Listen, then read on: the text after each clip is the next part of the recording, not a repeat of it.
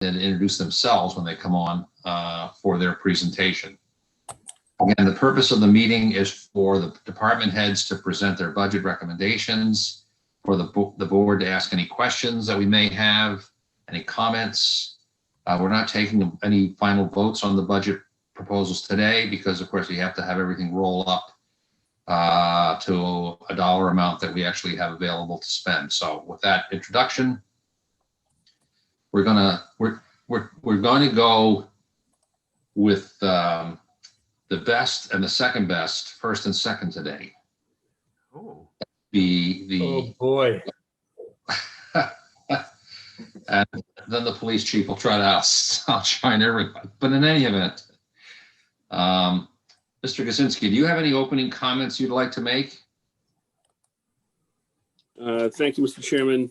Only that, as the board, and I'm sure everyone that will be watching this knows, it's been a very unusual year and a difficult one. And I know the department heads have worked hard to put together their budgets this year in the midst of trying to address everything else. So I just want to give them kudos for all their work putting together their budgets. And, you know, we're still developing, you know, our final revenue picture as is usual.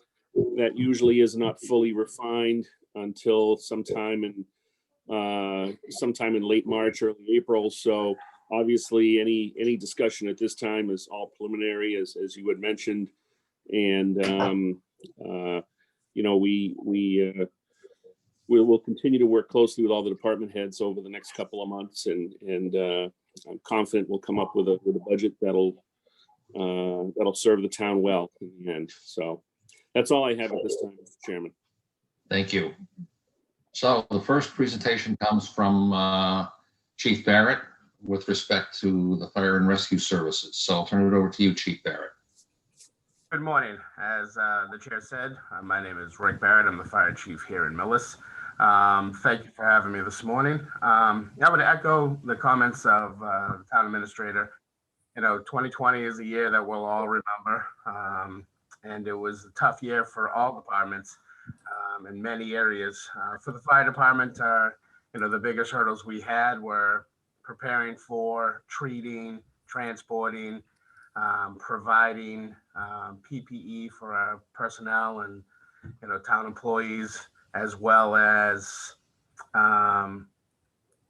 making sure that we're staffing while dealing with in-house COVID cases, you know, stopping the spread, you know, in the department and the community, and as well as working with other boards to start to plan for the next venture of this COVID world.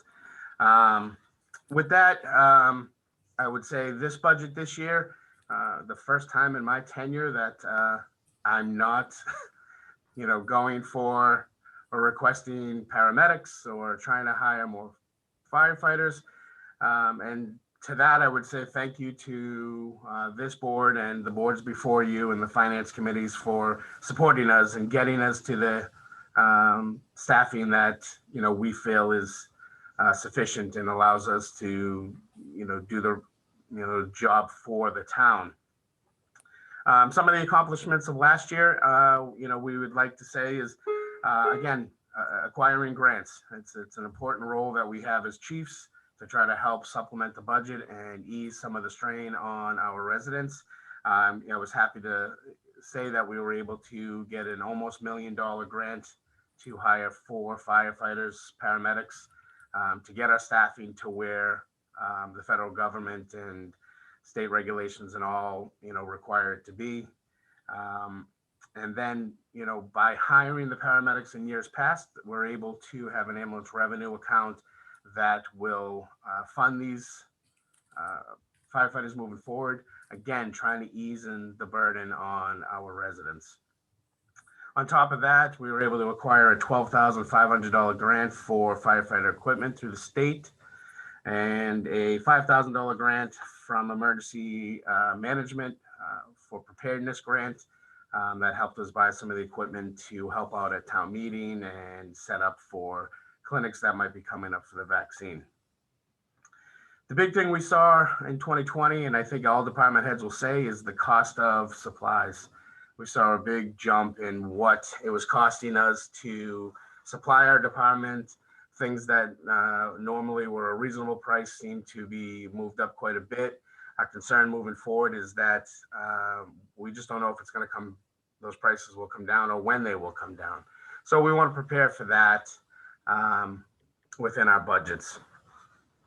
Our goals for 2021-22 budget, again, is just work closely with our town departments to, again, let's control the spread of COVID. Let's work on vaccines. Let's work on making sure our employees all have the PPE that is necessary to keep them and their families safe. Again, we're not looking for more full-time staff, but because of our unique ability to hire from within, we have almost completely stripped our on-call department. We were a 17-man department of on-call members. By the hirings and retirings and movements, we're down to about 9. Our goal moving forward is to hire some on-call members. We have about 18 to 20 applicants who have showed interest in joining our on-call department. And then the biggest goal is to continually prepare for our town growth. It is, it's happening. They're coming. We've seen it, and I think we're in a great position with our recent hires to be prepared to handle the increased workload that's going to come with those new developments. We've seen a big spike in calls, to the two communities that we've seen so far, the Regency at the Glen and Acorn Place, both of those that are still under construction and not really near completion. We're in 2020, we had over 100 calls to those 2 projects alone. I would like to say they were non-emergency, but they have been some true emergency calls up to those areas. And we just see that to continually go up. Projects that are on the horizon, will definitely be an impact on public safety. We know that by increasing town population, the age range, that we're going to see more call volume. Again, I believe we're in a good position to be prepared to handle those things. As for the budget this year, under personal services and salaries, there, as you'll see, it doesn't show any increase to wages for the fire department because of they're under contract. The union will be in negotiations leading up to this budget. They haven't started yet, but we would wait to see what the agreement comes up with. My contractual raises in there, and any other increases to staffing, those numbers have been adjusted to deal with them, as in clothing allowance and different things like that. Under expenses, again, like I said, we've seen a big jump in the cost of supplies. One of the areas that you'll see that I've made a request is to change how our supplies and expenses line is drafted. Currently, we just have a supplies and expense line. Everything from medical supplies, paper supplies, building supplies, everything comes out of that one kind of bucket. And it's been a little tough to kind of track what we're actually spending on our medical supplies to give a true number to you, to the finance committee. So one of my requests is that we were to break up the supplies and expense line into supplies and expenses and then medical supplies. We reduced the supplies and expense line by $10,000 and make it a $25,000 line, but then add a medical supplies line for $15,000, which we have seen roughly that's the area that the medical supplies have been costing us. But with a lot of the increases in costs, we've seen those skyrocket. So we just want to kind of keep our eye on that. Moving down again, clothing and uniforms, we had a reduction just because we had a bump when we hired the 4 new full-time firefighter paramedics, and we used some of that money from ambulance revenue. So we brought it down to the $25,000, which is more in the range of what it cost us to outfit both full-time and on-call members. Our hazmat truck contribution was increased to $1,500. And for anybody that doesn't know, the state has hazmat trucks stationed in different areas throughout the state to respond to certain counties, regions, in case of hazardous material spill, or if we need equipment. Ours is staged at the Westwood Fire Department. Each community that belongs to that truck has a contribution they're given every year that helps to update equipment, replace equipment, etc. Our equipment repairs, we feel like we've stayed on top of them. We did have a slight increase to $10,000. The maintenance of the fire alarm is going to stay at the $3,000. We're hoping to eliminate that. We're in the process of trying to switch all of our town-wide fire alarm systems over to a radio box system that has no maintenance, no requirements, and it has no cost to us to upkeep. And then other than that, we're pretty much straightforward with our budget this year. And I would take any questions on the budget numbers before we move on.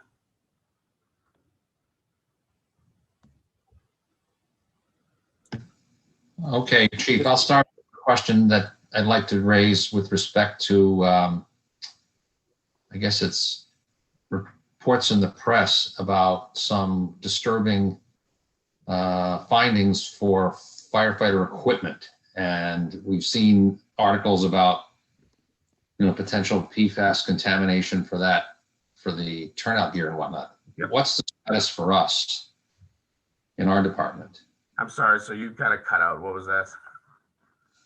So this is, did you hear me about the PFAS? Yep. What's the status from your perspective of where we stand and what plans we have to make sure that our turnout equipment is safe for our firefighters? Great, that's a great question. So one of the big things is PFAS is coming from a foam agent that is used for fire suppression. Luckily, we've been aware of this for a little while, and the foam that we purchase is outside of that range and does not cause any concern for our firefighters. The other thing that we have is 2008, under a federal grant, we were able to purchase a firefighter turnout washer extractor for their gear, as well as a drying system.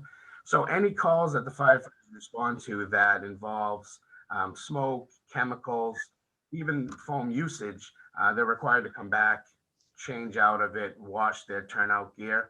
And again, because of the plan we've put in place, we have some older gear that they're able to put right back on as a spare and use the new stuff, wash it, give it its time to meet the safe requirement, and put that back into service. So a big movement this year was also cancer in the fire service. And one of these grants, that $12,500 grant, was to make sure that our firefighters have a second set of equipment so that they're not putting back on turnout gear that has any carcinogens in it. So we were able to buy hoods and gloves for all the firefighters, so they have 2 sets. So if they get wet or they get into a chemical, we have enough that they can put it on to keep them safe. Okay, thank you. I'll ask members of the board, you have questions you'd like to ask? I do have one, Mr. Chair. Mr. Jermaine? I notice in here that trying to find where it was, you're looking at changing out some of your equipment so that we are using remote devices and we don't have to maintain the call boxes or whatever they are for fire. All of this is obviously using a communications infrastructure. Have we made sure that we have as secure an infrastructure for those devices as possible? Yes. Okay. Yeah, so when we redid the fire station and we built a new police station, one of the big pushes was to get that infrastructure put into place. So we already currently, and that was done through the funds allocated for the building construction rather than the town having to pay for it. So we have everything in place. Currently, we already have approximately 8 radio boxes that are in place. Any new buildings that come into town that they're required to be in, we require them to put a radio box system on. Our goal now is that we've been working with Karen and other members to switch all the municipal boxes over to radio boxes.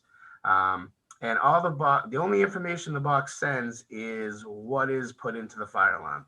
So a smoke detector activation, a sprinkler activation, a pull station, all that information is sent to the box. It's read by the machines we have, given to our dispatchers, and it happens within about 3 to 5 seconds. It's a pretty quick system, and it's the most efficient one in the business right now. Thank you, but I would like to follow up just to note that many of these companies, their firmware has now been compromised as a result of this major break, or it's not one, but it's a whole series of hacks.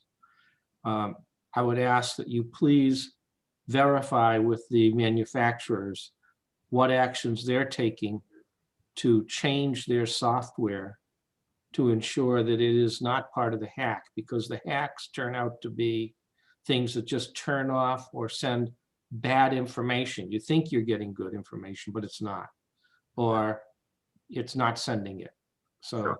It's pretty important to check with them. Sure, we can do that. We use LW Bills. They're the biggest manufacturer of radio boxes in the country, and they supply all of really the Eastern Seaboard with radio boxes. So I would hope that they're up to date, but we will definitely check with them on that. Thank you, appreciate it. That's all I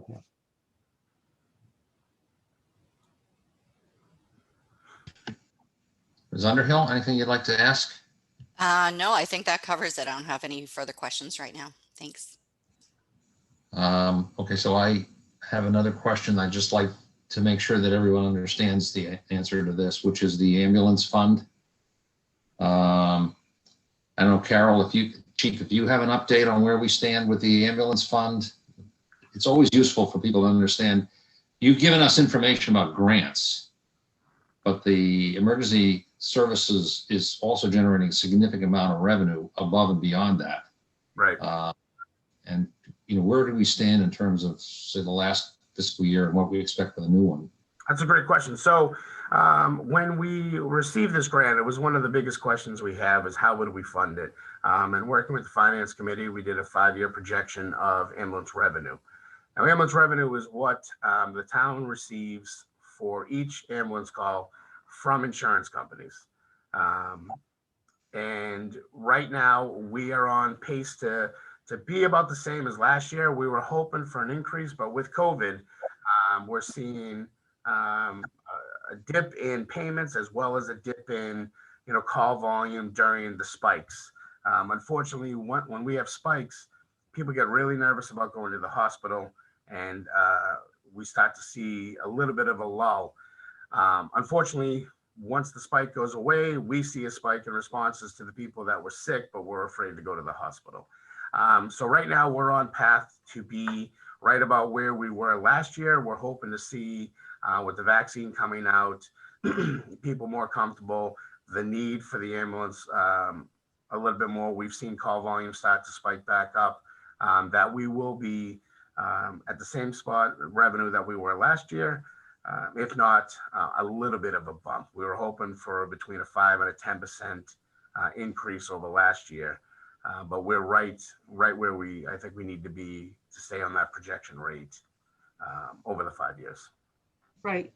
This is Carol Johnston. So at the end of fiscal year 20, the ambulance fund had a balance of $572,661. They brought in through January 31st this year an additional $246,638. With the transfer to the general fund for the $286,000 and also the $85,000 for the new firefighters, that's leaving a current balance of $447,000. So exactly what the chief said. We should be in very good shape at the end of this fiscal year. So I think it's important for people to understand, again, that a fair amount of this revenue then simply reverts to the general fund. Right. So that doesn't mean we don't take credit for it, but it's not something that is, used directly, for the fire department or the EMT services. So, so indirectly or directly, it is in fact doing what we said it would do, which is to pay for the service. It's just, you got to take a couple of steps to figure out how that works. Okay. Can you talk to us a little about the ambulance replacement that you have in the material? Sure. Do you want to jump right to capital, or do you want to talk about some of the other things first? Well, let's talk about the other things first. Yeah. Okay. Just to get to spending highlights to get you, just so we hit everything. So one of the areas that we would like to see a $5,000 increase to our consulting services line. That is our medical control doctor. As you can see in the report, we got our medical control through Norwood Hospital, and we were working with them great. They helped us get our paramedic service up and running. And then they had that catastrophic flood, and the hospital is actually shut down. They've moved most of their stuff to the Good Samaritan in Brockton. And for us, that is just too far of a transport time for our residents. So a lot of people started to scramble and look for, Karen, if you go back up, it's I was at gonna the say, top, where am I at here? top of that sheet there, the next one. The one before, right? Yep. Okay, there it is. Thank you. Yep. So under the state guidelines, we're required to have a medical control doctor as well as a service zone medical doctor. We lucked out here in Norfolk County where the whole county was able to hire a service zone medical director. And that doctor does a lot of training with our guys, oversees their run reports, oversees their training, and provides a lot of training. We were lucky enough to sign an agreement with Dr. Morris from the Metro West Hospital, and he is now our medical control director who oversees everything. He does a lot that the service zone does, but the big thing is while on a call, if our paramedics or EMTs need a medical control directive, that's who we would go through, is Dr. Morris. With Norwood Hospital being down, we didn't have that option. And Good Sam was tough to work with because, to be honest, they don't know where MIllis is. We would call in and they'd say, "Are you in Norfolk County?" And it just got to be tough. We've been able to use Dr. Morris for the remainder of this last year. He waived the fee so that we could have somebody, and we were very appreciative of that. His fee for the year is $5,000, so it will increase our line to $15,000 from the $10,000. Okay. And the big problem for us is it's required under state guidelines, regulations to have this personnel. We just lucked out when our service zone doctor was at Norwood. He could function as both. He was the medical control doctor and our service zone doctor. So that's the first increase that we're looking for. I mentioned to you about the split with the supplies and expenses. And I think that there's hopefully self-explanatory. We're just trying to get a bit of tracking on what we're spending on medical supplies. It allows our EMS coordinator to have some more guidance on where he needs to keep the spending, and he knows what he has the budget for the year. We've done very well with it, but this we hope this will help us kind of separate more things out of the supplies and expenses account. Mm-hmm. The big one here at the bottom is a preventative maintenance contract. And you'll see I included a bunch of quotes in there, but again, we're required by the state, by our licensing through DPH, to have our serviced annually. We've been able to kind of work with the company to give us a year here, a year there. And this year we found out that without the contract, a repair on a simple stretcher costs us about $2,500. With a preventative maintenance contract, we get the technician for free. We only pay for certain parts. They included battery changes, a lot of different things. So our goal is to, sign this agreement with Stryker where they would come in and they would do everything in our ambulances, from our cardiac monitors to our stretchers, to our lifting system, to our stair chairs, and some of our technical equipment as well. The other is for our trucks. Again, we feel like we're doing a good job, but we're finding that, a couple of years ago, we had a problem with engine 2. There was a lot of finger pointing and trying to figure out who was really responsible for the problem that we had with our engine 2.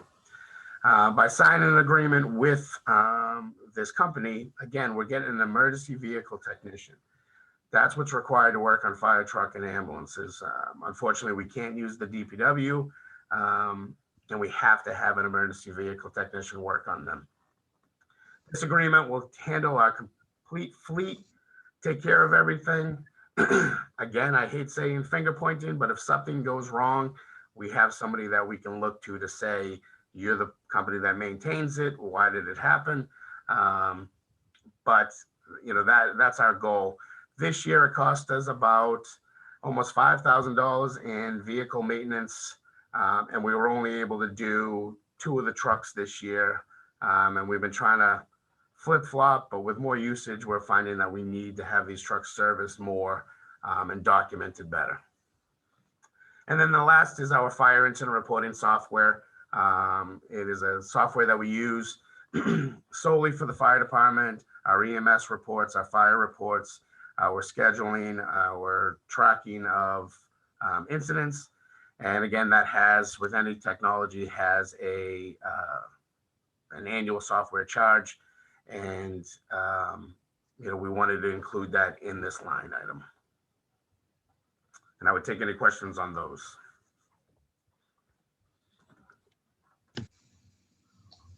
Chief, on the preventive maintenance, is this a more, are you finding this in other departments or going this direction? Other departments around the. Other than the big departments, the town of Foxborough hired a full-time mechanic. And he is an EVT. He takes care of all their vehicles. But most departments like our size are signing on to these contracts, especially with the EMS side of it. With it being a requirement by the state, there's really not a whole lot of choice. It's either you sign the contract or you try to explain to the state annually why you don't have one. But with the trucks, it's definitely a movement everybody's kind of going towards in this day and age of, pass the buck. People like to say it wasn't me. This ensures that we have great documentation and that we can prove that any problems hopefully are fixed before they happen, or at least we can be compensated if they do happen. Okay, good. Other questions from board members? Mr. Chair, Yeah, Mr. Jermaine? I was going to ask something about I know. We had a problem, as I recall, a couple of years ago with one of the fire engines that we had purchased, the engine itself. I apologize. I don't remember what the resolution was to that. And would this contract have helped us under those circumstances? 100%. Like I stated earlier, there was a lot of finger pointing. We had the truck manufacturer say it was the engine manufacturer, who said it was the filter manufacturer. Currently, that is still a debate between all three. And, we have the truck manufacturer working on our behalf, trying to prove, because I believe this has happened to another town as well, same kind of thing. So they're trying to prove that this is something. Again, it was $26,000 for a new engine. So it's worth the fight, hopefully. So it hasn't yet been resolved, but it's in process and we're still out to 26,000. We are. But again, like I said, with this, well, we have a company who really takes possession of our maintenance program. They're the sole person who's dealing with the trucks, and we have less fingers in the bucket, and hopefully there's less finger pointing. Sure, but if we'd had a contract with them, would we have been out the 26 or would they have covered that? No, I believe they would have covered that. That was the big thing was, the filter was, not changed by them, so they didn't want to pay it and so on. Okay, thank you very much.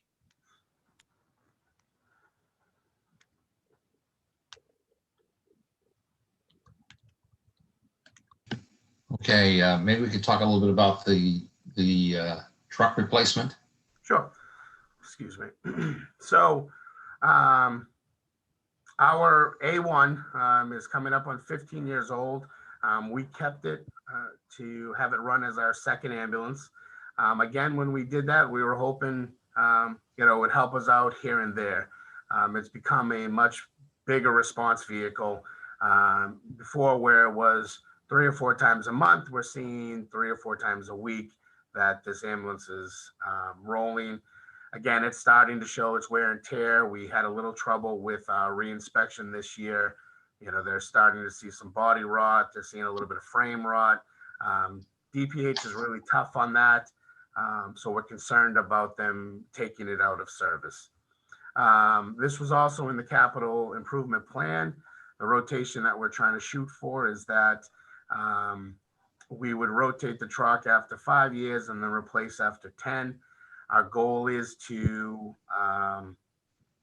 replace the next ambulance with ambulance revenue. We believe with our 5-year projection that we'll be at a point that hopefully this will be the last ambulance we have to go to the residents for funding, and that we would be able to fund the next replacement. I'm sorry. The next replacement through ambulance revenue funding, or at least assist in it.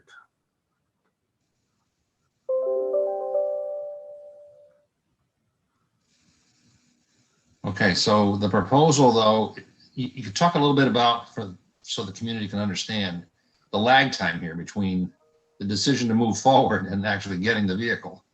So it takes about 185 days for the ambulance to be built. We've been lucky that we've bought demo units or units that were already in production. Unfortunately, one thing COVID did bring was a mass production of ambulances. So getting an ambulance right now is going to take a little while. Again, we have no requirement to make any payment until delivery. So our goal is to order the ambulance, take the 185 to 200 days for it to be built, and then take delivery. Did you hear it? Somewhere at the end of 2022 or the beginning of 2022.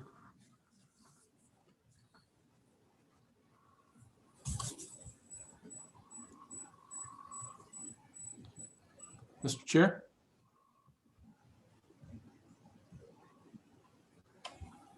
Okay, just a quick question. Well, actually, more of a comment, but first, you say it's the ambulance is on the capital planning committee agenda. Yep. Is that on it for this year to get approval? It is, yep. Okay, and I'd just like to make a comment that the town took the risk, and we think it was a good qualified risk several years ago, to get all the certifications and increase the capabilities within your department. And I think we're seeing the payoff in that with the ambulance fund and other things that are taking place now, that we wouldn't have had these capabilities without having made that investment. And yes, at the time, it was a bit of a risk. I was on the FinCom at the time, but we felt it was worth it.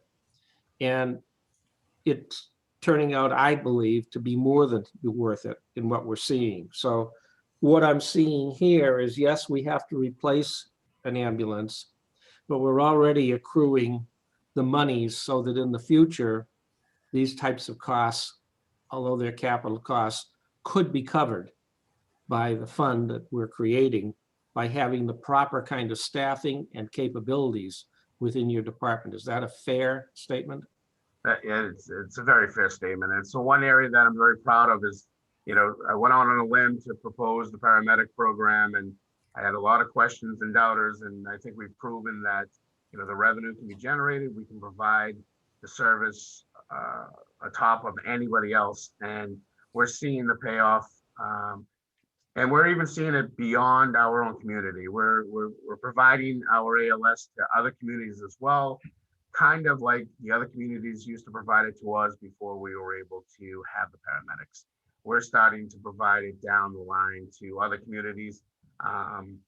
And with our staffing and our 2 ambulances, that only increases the revenue moving forward.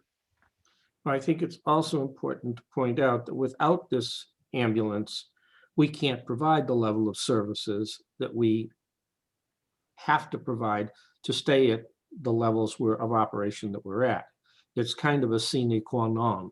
And I really believe strongly that what you're requesting here isn't something that is an optional request per se, at least in my estimation, and something that we just have to recognize that as a town, if we want to continue to maintain ourselves at the levels we're at, and to have a fund that's actually more than self-supporting, these are the types of things that we have to make investments in, and there'll be the offsets in the future because of the revenues they bring in, which is precisely what the whole proposition was about when we decided to move in this direction.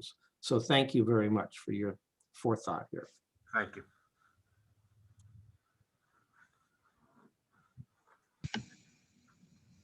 So any other things you'd like to raise, Chief Barrett, at this point? I think that's it. Thank you for your time. I really appreciate it. Well, thank you very much, and thank the firefighting and emergency services team for all you've done in 2020 and all you're going to do in 2021 and 2022 and on and on and on. On and on and on. And I look forward also to working with the Capital Planning Committee as we work through this request for the ambulance replacement. So thank you very much.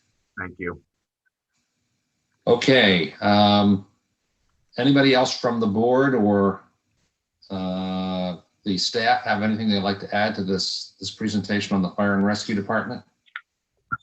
Chairman McCaffrey? Yes, Ms. Underhill. I'd like to say that this looks great and was put together very well, so thank you. The explanations were very helpful, and I'm a huge fan of the preventative maintenance contracts. I think that it just sounds so wise. So while it's an increase, I really think in the long run, it's just to our benefit. So thank you very much. I appreciate it. Thank you. And we do too. We hope we can reduce cost, for repairs with the maintenance contracts.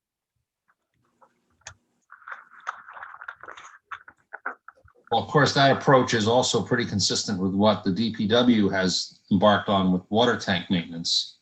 So this is a much smaller amount, but it's the same principle that we're trying to hedge our bets here. And as you say, make sure that we get repairs done and don't expose the community to unexpected costs. So I think it's also a good move.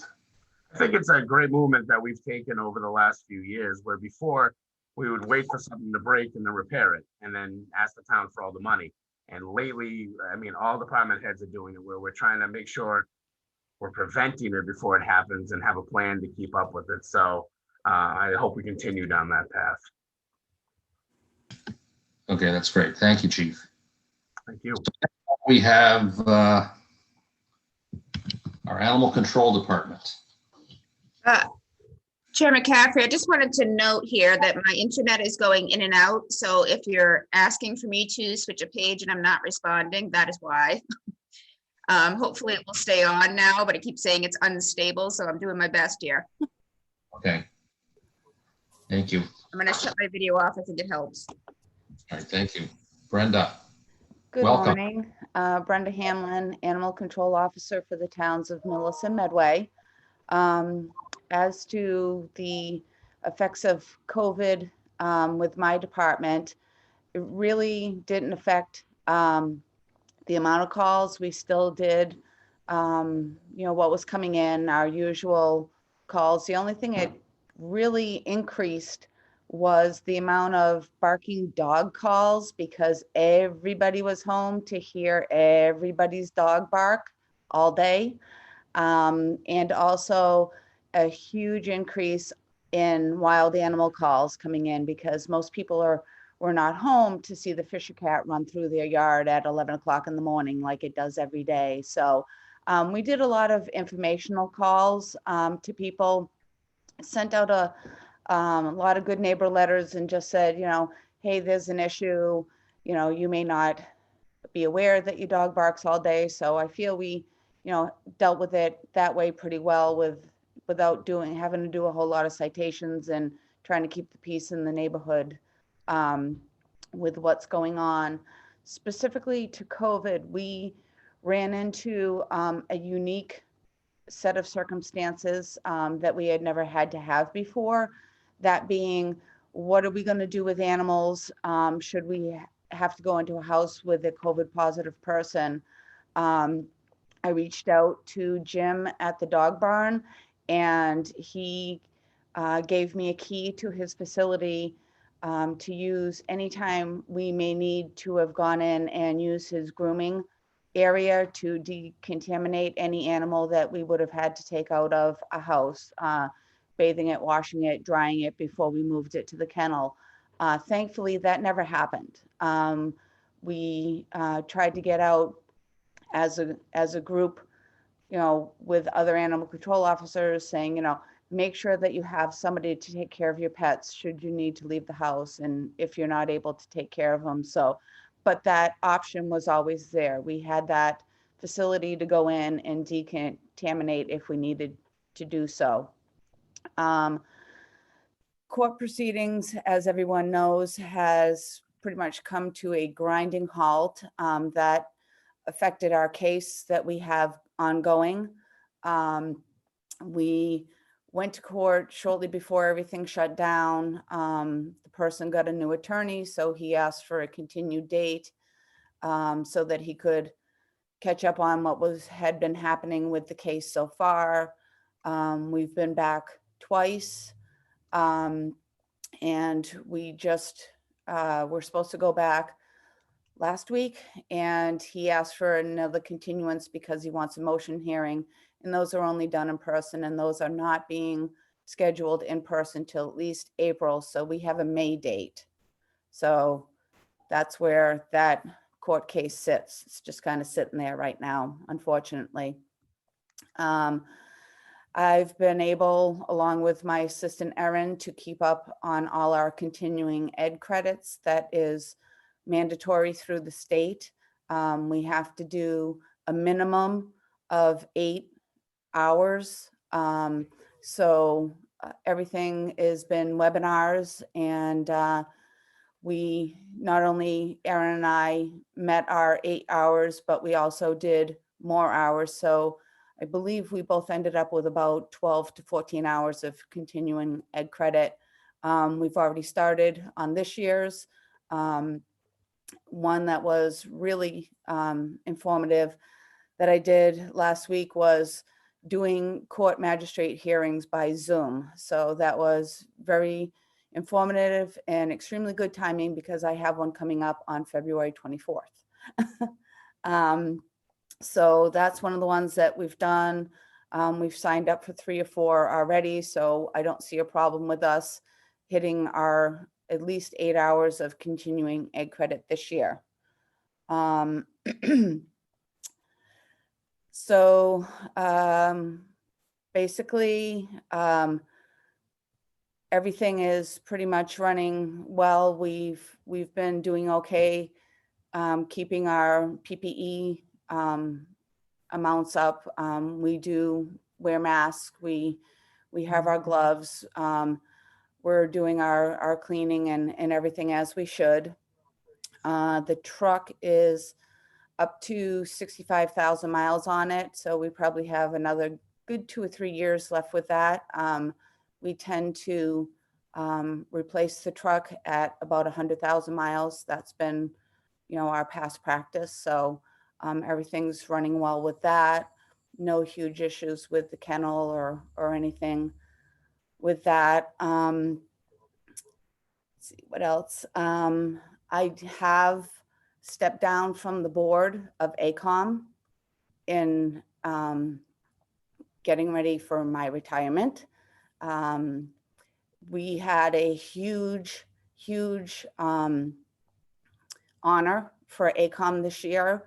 The National Animal Care and Control Association selected Massachusetts ACOM as the State Association of the Year. So that will be, I was very proud to be on their board for 7 years and be a part of that, to continue to keep our association in education and keeping the animal control officers as informed as we can as what's going on in the state. So that's going to be going up on their website shortly with our award and all that. So that's pretty much what I've been doing last year. On to the budget. It's pretty much level funded from last year with salaries and with expenses. So I've not asked for any increases, and we're doing well keeping within our budget.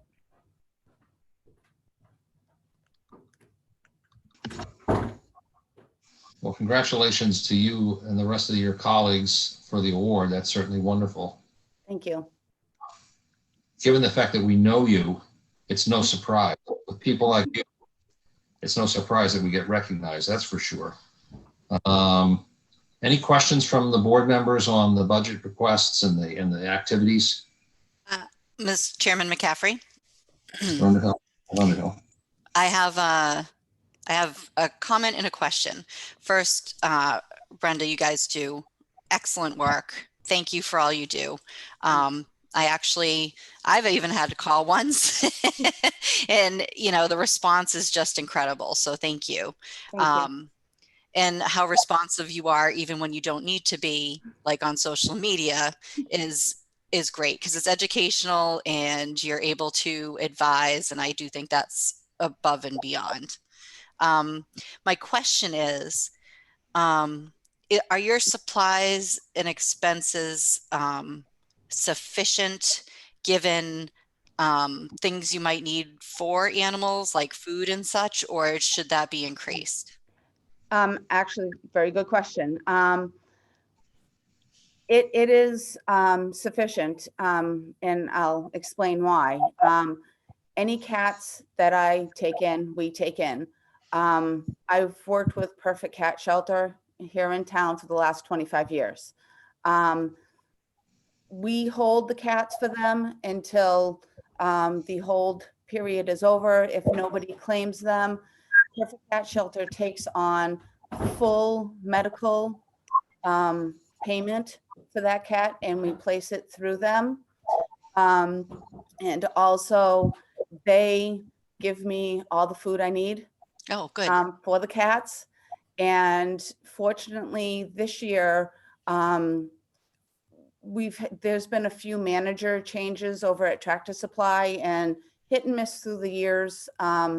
We've actually been given donations and stuff like that. But for the last year, they call us at least once a month to go pick up donations. Some of it may be ripped open bags or whatever.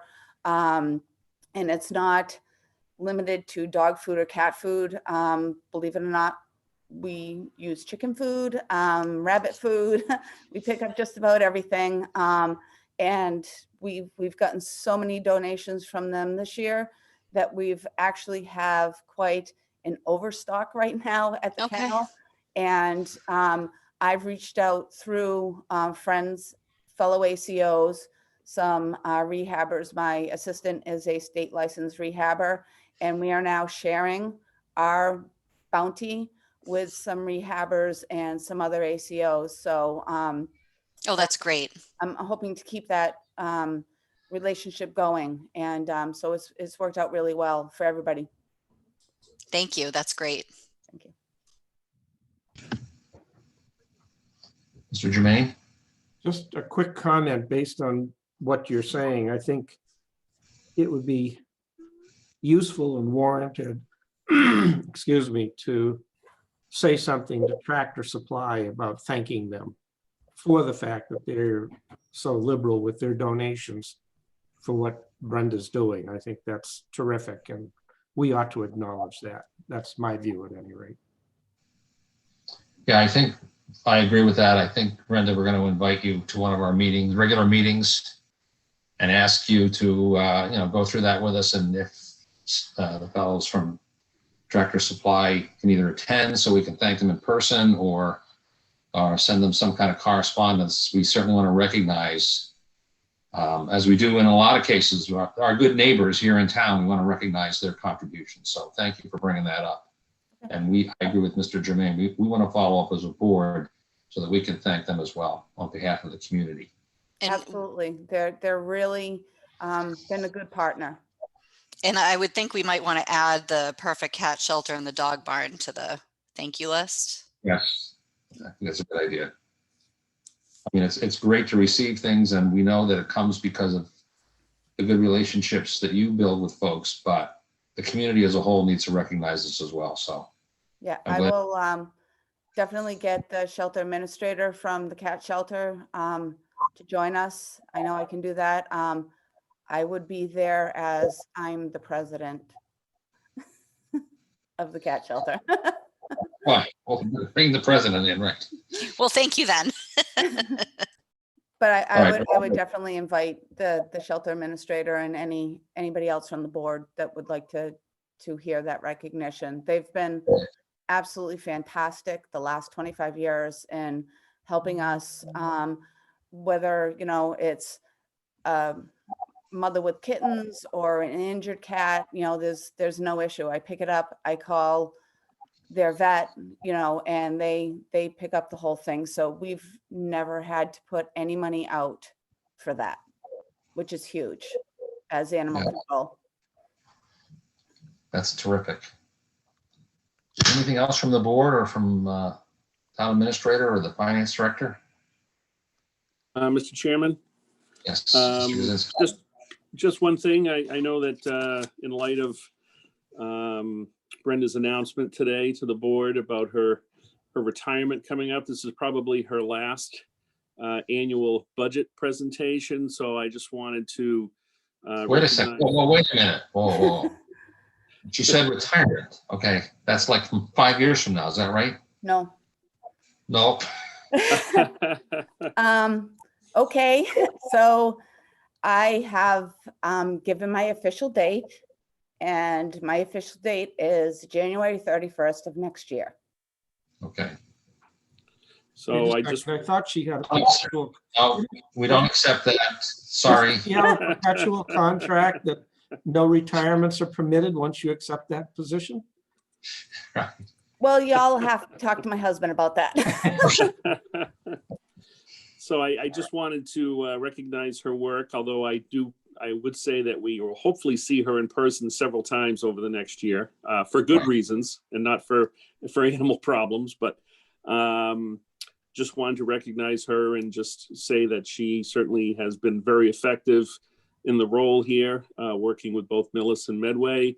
I do speak with the Medway town administrator often, and he shares that view that Brenda does an excellent job for the towns and that she's certainly the most knowledgeable and professional and effective ACO that I've worked with. So just want to thank her for her work, and we'll get to do that in person, I'm sure, sometime in the next year. But it'll be a difficult post to fill after she retires. So thank you, Brenda. Mr. Chair, I just want to echo Mike's sentiments. I work directly with Brenda quite a bit on lots of things, some very difficult situations.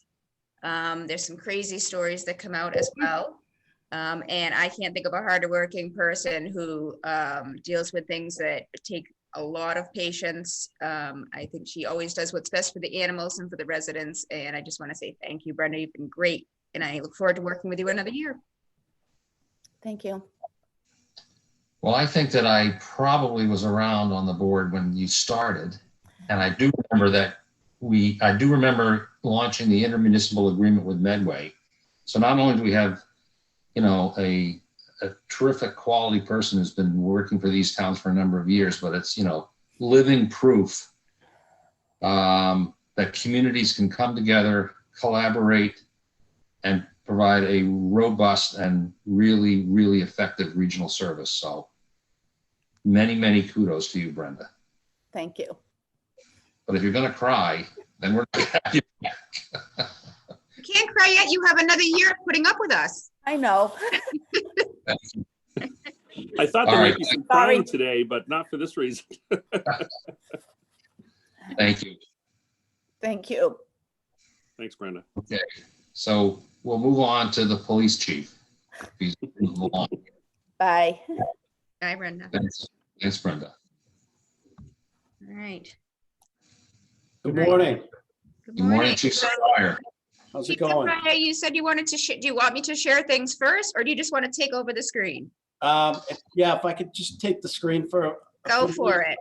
it. First, thanks for the invite. Looking forward to this. I'll try to keep my on time.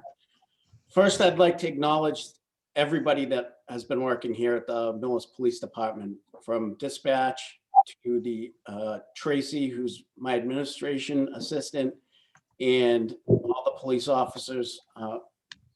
You know, since the onset of the COVID pandemic, nobody in this building has had the opportunity to work remotely. That's just not an option in our line of work, nor is it with the other first responders and some other jobs out there.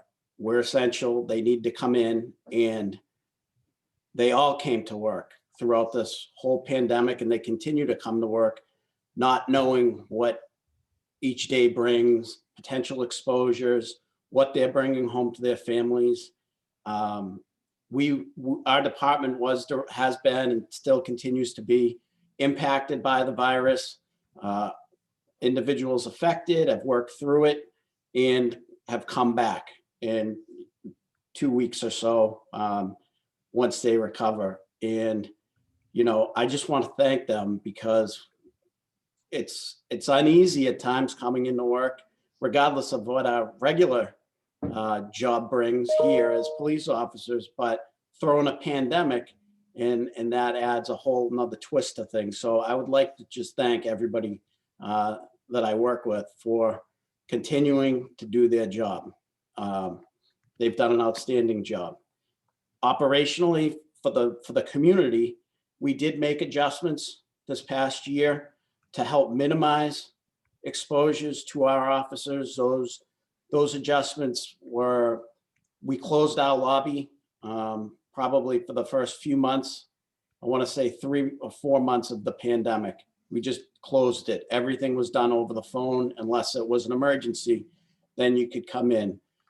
We handled all licensing issues online or via phone. Again, because the licensing requires officers to get in extremely close proximity with the public to take fingerprints and things of that nature. So we postponed that stuff. Thank you to the public for understanding throughout the holidays. We have residents that want to drop food off to us. Unfortunately, we suspended all of that for this year, as well as solicitation permits.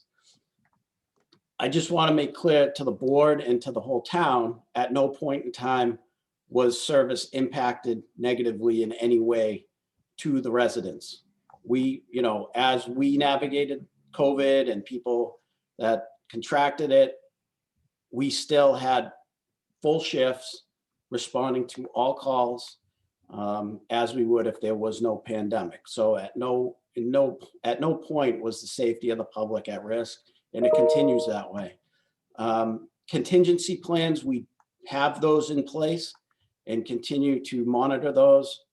Obviously, with the vaccine, probably won't have to enact those plans, but last year we did I met with surrounding towns in the event a department got wiped out, meaning the whole department contracted COVID, then what do you do? So there are plans in place to pull from other departments to cover via mutual aid, and we'll do the same for those other departments. So again, I think it's important that the town knows that we did take proactive steps to address the COVID situation. And I'm looking forward to the next few months. Hopefully more people get vaccinated and we can get back to normal. But that being said, I do enjoy the Zoom experience for this presentation because it allows us to share this information off our computers that much better, and the quality is phenomenal. So thank you for that. I'm gonna just screen share here. All right, I think I got it. So can you guys see my screen? Indeed. Excellent. So department achievements for 2021. Again, we had our evidence room audited. We have it audited every single June for the last 4 years. I have a third party come in and they go through everything. They go through the reports. They go through the arrest reports. They go through the property. They go through the evidence, make sure everything's accounted for, right down to say we take a bottle of pills in as evidence. They go through and count all that stuff. So every single piece of property and evidence is accounted for here. If a piece of evidence leaves the building, that's also documented. We have transfer receipts and things of that nature. I bring that up because that is extremely important to protect the town as well as the department for liability. There have been issues with other departments that haven't done this, and it's ended up getting them in quite a bit of trouble. Bulletproof vest grants. We got a vest grant for $6,000. So our bulletproof vests, the lifespan is 5 years. As the vests expire, we get new vests and they come out of the grant. That doesn't come out of the town funds. Dispatch training grant. We got 15,000 change awarded to us in October or November. And what that does is every time we appoint part-time dispatchers, full-time dispatchers, continuing ed, all that money to train them, pay for the continuing ed, it comes out of that grant. So again, that doesn't come out of town funds. Technology and equipment grant, that's also through 911. We got $34,000 in change for that. What I'm gonna use that for this year is it's gonna offset some of our maintenance contracts related to the RMS system, which is the record management system for the police department, IMC. They will pay for a portion of the yearly software. Their portion that they're gonna contribute out of that $34,000 is about $6,000. The remainder of that money will be applied towards one of the dispatcher's salaries here.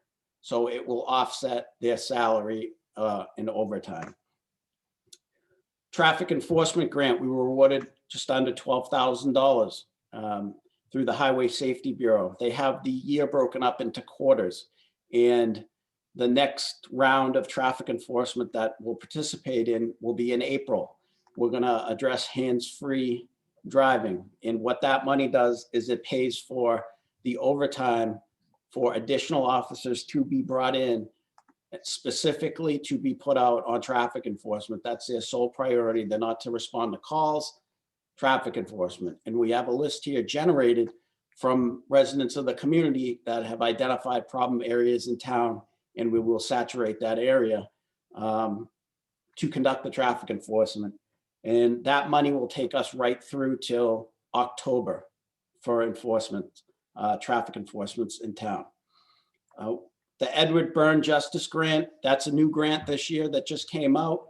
I bought 3 new portable radios to have on hand in the event something happens to the current portable radios. They're extremely expensive. Portable police radios are just under $4,000 a piece. So I bought portable radios, and we also purchased an emergency response trailer that will have barricades, and it will also serve a dual purpose as a community policing trailer with everything from the Police Leadership Academy that we do to other community outreach programs. We simply don't have a vehicle to transport everything that we take to these events. So that trailer will help out significantly. Again, that was all paid for through the grant. The med project is the medical bin in our lobby. So if you have expired scripts, you can drop them off here. What that grant pays for is the destruction of all the medication. We send out a box of meds probably every 2 or 3 months, and that money pays for the destruction. They get shipped out, I want to say like Hudson or Haverhill, and they're appropriately destroyed. So since October of 2021, well, we've brought in $87,000 in grants for the police department. Any questions on the grants at all? Okay. Capital achievements. I want to bring this up briefly because I think some of the capital equipment the residents may not even think about because we don't bring them up every year at the budget presentation. I know for the last 4 years, I've primarily asked for a cruiser replacement. And then 2 years ago, I asked for 2 additional officers, but primarily for capital equipment. These items on the screen right now would be stuff that I would be coming to ask the town for, because this isn't like nice to have stuff. This is items that we need to effectively do our jobs. And there is a significant offset that we've contributed to the town for this capital equipment. Just this year, we've bought rifle optics for our patrol rifles, plate carrier, which is additional, a bigger vest that the officer would throw right over their whole uniform, and breaching equipment, that would be the entry kits, portable shields, medical kits, which is these IFAC medical kits are much more significant than just a first aid kit that is in the cruiser. Ballistic helmets are in every single cruiser. Again, the med project, the bowler wrap, that's a significant purchase, $28,000. This is huge. There's only a handful, and when I say handful, less than 10 police departments at this point in time in the state of Massachusetts.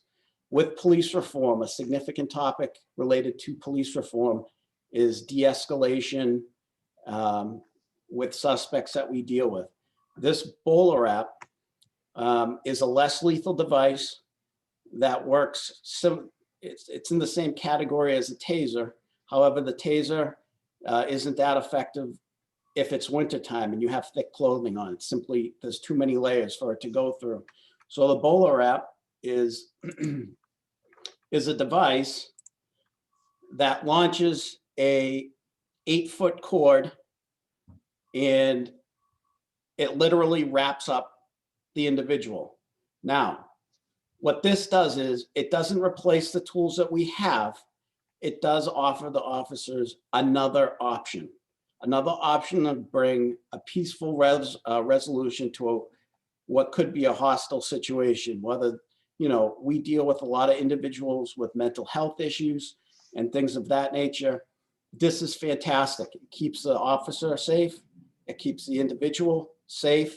And if the opportunity presents itself, the officers will deploy this. Currently, we just took delivery of these. The officers will be going through training in the next, within the next week. They're actually coming in to train the police officers next week, and hopefully we'll have them on the road in the next month or so. Enclosed trailer, we talked about that. Patrol rifles, we bought a few additional patrol rifles, so every cruiser is exactly the same. And that's something that we've been working towards. Years ago, say one car would have equipment A, B, and C, the other car would only have A, or another car wouldn't have anything. It took some time, but now every single car is set up exactly the same, So the officers can jump in and they have the appropriate equipment regardless of what car they're in. The reason for that is we're going through accreditation right now as a department. And these are some of the bullet points that have to be met in order to become an accredited department, which is also part of police reform. They're going to be looking for all departments to be accredited institutions. So our status right now in the accreditation process is all our policies have been reviewed by individuals that are third-party individuals that are well-versed in the accreditation process. And right now we're putting together proofs, meaning our policy outlines, A, B, and C. Well, okay, are you actually doing it within your department? And then we have to produce material that proves that we are actually following the policy that we have put out for our police department. Again, since 2018 to 2020, we've purchased $353,000 in capital equipment. That has not come from the town, right? This past year, between the grants and asset forfeiture money, we're going to be at $160,000. So all told, from 2018 to today, it's about $500,000 of equipment and training and things of that nature. I've worked with the capital planning committee I've been here in this position since 2016, and we have worked on the capital plan. So basically, most of these capital items that are outlined have been purchased. Where we have no capital equipment is on the horizon, other than cruises, up until I think it's like 2028, because most of this stuff that came up, like the Cruiser laptops, I bought those last year, replaced those with the 911 money. So we're doing our due diligence to get things replaced and exercise every single grant that we can get our hands on. Generated revenue, detail admin fee. So an officer goes out, works a detail. There is an administrative fee to process the billing. We've generated $13,355.52. Our license to carry division, just over $3,000. Court fines is low. Like Brenda was saying, there is no court. So all our trials have been postponed this whole year and pushed out. We don't have a date for those yet. And the police reports are pretty low just because we have the ability to share electronically. Organizational chart. I put this up every year just so everybody has an idea how our department works. It's broken down. We have 5 sergeants. They're all responsible for various items within the police department. Executive services is items that would fall under myself and the executive assistant. It took a couple of years, but we have all these items accounted for now.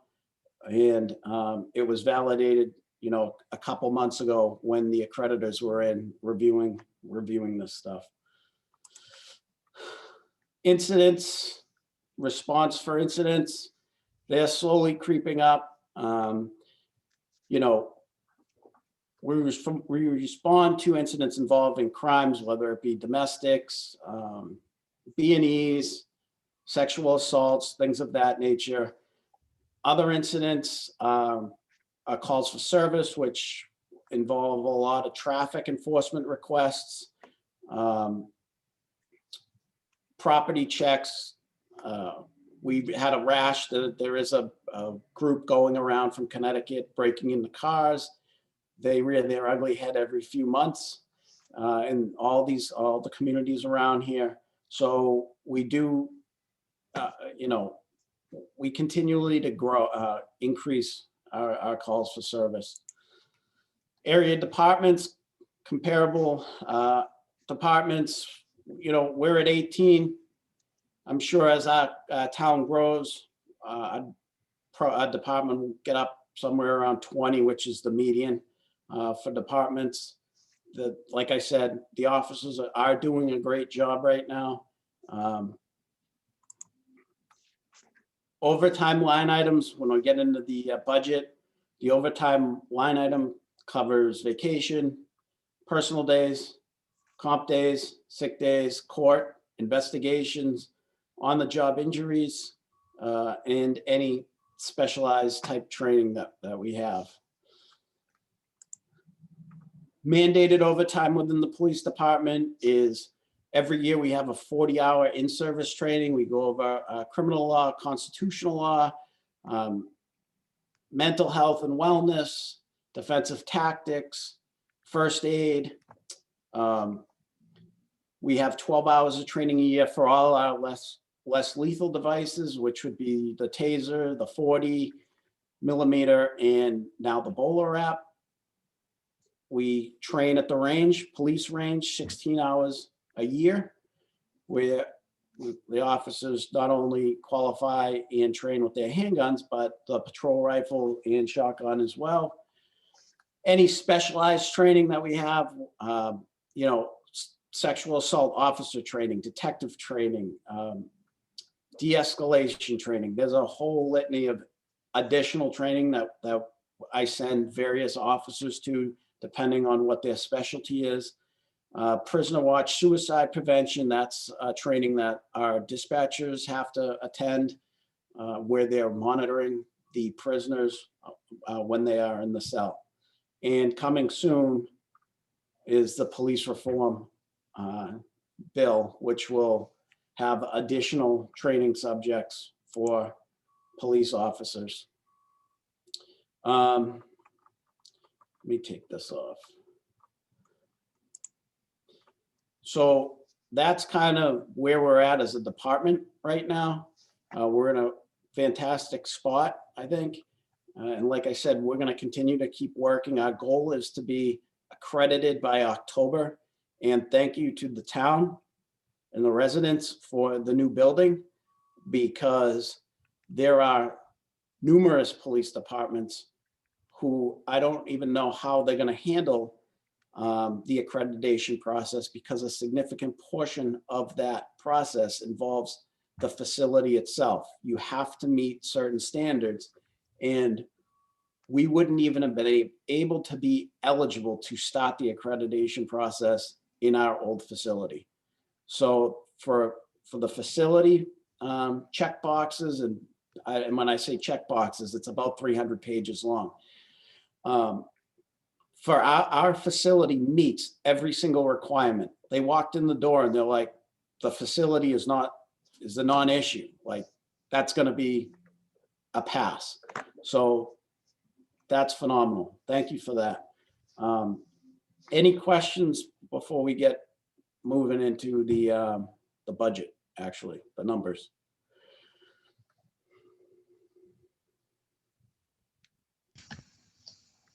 Well, Chief, I just, I don't have any questions. I just want to make sure that you and the team, the whole police force, understands the amount of appreciation there is among members of this community for the work that you do and the work that the police do in our town. I know there's been a year of some backing and forthing from news reports and whatnot, not here, but in any event,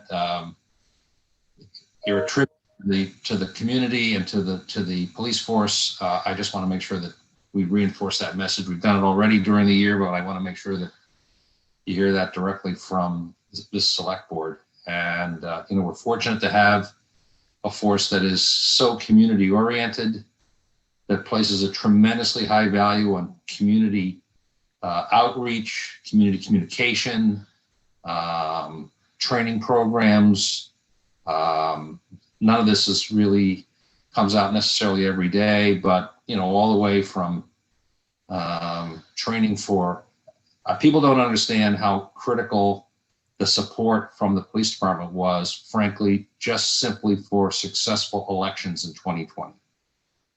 We had tremendous support from your department, and thanks to the community for helping us with that critical democratic function that went so well in our town. So thank you for that, as well as the broad range of things that you do every day. Happy to do it. That doesn't mean you're going to get any more money, but just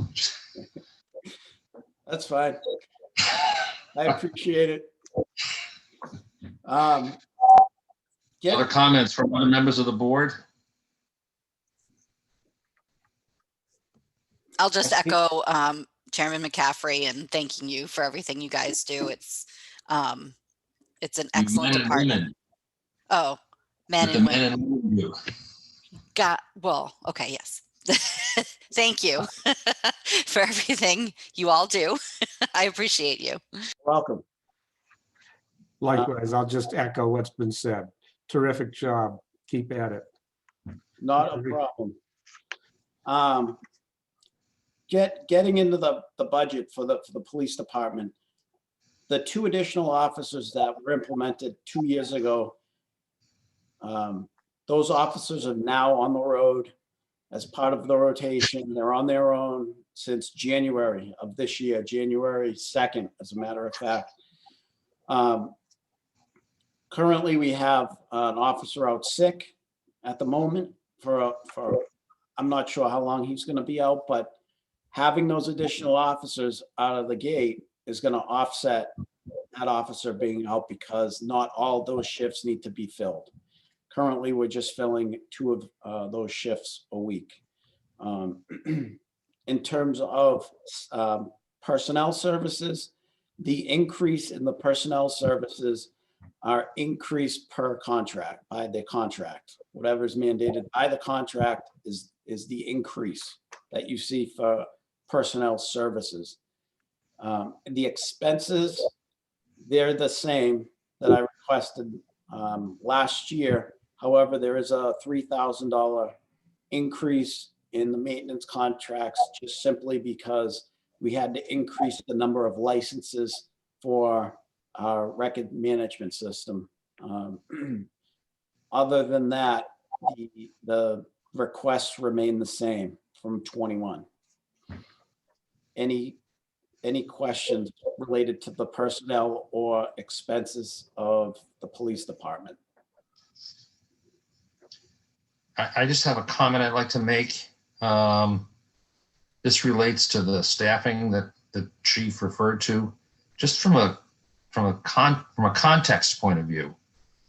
In fiscal year 2017, the town expended $363,335 in overtime for a variety of reasons, some of which primarily probably was short staffing. Our ability and as a community to increase the staff has taken the $360,000 number and reduced it to a budget request of $164,000. So sometimes you have to look over several years to get the payback for what the town is committed to. But I just want to point that out, and it's partly because of the town's commitment to increasing the number of officers, because the police chief and others said it was the right thing to do. And from purely fiscal perspective, the benefits shows up quite clearly over that period of time. Yes, and just to echo that, basically the year that you referred to, and several other years in there, anytime somebody was out, those numbers are the way they were, because it was an automatic overtime shift. I mean, there were days that we were filling 8, 6, 7 shifts a day. And, I know that there was a lot of debate over the additional officers, but to your point, look, last year was a perfect example. This year, we'll see how that shakes out. I'm sure we'll be on point as well. But that has been a significant impact to the budget. Any other questions about the expenses?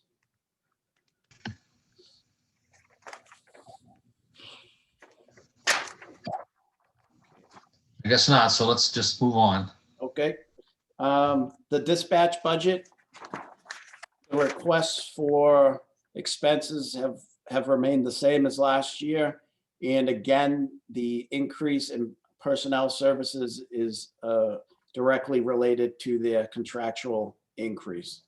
So contractual increase, the contractual increases is the only increase within the police dispatch budget as well.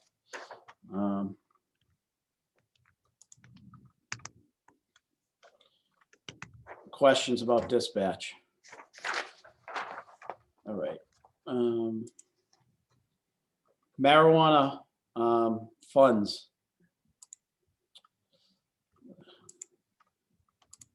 There we go. The marijuana funds, last year we paid for the salary of the school resource officer program as well as the impact stipends.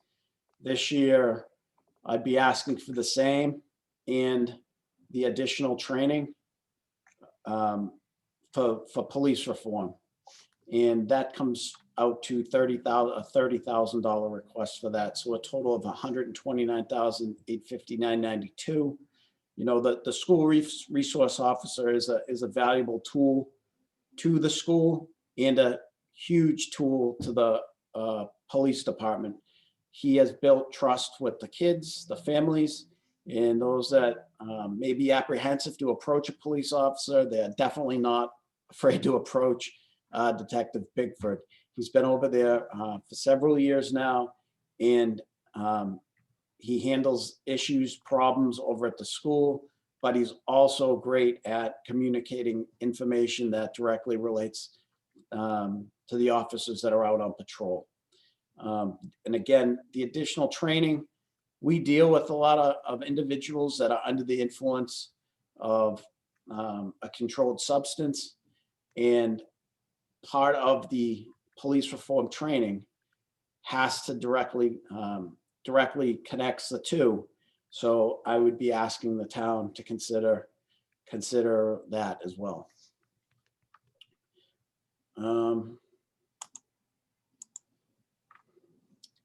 The equipment requests, it's for one police cruiser. Cost of the cruiser is $47,000, $872.84. I know the town has switched primarily to the lease option, but I did put down, I included just the outright purchase price, and the lease option is $17,000 and change over a 3-year period. One payment per year for 3 years. At the end of the 3 years, we own the cruiser for $1. And the lifespan of each cruiser that's a frontline cruiser is 7 years. And we've, you know, years ago, we got away from a cruiser replacement program, and it ended up costing the town a significant amount of money for repairs and things of that nature. You know, now that we are there, we are in a good place.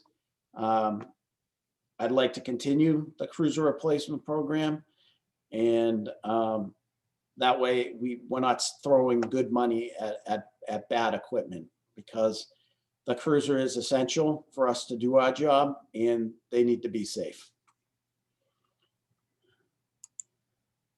My supplementary budget request, I put this under the supplementary budget request. I asked last year that maybe the town consider this, but where the cruisers are asked for every year, perhaps including them in the budget as a line item under equipment, and remove it from a warrant article.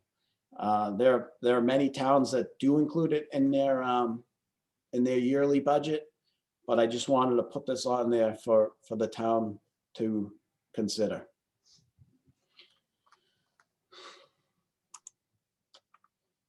Unforeseen budgetary impacts. Like I said, we've had an officer out for a couple months now, and out sick, and I'm not sure when when he's coming back. And we did have an officer retire in November. We just appointed a full-time recruit. She starts the academy March 1st. She graduates in July, 3 months of training. So our hope is December, she will be in the mix and out on her own once she completes the field training program. Once she completes the field training program, again, she's going to be assigned to a shift that currently has 2 officers on it. So she will, having 3 on that particular shift, it's a midnight shift, it will help offset the overtime, because it's not an automatic fill every time somebody takes the night off, as long as 2 of them are on shift. So the staffing has definitely impacted our budget. There's no question about it. Other than the cruiser and the unforeseen budgetary impacts, we're not asking for anything else in the marijuana stipend. But if anybody has any questions, we will happily answer them.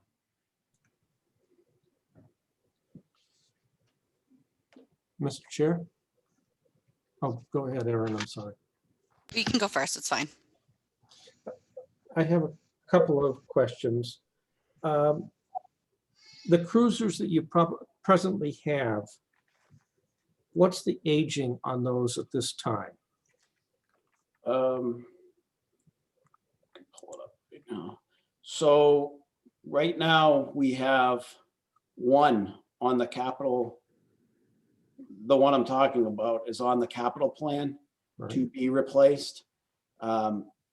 According to the capital plan, it's one every year till we get out to like 2025. Then there's two a year, and that's when back in 2016 we replaced 4 cruisers all at once, because we're in a bad spot, and that reflects those 4 that will need to be replaced in 25 and 26. Typically, by the history of all these cruisers, we get 7 years out of each cruiser before it starts costing money, and before we start throwing good money at bad equipment. I'm going to bring something up. Others have asked, why do we need so many cruisers? And we're a small town. Sure. Could you get by with fewer, and why do we need these? So no, we couldn't get by with fewer. The reason why we have 7 marked cruisers is what we have. For example, today we have 5 officers on. We have the court officer, we have the school resource, and we have 3 on patrol. There's 1 down at the garage as we speak, the DPW being worked on, which leaves 1 spare left in the back lot. If we have training, you have to take a cruiser to training. You know, anytime we've had a significant incident in town, you need those cruisers. Additional traffic enforcement, for example, I spoke about, we had that grant, we just received that traffic enforcement grant. I'm bringing in 2 or 3 officers for traffic enforcement. They need a cruiser to go do the traffic enforcement in. 7 is a good number for our police department, 4 frontline cruisers. It allows us to keep the mileage, keep the maintenance controlled, and when, again, they don't get burnt out. And I know, so the argument has been brought up, well, I have a 1988 Subaru with 250,000 miles on it. I haven't got a new cruiser. I haven't got a new car every 7 years. These cars are different than homeowners' cars. They run these cars are running 24 hours a day. Some of the units, depending on what the rotation is, they're running 24 hours a day. So just the simple maintenance on them in 7 years is great. If you reached out to some of these other communities, they're not getting 7 years out of them. We're able to control the maintenance, the required upkeep, because we have 2 officers to a cruiser as opposed to 4. So that if you want to take away cruisers, you're gonna be buying us cruisers anyways, because they're gonna be burning out quicker. So that, I hope that answers your question. Thank you. Yes, it does. I have a couple more. Do you have any pending retirements that go ahead, Sorry, go ahead. that we ought to be thinking about in terms of beginning to prepare for staffing of officers who will no longer be with us? We have a possible retirement from dispatch. We have several part-time dispatchers in the queue that work part-time, and generally we bring up the part-time dispatcher and make them full-time once a position opens up. And again, I know I come before the board probably 2 or 3 times a year to make the part-time dispatch appointments, but we do that on purpose so that we always have backup. So if somebody retired tomorrow, for example, in dispatch, we would be able to take somebody that's part-time, slide them right in, and there is no significant overtime spent on filling that shift. From the police side, we don't have anybody on the books to retire this upcoming fiscal year. I think the next retirement schedule, for the police side, would be in the next 2 years. Thank you. One last question. I noted the overtime, as I recall, is around $160,000. And obviously, there's a cost to an officer. And so the question I would pose to you is, we've already seen the advantages of having an extra officer bringing down overtime costs. At least we have the officer rather than just paying for overtime. Should we be considering another officer to bring down the overtime costs or not?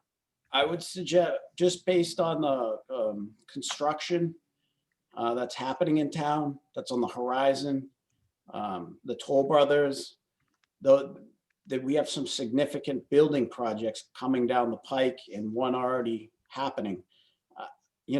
Again, I'd be looking at another officer probably in the next year or 2. And I'd like to get at the median, because there's no question about it.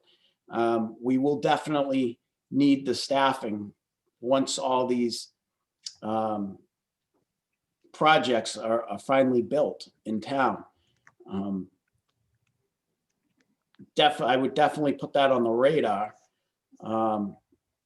And the financial side is great for the town, but there's also like the officer safety side, which to me, obviously that's very important to me, as well as all the officers that work here. So as these projects come up, certainly we'd be looking for additional officers. The reason I'm asking is that 160,000, and I don't know what an officer is, but say with loadings, it costs us 100 to 120 a year for an officer. Would having another officer reduce the overtime, or are we at a point where you're going to have a certain amount of overtime no matter what? We're going to have a certain amount of overtime no matter what, because, and like, for example, the overtime line item this year, with all the court being canceled this year, this next fiscal year, 22, all those cases got pushed into 22, in addition to cases that will generate in 22. So I'm not sure what that number is going to be based on, well, whether the district attorneys go, how many are going to plea out, and what the outcome is going to be for that. But certainly it would reduce overtime. It would reduce overtime, but there is still going to be overtime because again, like all that mandated training, that's overtime. Court, that's overtime. That will never go away. But like you could see this last year. It did significantly reduce that. Another officer would probably reduce that a little more, and I'd be happy to run some numbers and get that back to the board. Thank you very much. That's all I have.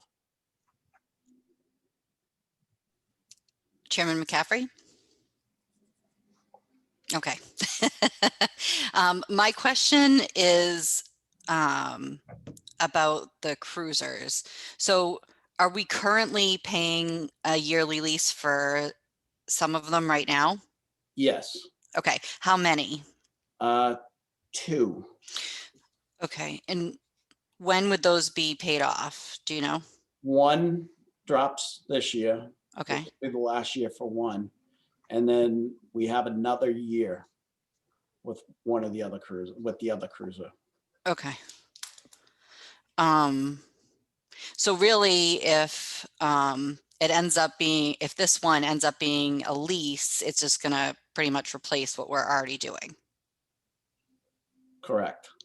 Okay.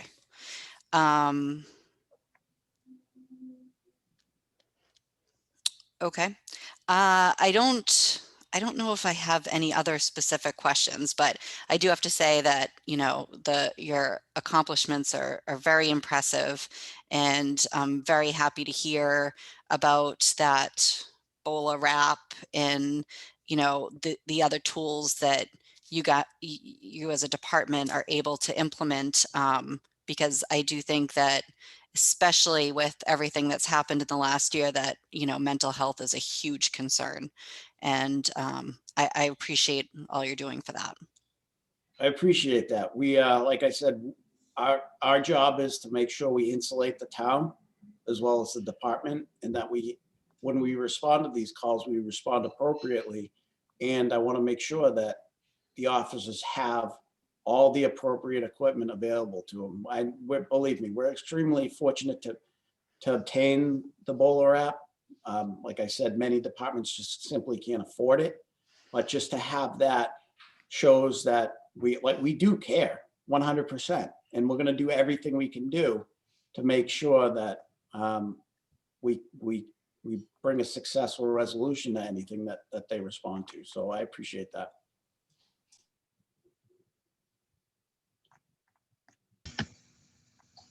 Okay, any other questions from folks?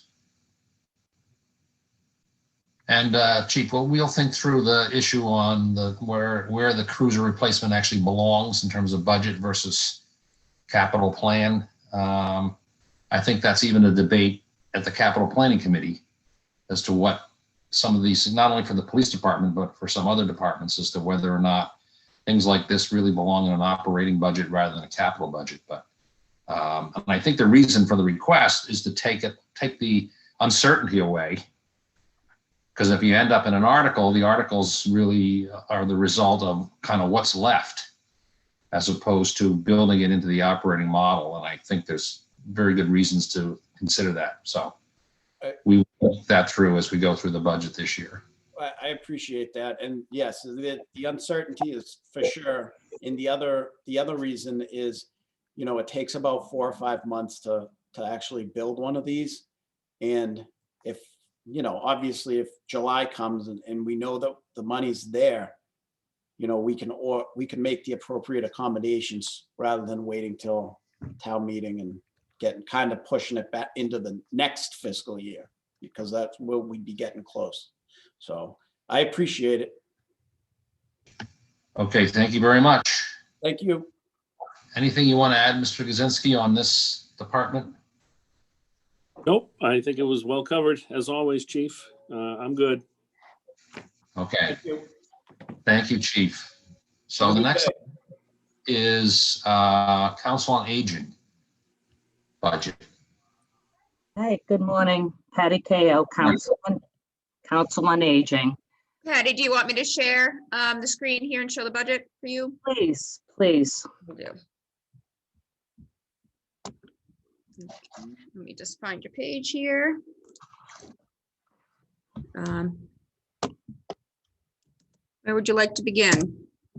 I'm just going to give a brief overview of what the COA does. So that's the budget narrative. Okay, great. There you go. Thank you. The primary goal of the MIllis Council on Aging is to maintain and improve the quality of life of our older residents by providing information referrals to local, state, and federal programs. Some of the services we provide are community outreach, transportation, information referral, health screenings, fitness and exercise programs, community education, volunteer opportunities, and we are an intake site for the Fuel Assistance Program, the MIllis Fund, and we also provide assistance with food stamps and health insurance counseling. That's a very brief overview. If you want to push into our accomplishments, Karen. Certainly. There we go. First, any questions on what the COA does? Hearing none. 2020 was a very challenging year for us. We saw a decrease in seniors served. We saw a decrease in calls logged and also transportation, but that's a direct impact from the COVID. But what we did see is a major increase in the services we provide, such as the direct services, which is community outreach. We did a lot of work with food insecurity. We did quite a few numbers in Meals on Wheels signups. We were directing residents to no contact food sites such as the Y and Gillette Stadium. We work with Primavera and Victory Lane to get meals to families in need. We distributed meat boxes from HESCO to households in need. We also noticed a huge increase in contacts from families living out of the area that were concerned about their elderly parents. That increased our case management and reassurance calls. Programming was proved to be our biggest challenge for 2020, but we were able to provide outdoor yoga, Trader Joe flowers, jigsaw puzzle giveaways. We also offered a weekly bread and pastry giveaway, a drive-through. Crafty Ladies met outdoors every Tuesday. We had a very successful turkey stroll with homemade pies, thanks to Chris McCaffrey. And we were able to provide 2 ongoing clinics, such as podiatry and blood pressure.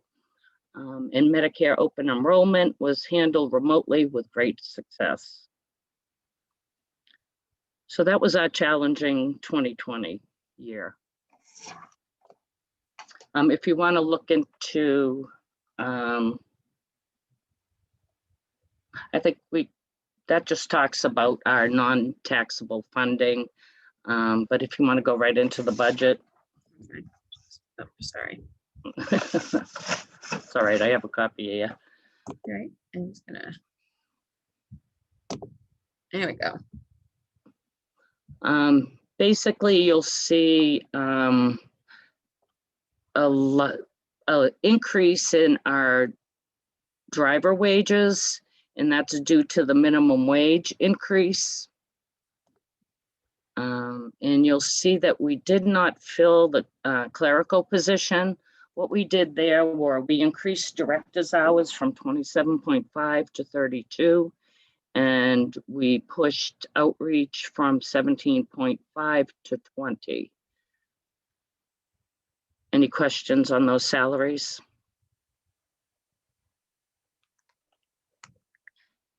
Our expense line didn't change much.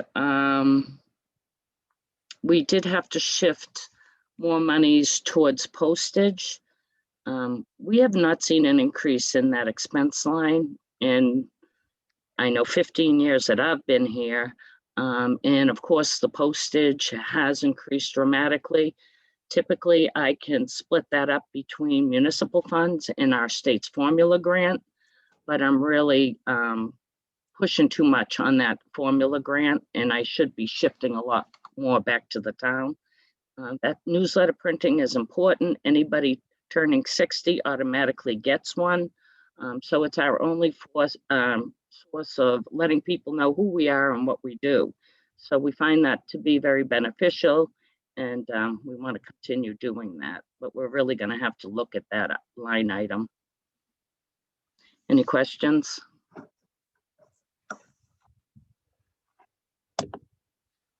Boy, we're really going quick.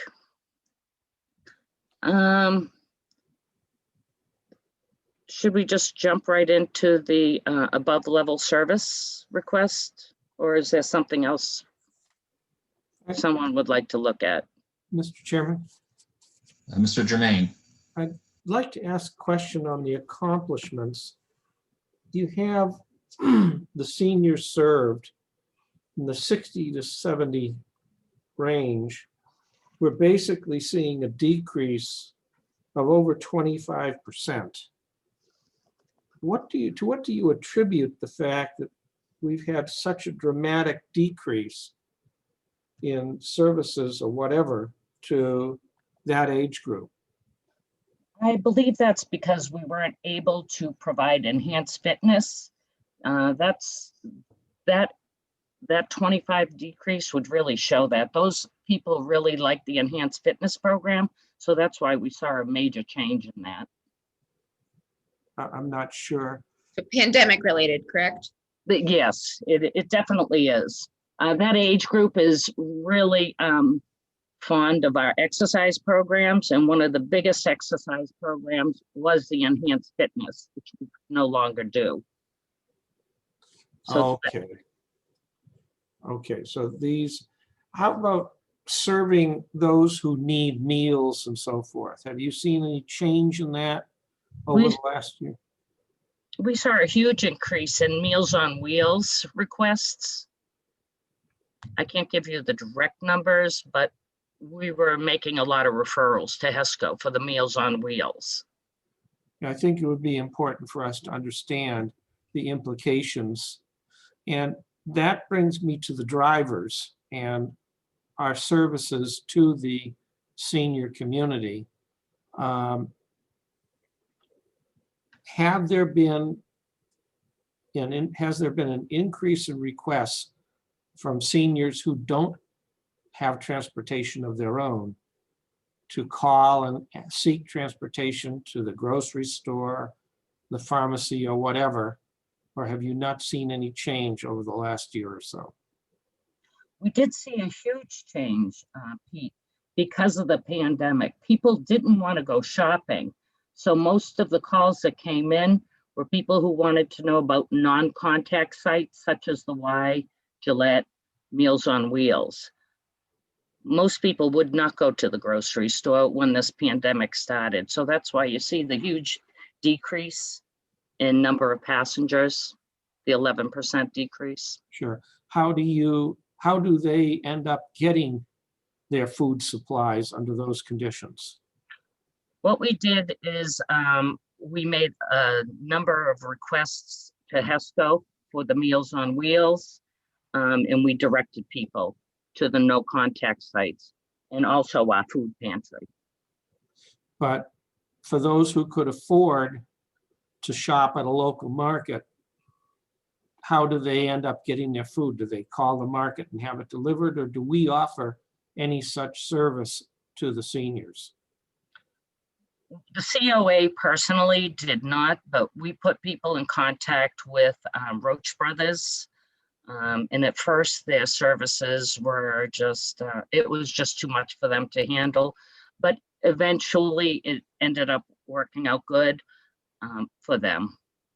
Well, should we as a town be looking at helping our seniors who don't have transportation, but could normally shop and don't want to right now, in helping them to obtain food from whether it's Roach Brothers or Shaw's or wherever they choose to shop? Has any effort been made to understand if we should be trying to assist them in this area? Absolutely, Pete. I think it was back in July, we started doing our bi-weekly trip to Market Basket. And people have been using that. There's not a lot of people using that, but that service is available to people. So they will call us, we'll put them on the list, and we can take 3 people in our van, and we'll do as many trips as we need to get those people there. So the service is there. I think that started in July or August. Do we have people in town who are willing to do the shopping for somebody who has a list but says, I just don't want to take the risk of going into a grocery store? We didn't choose to go that route because it was a little bit difficult with the monies. So what we did was refer people to Roach Brothers, where they could just drive up to Roach Brothers and pick it up in a box. They could do that from also Market Basket, Stop and Shop, I'm sorry, Stop and Shop. It's no contact. Okay. Did that answer your question, Pete? Not totally, but I think it's Well- something that I want to pursue a little more detail at some other time. Thank you very much. Absolutely. If I may, I think I know what Pete's trying to ask. If seniors that can afford it were to order from Roach Brothers and do the curbside, no contact pickup, but they don't drive, has anything been offered through the Council on Aging to like pick up their order for them and bring it to their house? Actually, there was no request, but had that been a request, that would have been something we would have been able to do. Okay. And in terms of outreach, I know we haven't gotten quite that far yet, but is the outreach you're accounting for in this sufficient, or is there more needed? Right now, outreach services are okay with the 20 hours. Right now, we're okay. Okay. Thank you.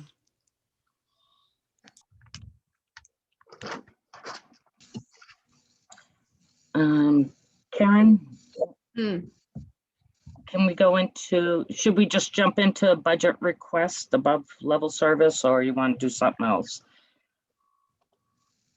No, let's move to the budget requests for above level. Here you go. It's a little too small for me, Karen, but I'll use my paper here. I was gonna say, yeah, I should kind of. Thank you.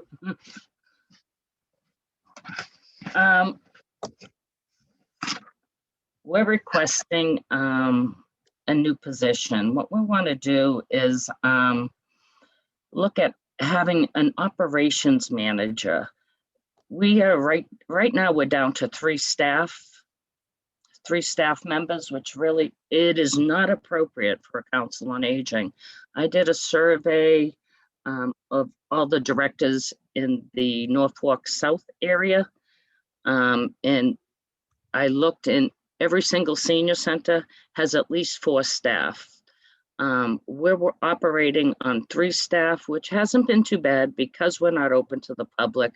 So we're able just to do day-to-day operations. It's my fear that once we open to the public, that's going to prove to be very difficult.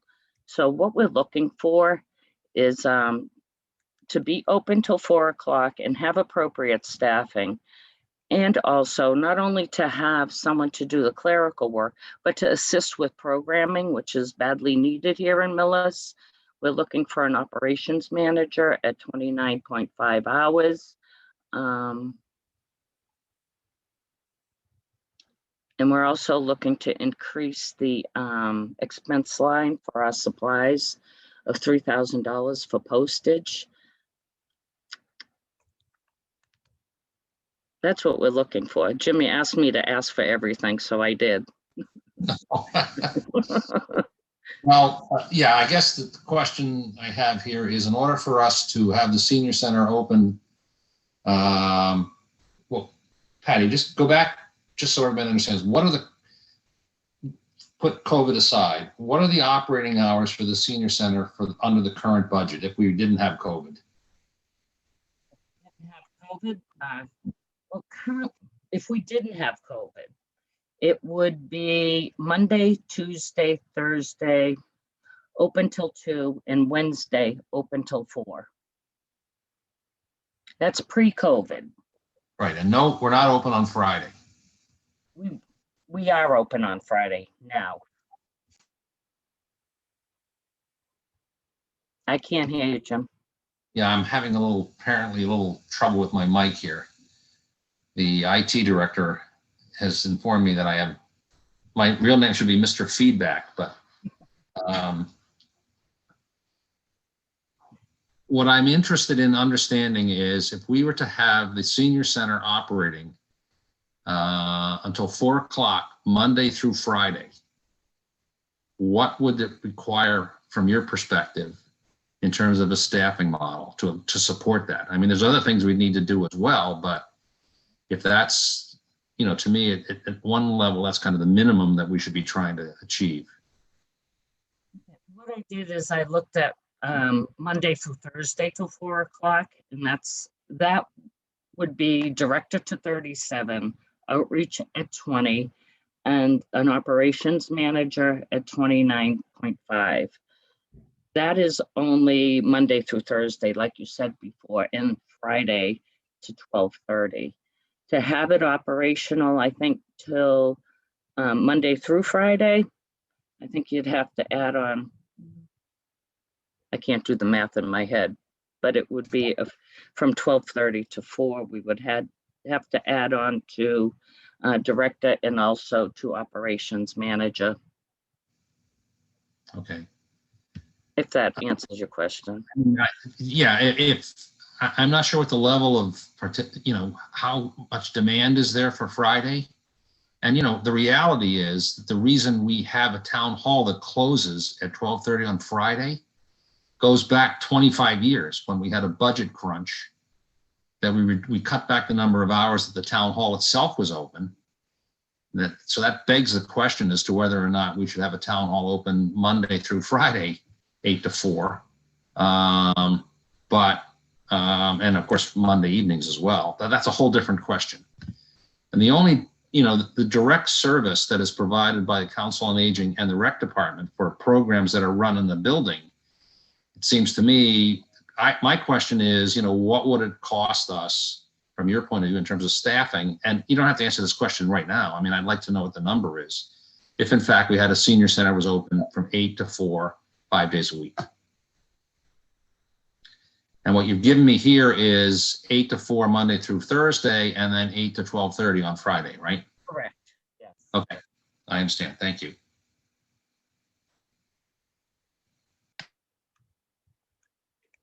Any other questions? Any other questions or comments from the board members?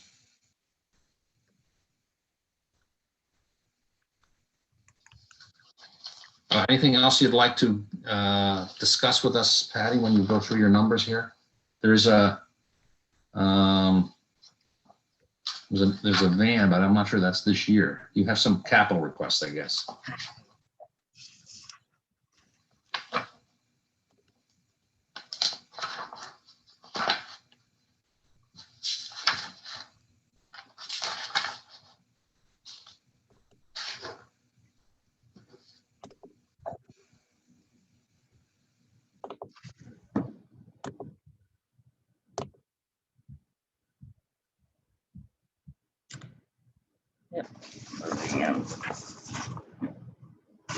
I have it up, Patty. Oh, there it is. Okay. We currently have our oldest vehicle, our handicapped equipped van, is a 2011. It's 10 years old. Although it doesn't have much mileage, it does have that 10 years on there. This is typically what we use. This is our largest van, and I believe it seats 8 passengers and our driver. And this is typically what we use for our fixed route shopping bi-monthly, twice a month. How's that? We really should be looking at replacing that. Our friends group has raised $17,000 to date to put towards replacing that. So far, it has been a reliable vehicle, and as always, DPW is always there if we need a hand to fix it. But I fear that being 10 years old, that it's past its useful life. We don't want it to break down with seniors in it going to the store. You will have 8 seniors out there stranded. So we really think that should be we should take a good look at that one.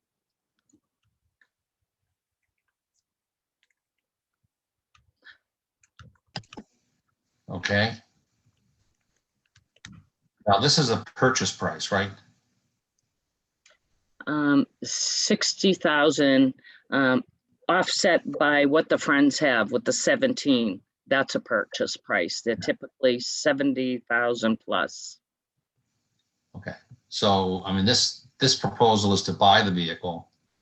We buy, yes. Yeah, we have certain other, I mean, we just talked to the police department about their leasing program. So there is a potential here to think about this in terms of a multi-year lease as opposed to purchase. But okay, this is flat out high. a $1,000 vehicle where the town's contribution would be 60, basically.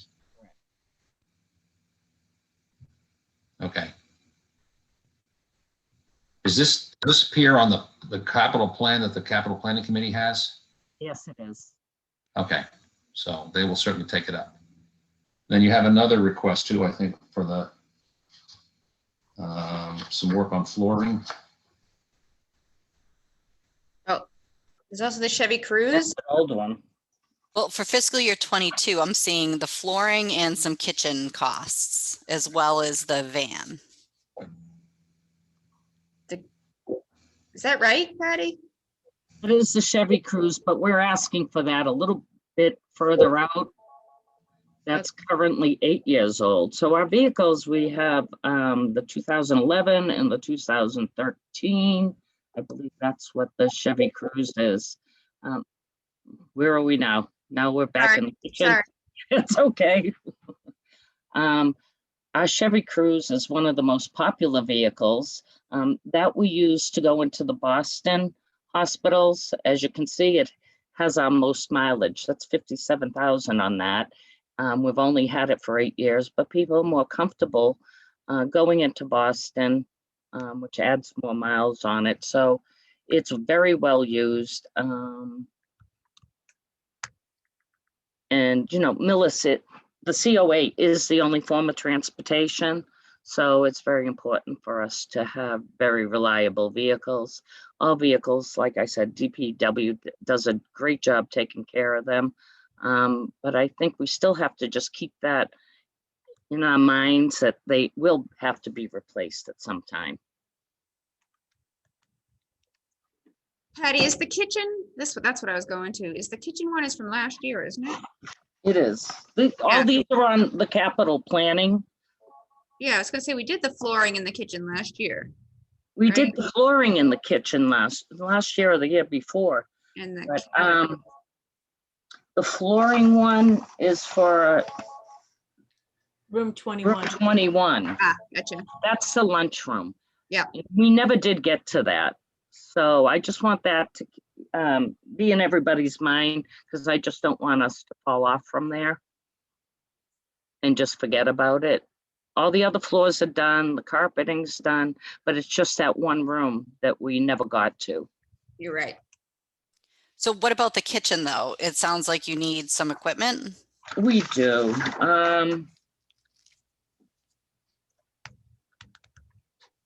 As you can see, that's the original equipment that's been in there since 1999.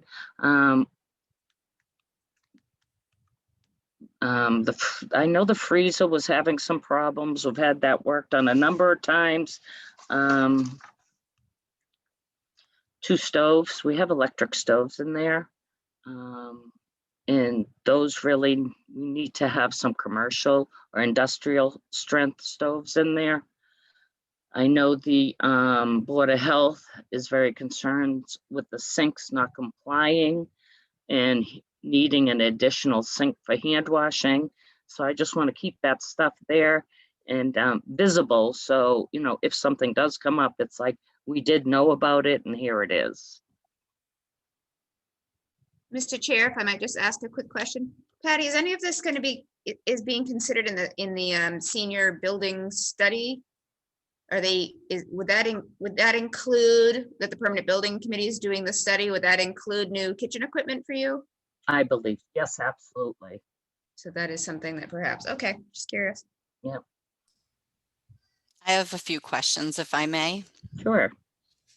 And I'm not sure if this would be to you, Patty, or to Chairman McCaffrey. So whoever best to jump in is fine. For this budget request, does it include your overall budget request? Does it include like the van and the flooring and the kitchen work? I'm not sure what you mean. So it sounds like for some of these, you're giving us like kind of a heads up, like, you know, in the Chevy Cruze example, right? So that's a heads up in the next 2 years, you know, we're going to need to consider this. So that's good information to have. But for the other things that are listed under fiscal year 2022, these are these things included in your overall budget request, or are these things that you're just bringing to us saying, hey, we kind of need these things, you know, what do you want to do with it? Absolutely. I just want them to stay in the light. So, you know, if something does happen, it's like, we didn't know about this. So I'm just making everybody aware. Okay, because so maybe more to my colleagues, while the building isn't open for business for the seniors right now, I mean, flooring would be a fall risk as far as I'm concerned. So that would be important, as well as if there's an issue with the Board of Health in terms of standards in the kitchen and making sure things can be heated up and warmed for Meals on Wheels. That's also a huge concern. And then obviously the van. What happens with this type of thing? Is she just presenting her operational budget and then giving us these other things and then we're deciding what we do with it? Well, let me just weigh in for a minute.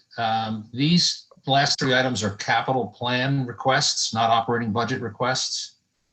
So they would go into, since they are, you know, clearly investments that have multi-year use. Okay. The vehicle request is something that is on the capital plan, and the question is, when we get to the point where we understand how much money is available for capital projects, how does this one stack up against the needs that we have? And the same with the vehicle, and the same with the kitchen equipment. So we're asking department heads to make us aware of them, part of our budget presentation, as well as the capital planning exercise. And so, you know, this is different from the operating budget, and doesn't mean it's any less important. It's just, it would, frankly, as a capital expense rather than an operating expense, at least the way we look at it now. Okay, thank you. I needed that clarification. Board members, any other questions? Mr. Chair, I don't so much have questions as saying there are a variety of things that I think we ought to be looking at in light of your memo from Monday night and what Patty is bringing into our attention here and what we need to find out from the seniors in general for their needs. I think that there's a great deal more to be fleshed out in this area, and something that we need to look into much more deeply and fairly rapidly to begin meeting the needs of our more senior community. But that's just my view at this time. Well, I think that is consistent with the conversation we had Monday. This is another piece of the puzzle, so to speak. And certainly what we've got from the department is a budget request that will at least allow us to open open the facility more to more hours, which of course leads to more programs and serving more seniors. But yeah, this is just another step in the process, all of which we all know we're not going to be able to resolve in 1 year. We're going to have to look at this over a period of time. So I agree with you. This is just another piece of the puzzle for us. All right. Thank you very much, Patty. Appreciate it. And the next item we have, a little bit late, but nevertheless not too bad, although we seem to be dangerously working into our break here. Not that the department has care. Anyway, the next item we have up is the Recreation Department budget request. So do we have the director on? Yes. Good morning. Can you see me? Good morning, everybody. I am Chris Fogarty, the Recreation Director here in MIllis.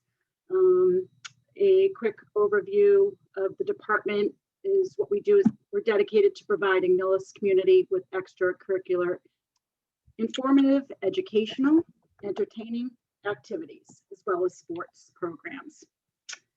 Overview of the operating budget is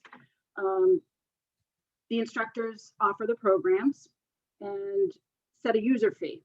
And then the recreation department then receives 20% of the fees, which are then used for all the operating costs.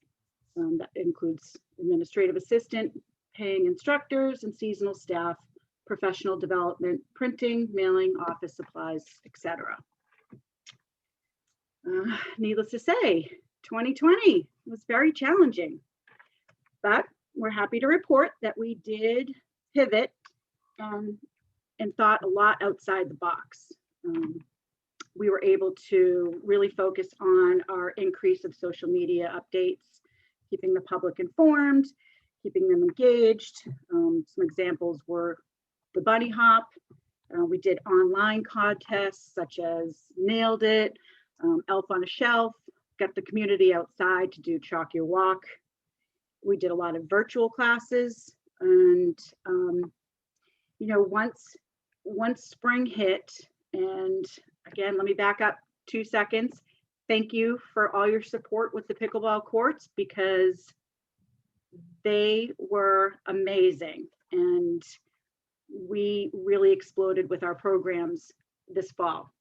And we offered ladder leagues, intro to pickleball, learn to play, intermediate play, and all of them filled up.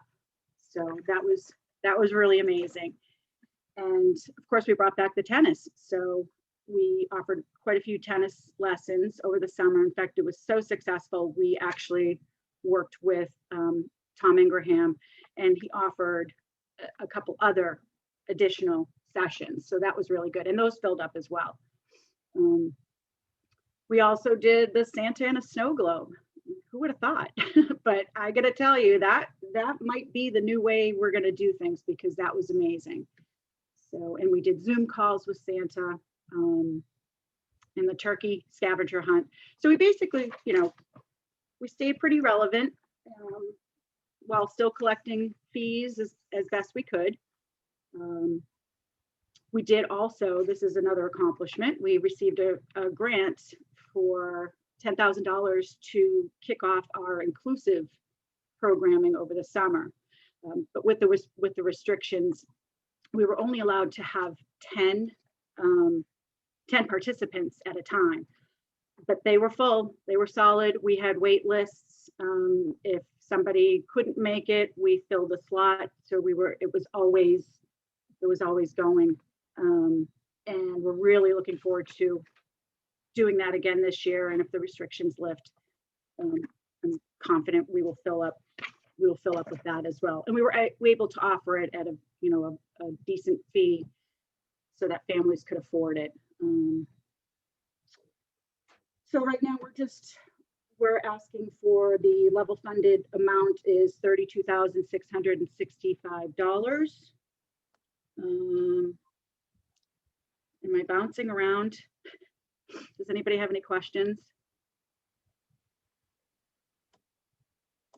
No, good, great. Some of our goals for this year, sorry, I skipped over that. We are going to expand the pickleball enrollment, and I've already talked to my excellent instructor who is fantastic, and he is working on tournaments and different ladder leagues, women's leagues. But again, all following the strict guidelines for COVID as they are right now. We would like to also complete the basketball court that we got funds donated, and we're still looking at the spot with all the construction. It's kind of been put on the wayside, but if you have the basketball court, they will come. So again, with the COVID, we weren't really pushing to get that construction completed just yet, where we had to shut down the outdoor court. We'd like to also expand the inclusive programming, and we did, I don't know, the storage shed, that's, I'd like to do that, but there's other things. Obviously, you kind of, with 2020, you kind of focus and your priorities shift, which is a great thing. So 2020 was tough, but I don't know. I think we came out doing all right, and I'm pretty proud of how we adapted. Would you like me to go into my above level funded? Yes, please go ahead with that. Right. Okay. So right now we would like to request that the operational budget be increased by an additional $11,920 for the part-time administrative secretary we have in the office. She was hired originally for 10 hours a week with no benefits. She has now since taken over 20 hours a week over in another department. So that considers her position a full-time position. The revolving fund was changed a couple of years ago so that it also includes a partial payment for fringe benefits. So by by increasing the line item, it would encumber, I don't even know if that's hard, that might not be the right word. It would absorb her salary completely, therefore offsetting the cost for the revolving fund to then pay for her benefits, which I believe is around $5,000 or $6,000 out of the revolving fund. For a 10-hour-a-week employee, this just made sense, and this is what we brought to your attention last year. So yes, that total request would be $11,920 on top of the level funded. Any questions? You guys must be hungry. Mr. Chair? Well, hold on just a second now. I just want to make sure. I mean, this really is, I don't want to call it a bookkeeping item, but it is a prudent recognition of the cost, an allocation of costs between taxpayer funded and revolving funded. I mean, this person is already in the job, they're already doing the work. And, essentially we need to have this accounted for correctly, which we believe, I think your recommendation is that we should shift, we should recognize this cost in the town's budget rather than in the revolving fund. Is that right? Yes. Okay. Mr. Germain? No, that was part of what I was going to bring up, and that's fine. The second part is I don't see anything in your budget requests for additional equipment. I would be very interested in knowing if you think you need a new shed or an upgrade to the existing one, what the cost estimates are for that. Particularly when we might be able to get, Tri-County to assist us in the building of that. So have you got any estimates on those? I don't. Okay. I will absolutely get those to you though. Okay, how about equipment? Do you have any idea what the costs are for equipment? We have equipment. It's in very good shape. We do purchase items every year, a couple new basketballs here, a couple new soccer balls there. So we're pretty well stocked right now for equipment. Okay, how about things like pickleball nets. I know they're new, but you know, things can happen. So we ought to at least have a spare or two. I don't have a spare net at the moment. I have a spare two tension wires because one of them did break. So I ended up getting 3. It was cheaper to get 3 at that time. Yeah, I didn't put anything in for it. I figured everything was brand new. Okay. My bad. Chris, hello everybody. My name is Tim Davis, Recreation Committee Chair. Chris, I just want to make a point, and you can correct me if I'm wrong. Usually equipment is purchased from revolving, though. It's not something that's traditionally operational. So the fees from the programs are put directly back in to the equipment, such as the pickleball nets and basketballs and so forth, right? Correct. I appreciate that. I just still would like to have some understanding. So the town should be aware that these things don't come for free. Correct. Very much so. Mr. Chair, I'd also like to make a quick plug for the shed for the Recreation Department. We are severely lacking space here, storage space at Town Hall, and anyone who walks around would see that is the case.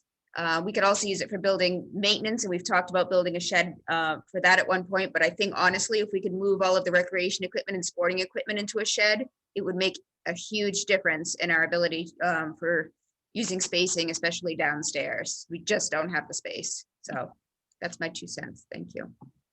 My only concern with Mr. Chair, what an opportunity for the Lansing building. Yeah, there you go. Basketballs? It is. It's just a constant struggle here. Okay. my concern is leaving the equipment outside, the balls. Yeah, They would deflate. But I think everything else could go outside. right. I don't think, not necessarily to everything, but I think we could move a whole bunch of it and then maybe relocate some of the balls and things into maybe under the stage or some other place. If we could work with that, would be great. Well, if we have the opportunity, can we, put together some sort of a quote for the kind of shed you want and the materials, et cetera, et cetera. Because then it turns itself into a capital request and at least it gets on the list. Because if we don't put it on there, it's never going to happen. Correct. I will get that to you. Okay. Could you talk a little bit about the marijuana impact fund request form that you've submitted? Yes, I'd love to. Thank you. So we put 2 requests in for the marijuana funding.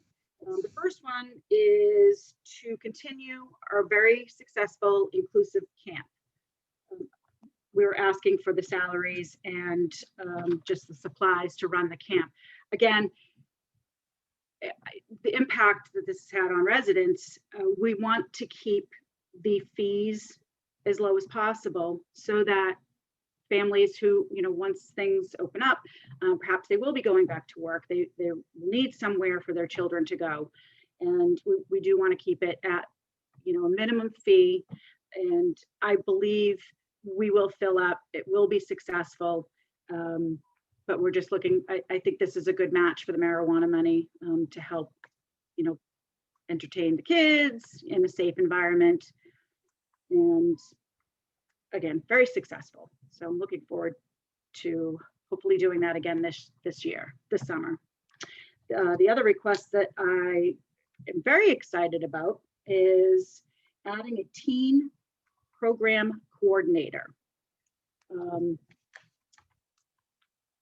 Basically, this coordinator would perform duties like planning, organizing, conducting a variety of recreational programs, especially in light of the fact that we don't have a youth commission anymore, or it hasn't been revitalized in quite a few years. So I think this is a great opportunity, a great use of funds. This person would oversee special programs and events and communicate directly with our DARE officer, and, identifying any particular youth activities or suggestions that he might have. And they also might be assigned to special projects and to manage and facilitate anything that we put out there. Also would help with cleaning, setting up. Most important things I need to point out, by having this on-staff person, the program fees would go directly back into the revolving fund. And instead of outsourcing, you know, say we bring in, for example, I'm just using this as an example, Fast Athletics that runs our preschool, a couple of our preschool programs. We could have a person on staff where we're not outsourcing. They could do everything from start to finish, planning, organizing, running. I feel like it's a great opportunity, and the funding for both of these requests will go directly back to the community. You know, so that's my spiel. Okay, I appreciate that. And, you know, I just comment that it's clear that in communities around the Commonwealth where HCA fees are being generated, almost all of them try to direct some of that funding to youth programs, because it's certainly a population that needs both education and things to do so that they don't head down in the wrong direction. So I appreciate this request, and we can certainly consider it with the others. But this is, you know, from my perspective and doing, you know, working on the HCAs, this is clearly an area where many communities are devoting some of their post-community agreement funds because they're real programs that have real relationship to what we're trying to accomplish with respect to impact fees. So I wanted to make sure we went over that as well. Any other questions from my colleagues on the board? Well, first, I just wanted to say thank you to Chris, because you do an amazing job. And this last year was such a huge challenge, and you rose to the occasion. Really cool ideas, and you're always upbeat, and, you know, it's just great. So thank you. I recall from some previous conversations, isn't this budget a little different than other ones, the way this is funded, or is this 32,665 really it? Well, this is the town's contribution. The amount of money that's spent on recreation programs, and either the director or the chair of the rec committee can give us some concept here. The lion's share of the money is actually generated by user fees. So we're spending a lot more than 32,000 on recreation programs. The real question at the end of the day is, how much does the town want to commit to it above and beyond user fees? So I think what I want to understand is for this budget, is this the amount of money that's needed to pay for the staff, or is money coming from somewhere else to supplement this? Erin, this is Carol Johnston. Yes, thanks. So on the recreation department, it is the director's fee is half funded by the town, and half the benefits for the director are funded by the town. The other half come from the revolving fund. It's a 53.5E, which states that any salaries drawn from the fund for staff, and any benefits paid, the percentage drawn for staff for salaries has to be paid for their benefits. So it's a half and half split with the director fees through the town and the revolving fund. The administrative person, that 10-hour-a-week person, that's fully funded by the revolving fund. And then any other expenses associated with the recreation are funded by the revolving fund.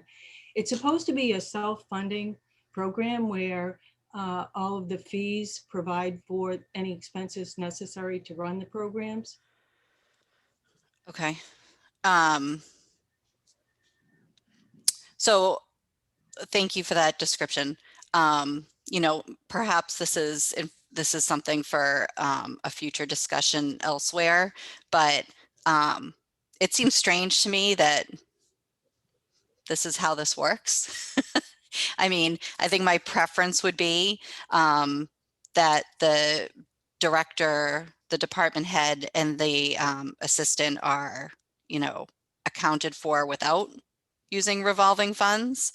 And, revolving funds, in terms of activity, I just feel like it seems strange to me that that is how this works. So I don't know if now is the time, but at some point I'd like to have a discussion about how we're doing that.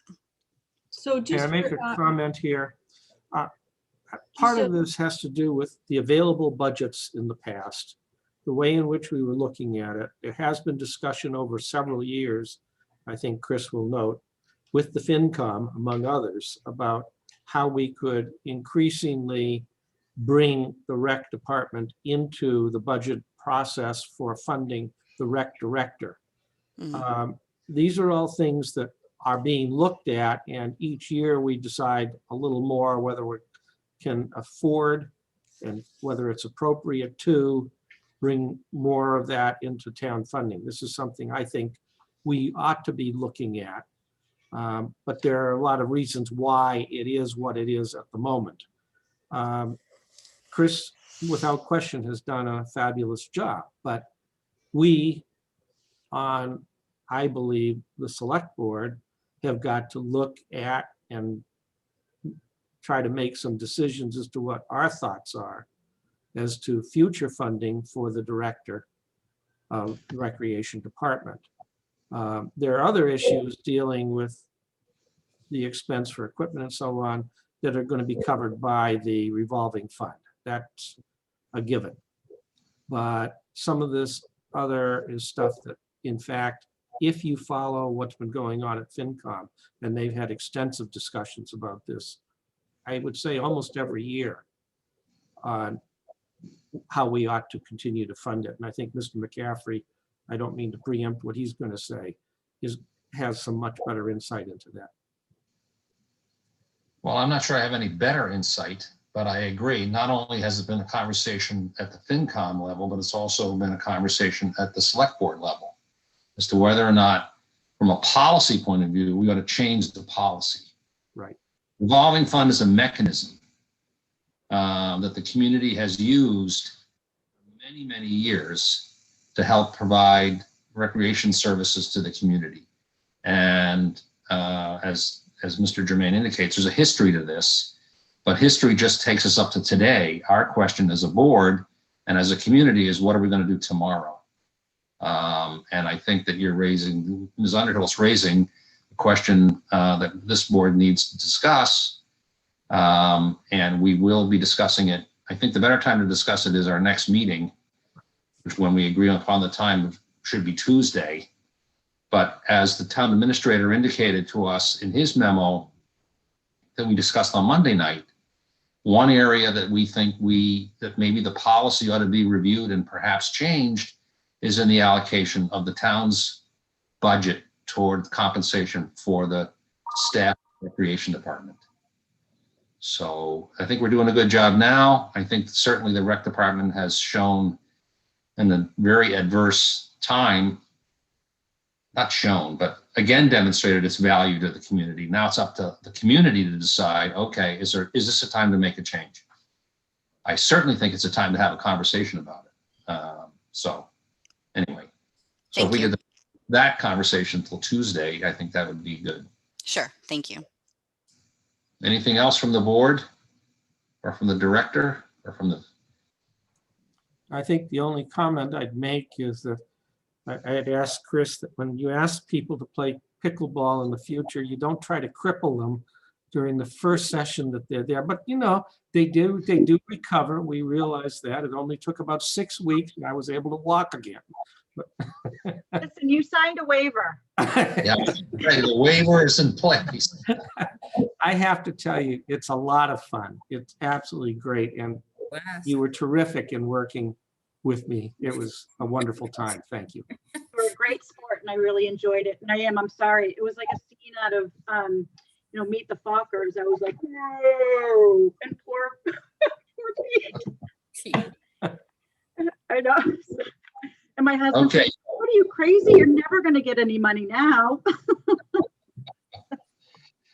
All right, thank you very much to the rec director and the recreation committee chair. At this point, I think what I'm going to do is I'm going to ask the board's indulgence to have a break.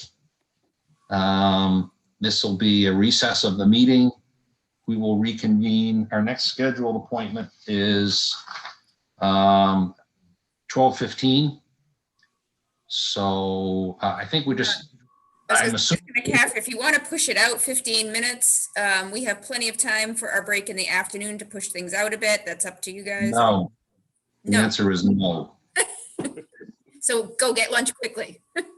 You want lunch, go get it now.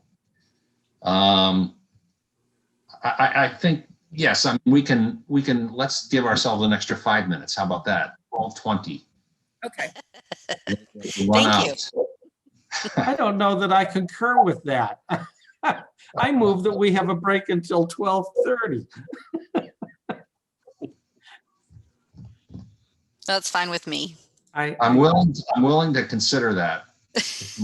Colleagues informally are pushing in that direction. Why don't we try that? Okay. We can be 12:30, but promptly. And hopefully we can, not be too far off. But again, Karen, you might want to notify the others that we may slip a few minutes in the afternoon. Right. I will tell you that after the executive office and town buildings, I built in an hour and a half at that point. So we should manage to stay fairly on time. Well, I don't want to, if the other folks have already committed to their timing, I want to make sure we give them enough notice that they're going to be. Mr. McCaffrey, I believe the finance team can speak quickly. Okay, I like it, Carol. Yeah. That doesn't mean there won't be a lot of questions. I can also speak quickly, so I guess it's just up to the library and the clerk, but I will let them both. I will let them both know. All right. So what we'll do is we'll reconvene then at 12:30. Perfect. So I think that we'll maybe formally take a motion to recess till 12:30. So I move we recess until 12:30. Is there a second? Second. Moved and seconded. I'll poll the board. Mr. McCaffrey, yes. Mr. Jermaine? Yes. Ms. Underhill? Yes. Okay, so we're recessed until 12:30. Now, Karen, do we just stay on here or? I'm going to pause the recording and we'll see what happens. He was praying. I had to clean the driveway. We have returned officially. Oh my gosh. Want to vote? So, okay, we now have a driveway that we can work on. All right, so you're going to start recording again? We are recording again, yes. Okay, so we're out of recess now. This is again the select board meeting of February 10th, 2021, which is the budget review. Earlier today, we went through several departments: fire and rescue, animal control, police, council on aging, and recreation. This afternoon, we'll start off with the finance team, where we have first presentation from the finance director. Thank you, Mr. Chairman. So just to give an overview of what the finance team does, we're responsible for all town accounts, appropriations, and expenditures. We monitor the expenditures for all town funds. We reconciling the cash and the various receivables with the treasurer collector's office, police, fire department, school department, and all other departments. We're responsible for the periodic reporting to the Commonwealth of Massachusetts, including the Schedule A, the balance sheet, free cash certification, recaps sheet, which is for the tax rate setting. We maintain the comprehensive financial records for the town. We're responsible for townwide payroll and accounts payable, and my office oversees the finance department, treasurer collector, assessing department, IT administration, and school finance. Our accomplishments this past year were that the finance office successfully converted the Munis general ledger system to include the school general fund. What we have now is one comprehensive financial information in one place. We developed the chart of accounts to include the school line item detail so that that's available at any time somebody happens to request it. In addition, the school office staff is now entering all school invoices to the Munis general ledger system, and the school has the ability to run daily, monthly general ledger activity reports for anything comprised for the school. Our goals for this coming year are to include more departments within the town to have the same, access to the Munis system. Most of them will be an inquiry only, so they can go in and view it or print a report. It will have security behind it, so only department managers can see only their department and print out that information. We will also be rolling out the accounts payable entry function and the purchase order functions, as well as the employee self-service function. Some administrative functions that will be rolled out to department heads, but not limited to the AP inquiry, their budget inquiry, account history inquiry, and vendor inquiry. So with that, we have no request for above service level for this year for the finance team, for the finance department. I will go over the budget with you. If you want to pull that one up, please, Karen. Yep. Hold on 1 minute. There we go. So you'll see that the increase to the department, the finance director, accounting department this year is just in the total salary line. What that reflects right now is what the current FY21 full, if it were a full year worth of salary, you'll see in the town meeting adopted for 2021. That number includes what was voted at the town meeting in June, as well as the town meeting in November. However, it does not bring my staff for 2021 up to 100%. Everybody was brought back up to their 100% status as of December 1st, and that's reflected in the FY22 salary numbers. The other thing I think that you should note is that the SEIU contract expires at the end of June 2021. So any step increases are reflective in these numbers, but any other adjustments to the contract are not, as well as my contract's expiring on June 30th. So those are the change, and there we've level service funded all the expenses for my department. Do you guys have any questions?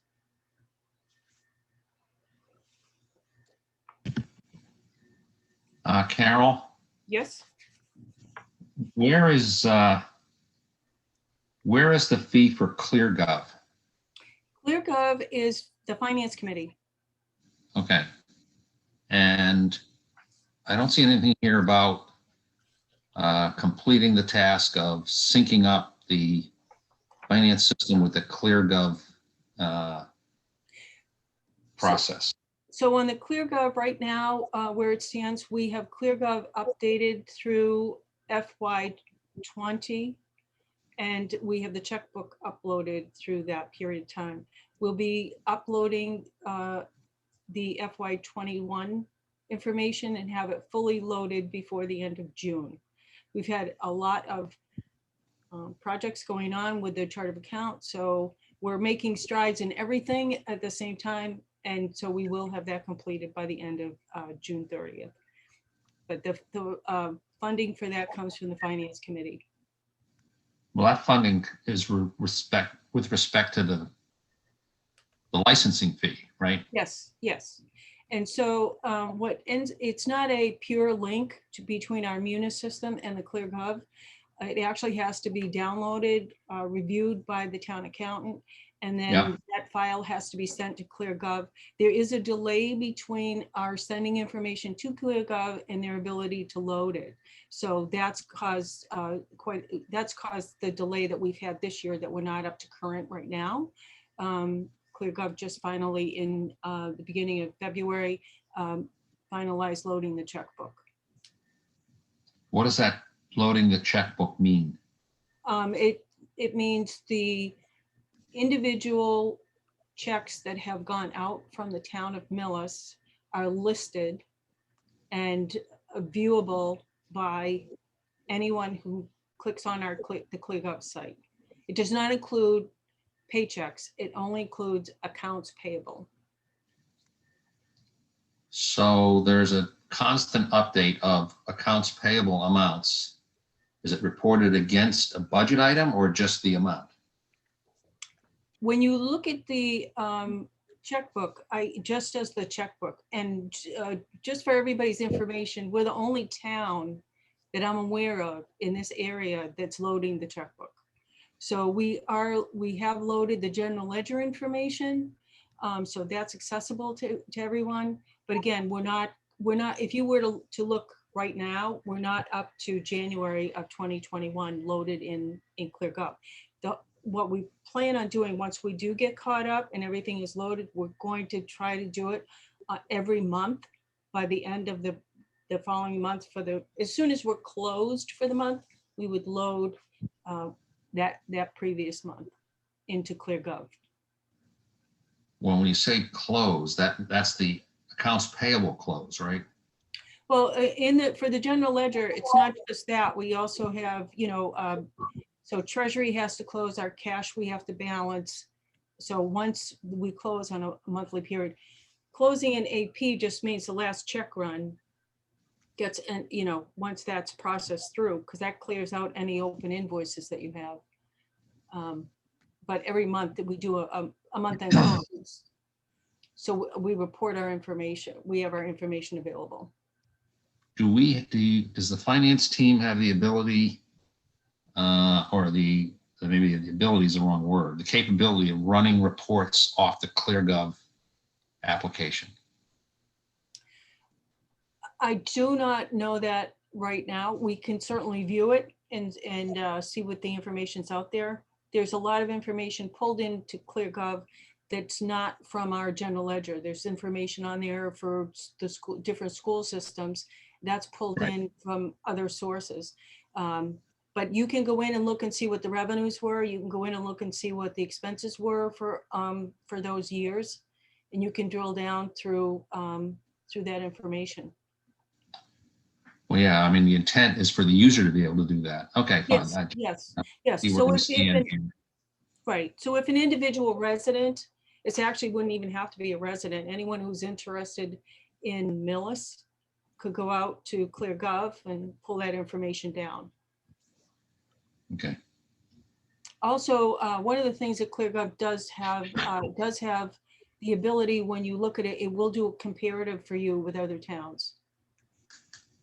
Well, to me, that is part of the value of the application, and it's something that, as policymakers and whatnot, my expectation eventually is that tool will be available to, for example, select board to do, any independent analysis members want to do some benchmarking, to authorize you or somebody else in the administration to do some benchmarking for us, so we continue to monitor that. And at this point in time, and I understand that the comparative data is really an upload, if I understand it correctly, from the DOR database. That I don't know if that is from the DOR. Some of the information is from the DOR database, but as far as our general ledger, that information comes directly from the town accountant, sending the file to, downloading it, setting it up in the format that ClearGov wants it, sending it to ClearGov, and then ClearGov has to load it into the system. Then it gets reviewed. And then once the town accountant sees that it got loaded correctly, gives them the okay to publish it. Okay, I mean, I think that's fine, but you're telling me that we have, in terms of the budget data, we have the FY21 budget in there, or just the FY20? We just have FY20 at this point. Okay. And I think eventually, at some point, either they're going to come back and tell us how to use this thing, or you can do it, or something, because we made the investment, and at this stage of the game, I'm not finding that there's particular value in it. So we're not using it right. And I think some of it is on their end, because obviously you can't use this kind of information unless you get some training on it. Right. Okay.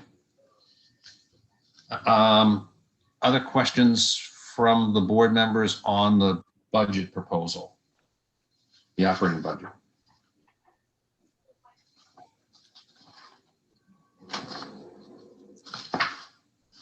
And there's nothing here for above level service requests, is that right? That's correct. So you get the gold star for that. Thank you. I would ask, and maybe this is just too far off, but there is work being done in the finance department relative to monitoring and auditing or whatever you do for the host community agreement work. Yes. Either monitoring it or setting it up or whatever we do with it. Right. I mean, to me, that's a cost that ought to be borne by the HCA payments. Now, I know that it is not, it's like allocation to an enterprise fund. Should we be allocating some of the costs, even if it's minimal, you know, to the HCA accounting, because it's only going to get more complicated as more HCA payments come online. Right. I don't know, you know, that's a legal question, right? Because the HCA funds are supposed to be used for mitigation of marijuana within the town. I don't know whether they would classify administrative duties as part of that we could show that that's what we're using it toward. At this point, it's not a heavy lift. Okay. Once a quarter, I go down to the ComCan and sit with their accountant. We review the information and they write me a check. Then when the information comes in from the state, it gets, the town accountant records that information. If we started having, you know, 10 or 20 of these things going on at the same time, then you would impact somebody's day-to-day. They'd have to, you know, put some effort into, a lot of effort into it. But at this point, I think it's a call on, a policy call on your part. Okay. Other questions from board members? I don't have any specific questions, Mr. Chairman. I just make the observation that, as you notice with the host community agreement, there are a lot of other functions that are being done in terms of accounting with respect to the town that don't get itemized. There's just a lot of things, if you will, that have to be included in the budgeting process, in the monthly accounting process. So I guess we have to rely on the director of finance to say the staff that she has is adequate or not. At the moment, I'm getting the impression that it is, although that's just her immediate staff. If I'm not mistaken, Treasury also reports to her. And there may be some issues, but I think it's important to look at the level of effort that's required even today, with the understanding that as maybe HCA and other things begin to take on more of a life of their own, that they may add to her burden and may cause us to have to consider some additional staffing. I just don't want to be caught short on that at the last moment. So keep us apprised of that, please. Oh, I definitely would. If I felt I needed more staff, trust me, I would be the first one to let you know. Okay.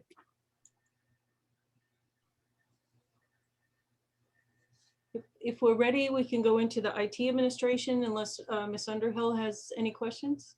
I do not have any questions. Thank you. Oh, you're welcome. So you want to go into IT next? That's fine. Yeah.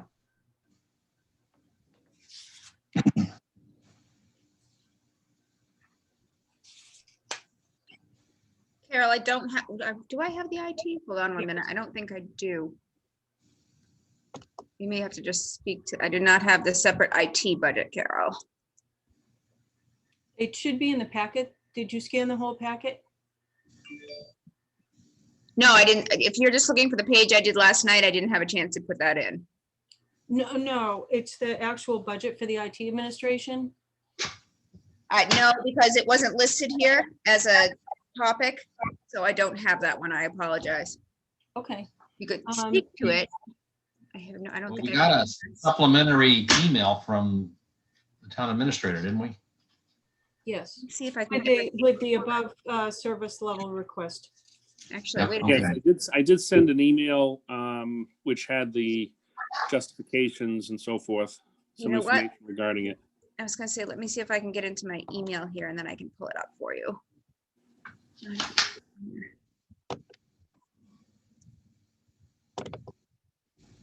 Takes me a minute to get in here. Bear with me.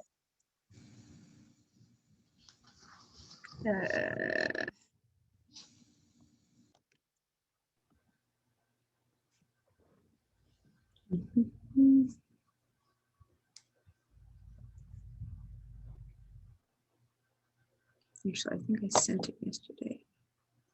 I think where they're looking, Carol, it's pretty straightforward. We need $500,000.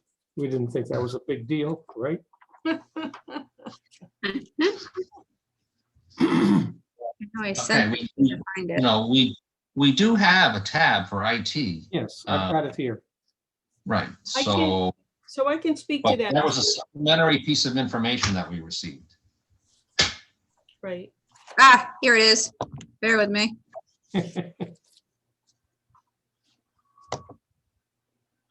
Nothing else. We work on the fly here. Hold on. How's this? Can you see it? Yep. Yeah. All right. Nice. Give me Joe. Yes, yes. All right. So for the IT administration, we want to be able to establish that full-time IT specialist position, and it's going to serve municipal departments through a cost-sharing agreement with the town of Norfolk. And you have that agreement attached. Actually, it went before the Board of Selectmen and that was approved.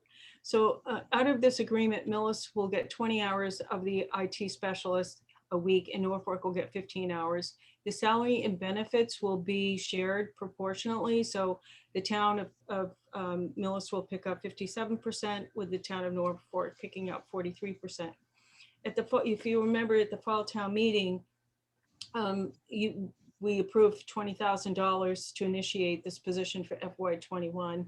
And with the position right now is expected to be filled by mid-March 2021. I believe that there were approximately 40 resumes received and the vetting process is still going through for initial interviews.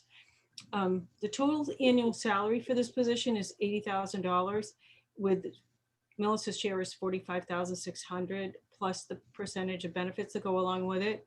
The position will be considered a MIllis town employee with all the assessments being charged to Norfolk for their percentage. This is the same exact type of agreement that we have with the town of Medway for the animal control officer currently. So the animal control officer sits as a MIllis employee and we receive reimbursement from the town of Medway for their portion. So even though we have to budget this position under the IT administration for 80,000, because we have to have a budgeted amount to be able to pay from, the responsibility for the town is, as I said, only the 57%, which is 45,600. So that was a big part of the increase for the IT administration for this year. If you want to look at the other pieces of that you have in your binder for the actual remaining part of the budget, you'll see the breakout for all the expenses for IT as we have them. Right now, these are all best guess estimates at this point. So I can go through each one. The biggest increase is the software maintenance. On the software maintenance, Tyler, which is the MIllis product, because we received the funding and we're actually implementing the new modules through that compact community grant that we received for the financial combination of the town and school financial systems. The grant picked up the purchase of the modules, but the town has to pick up the annual maintenance fees for the modules. So the annual maintenance fees for these modules for next year are $13,524, and that's the increase you'll see year over year for the Tyler product.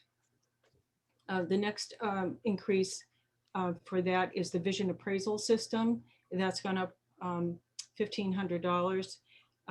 That we are on a web-based version of vision right now, where before we housed it in-house. So those are the two increases driving the software maintenance increase year over year. As you go down, you'll see the annual license fees. The big driver on that is for the Azure platform.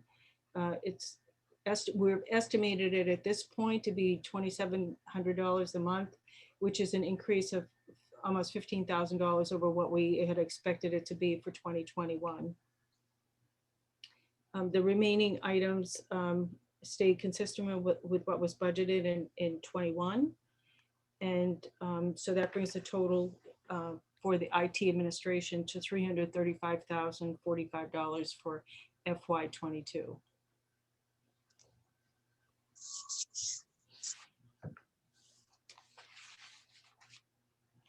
Mr.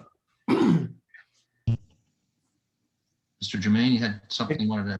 I do want to add something quickly. I don't want to confuse it, but on the IT side, we're in the process of trying to consolidate what we've done up on the cloud with something called Microsoft Azure. And we're going through adding some newer, bigger servers and getting rid of some older, not so functional servers now that we've grown and begun to understand better the usage characteristics of the town. It also means relicensing some software and a variety of other things. So there's going to be a substantial hit at some point for software just because of licensing, probably in the $15,000 range. The way Microsoft does it is we have to pay, call it $100, it's somewhere in that range, per license, per user. And the way we're buying it is the most a 2-year period. And so you add up the number of users, but that's just licensing for the use of the servers. Then we also have the servers themselves. So it gets to be an expensive proposition. It would be the same whether we had it in-house here or if it's in the cloud. The only difference being that in the past, we'd buy a basic license and use it for years, even though the software was way out of date. And we aren't allowing that to happen now, which says essentially every 2 years, give or take a little, you're going to be upgrading the software, hence upgrading the licenses, because every time you upgrade the software, Microsoft says you have to upgrade the licenses. So it's kind of a catch, but we don't have much choice if we're going to, as they say, keep the bad guys out, at least to the best of our ability. So it's a necessary expense. It's unfortunate, but there aren't any options unless we chose not to do that, in which case our software becomes obsolete. And believe me, we don't want to get into that situation again. It's a nightmare getting out of it. Now, the summary and all that is, I would expect that we're going to have a substantial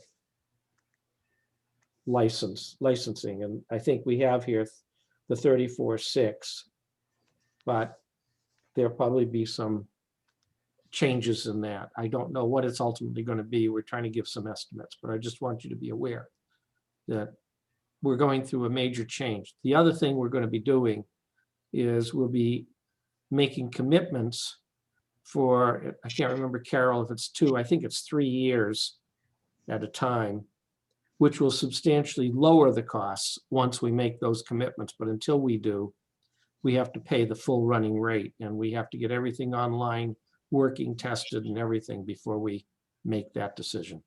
Right. It's called a 3-year reservation, correct? That's right. Correct. The reservation. I have a question. Maybe I missed it when you were explaining it. This consulting line,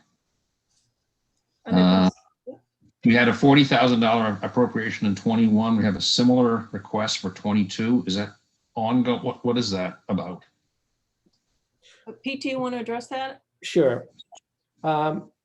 We have consultants, particularly right now we use Retrofit. We also have a consultant at the police station and so forth. We use those companies to maintain our systems. I know there'll be some argument as to how well they're doing that, and I have ongoing discussions at this point, but they're gradually getting on with the program, as they say.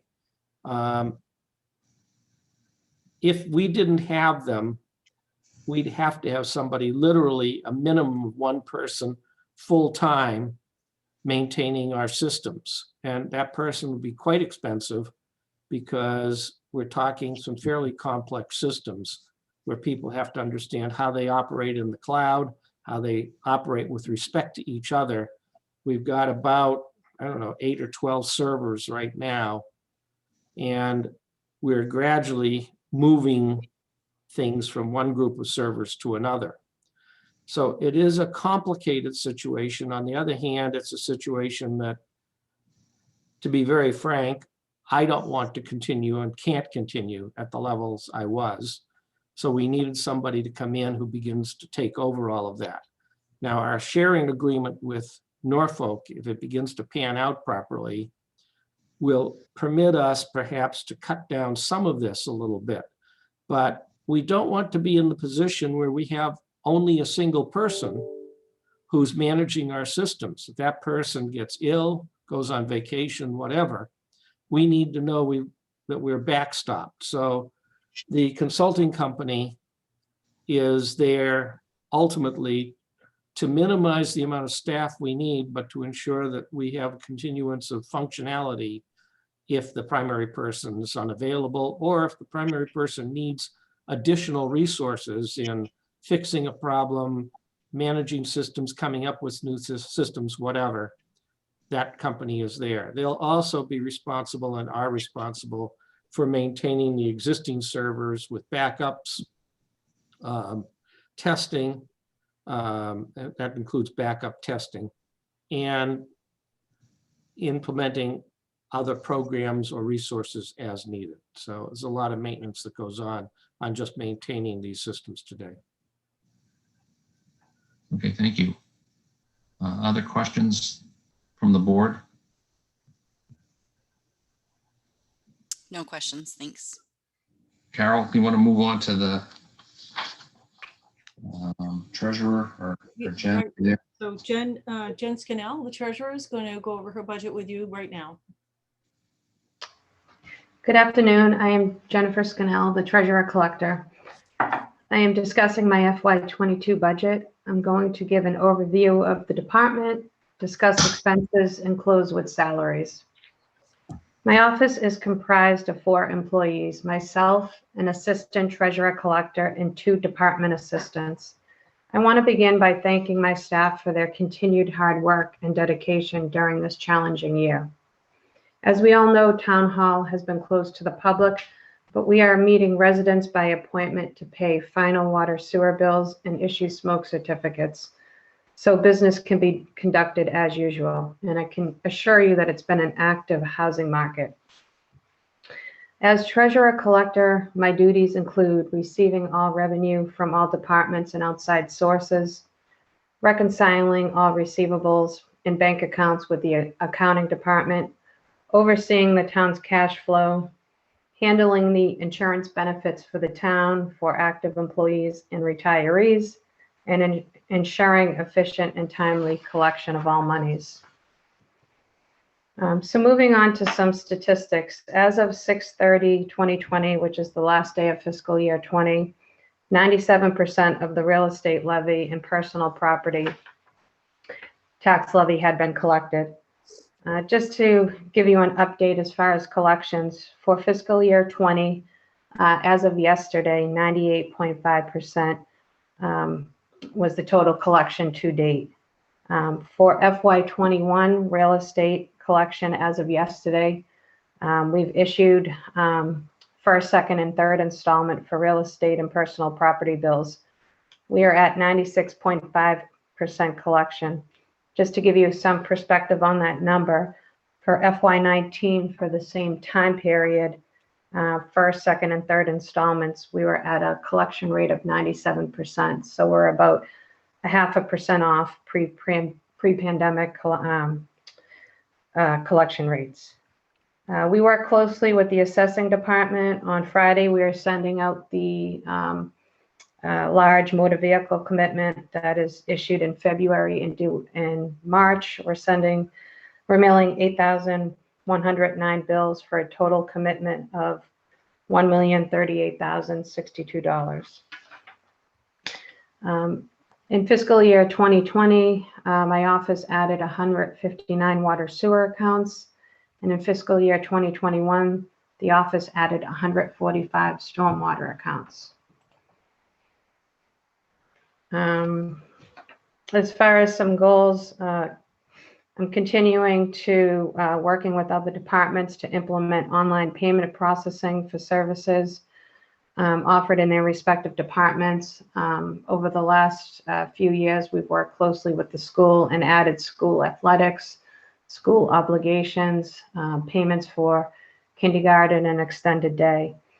And even now with the pandemic, online collections have been up as far as for real estate, personal property, water, sewer, and stormwater.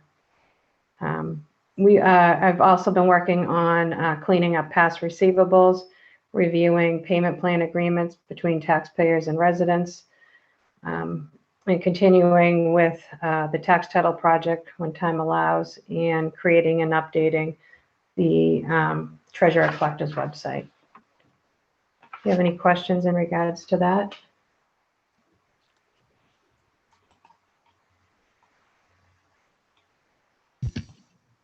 I don't see any questions, so let's proceed. Okay, so I'm going to proceed to expenses. The total FY22 for the treasurer's expenses is at $41,090. That is increased from previous year by $6,615.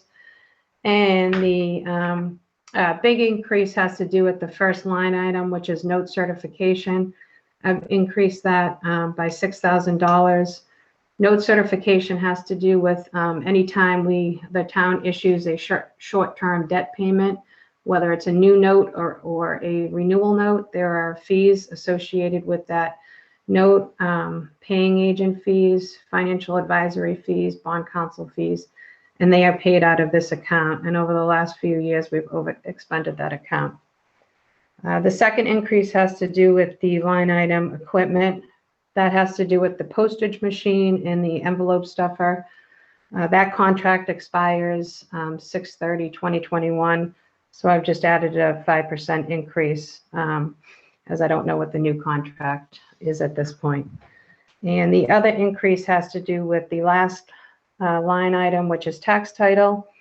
And that was increased by $340. That has to do with tax title legal fees are paid out of the treasurer's budget, as well as recording tax title parcels at the registry of deeds, and those have increased from $76 per parcel to $103 per parcel. And then lastly, salaries. The total salaries for treasurer collector is $230,797. And that increase has to do with hours being restored back and SEIU contractual obligations.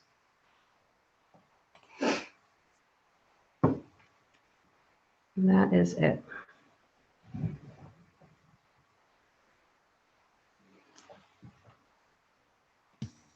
Okay. Is there anything in the above level service?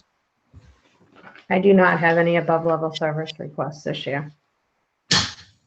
Okay. Again, kudos to you. Thank you. May I ask a question at this point? Yeah.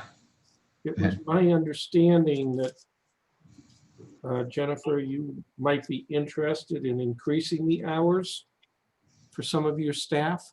Is that not correct? Well, I didn't put it through this year, but as you can see, I did mention that, we added a considerable amount of water sewer accounts and stormwater accounts. And, that goes along with obviously real estate accounts as well, which, translates into more processing.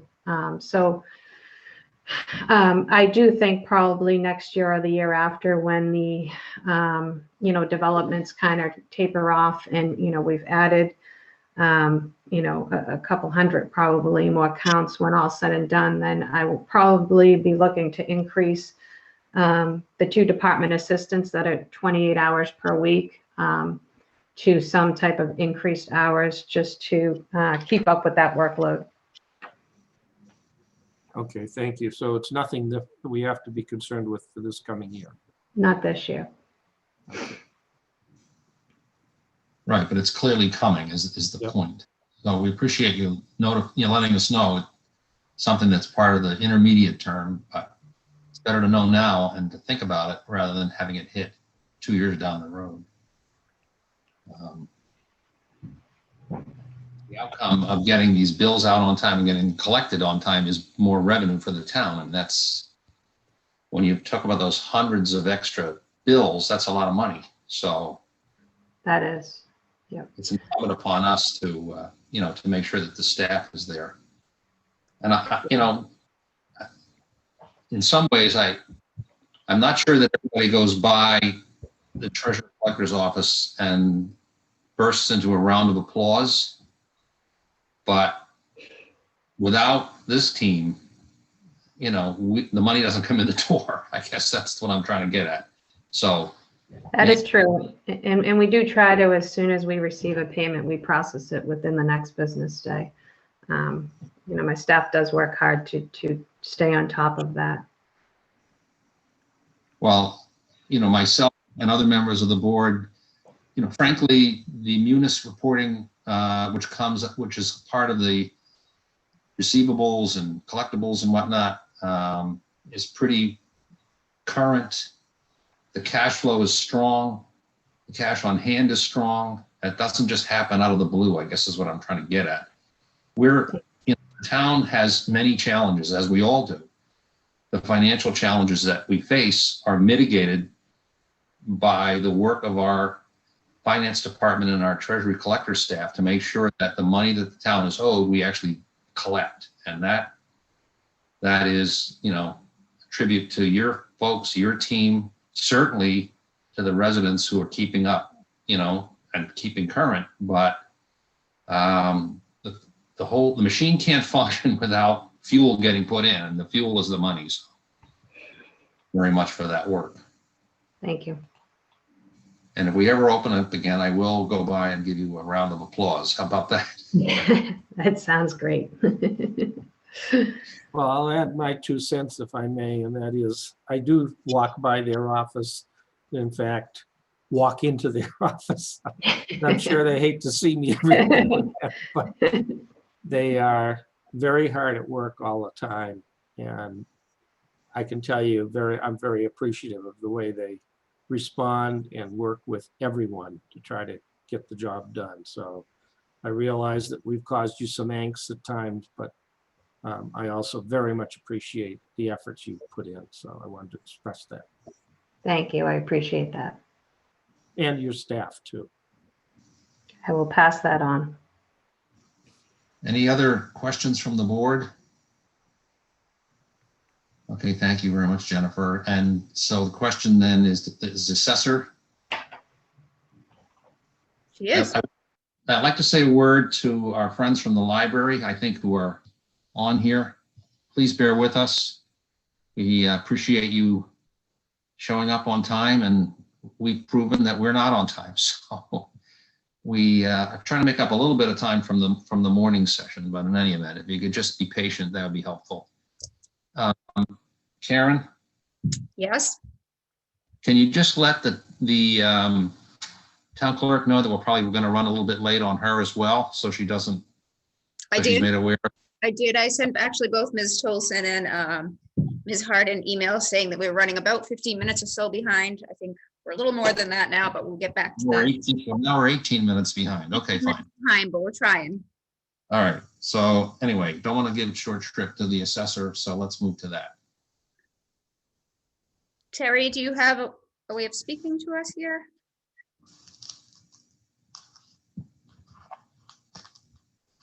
You should have her, Terry should be on. I see her, but it's muted and I am asking to unmute, but I don't know.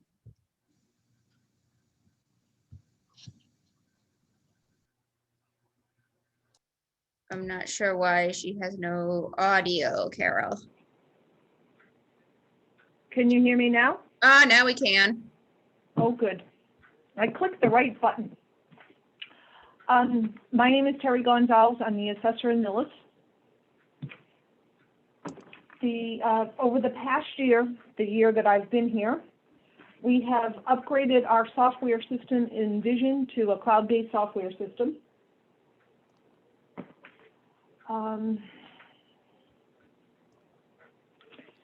This is coming in. I'm not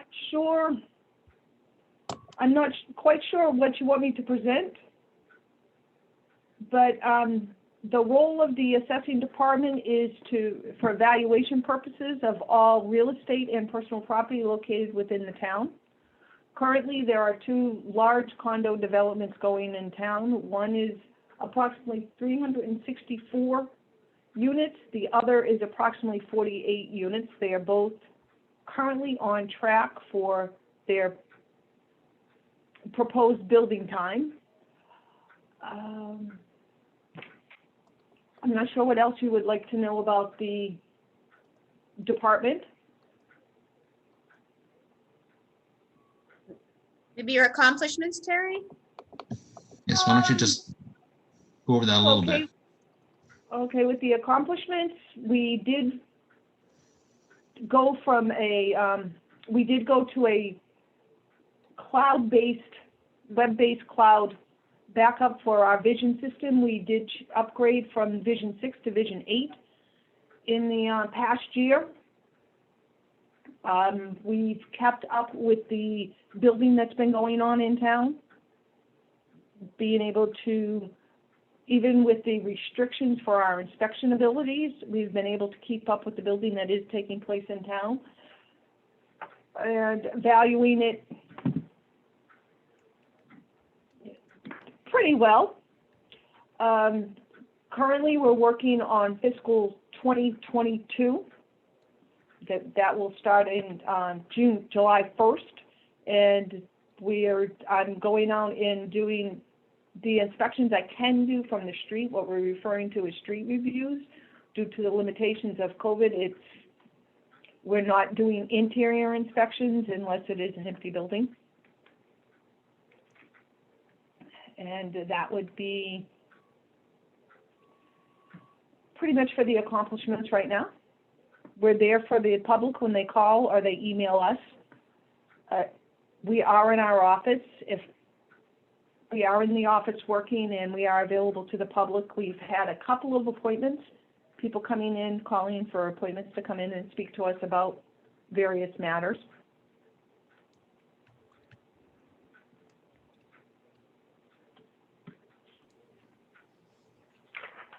And right now you're processing all the abatements currently, aren't you?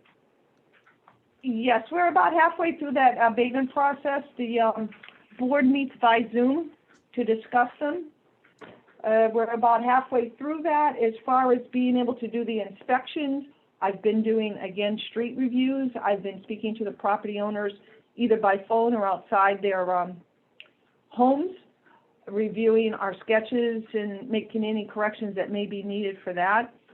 This year, there were a great deal less abatement applications than last year, which is a good thing.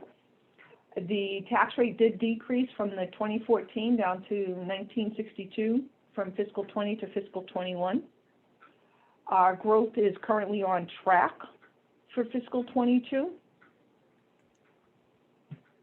And I think that would be it. And that aspect.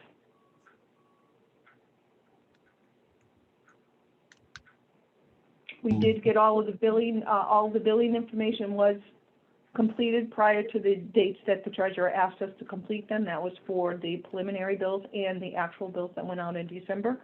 So we're running pretty well with that.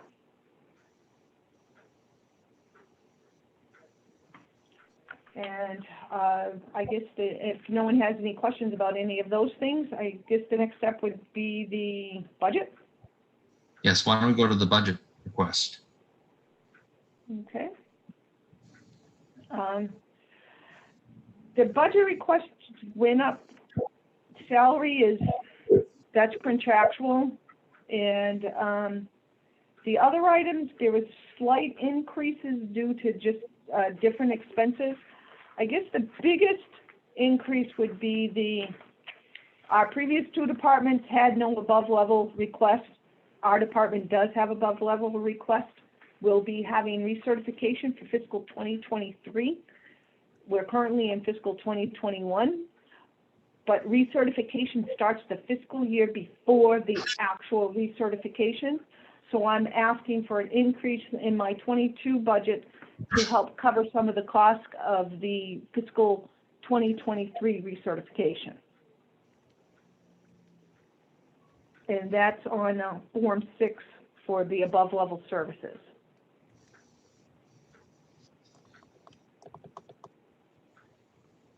Okay, but it's above level service in the sense that you don't have to do it every year, but it's nevertheless something we have to do periodically. Every 5 years.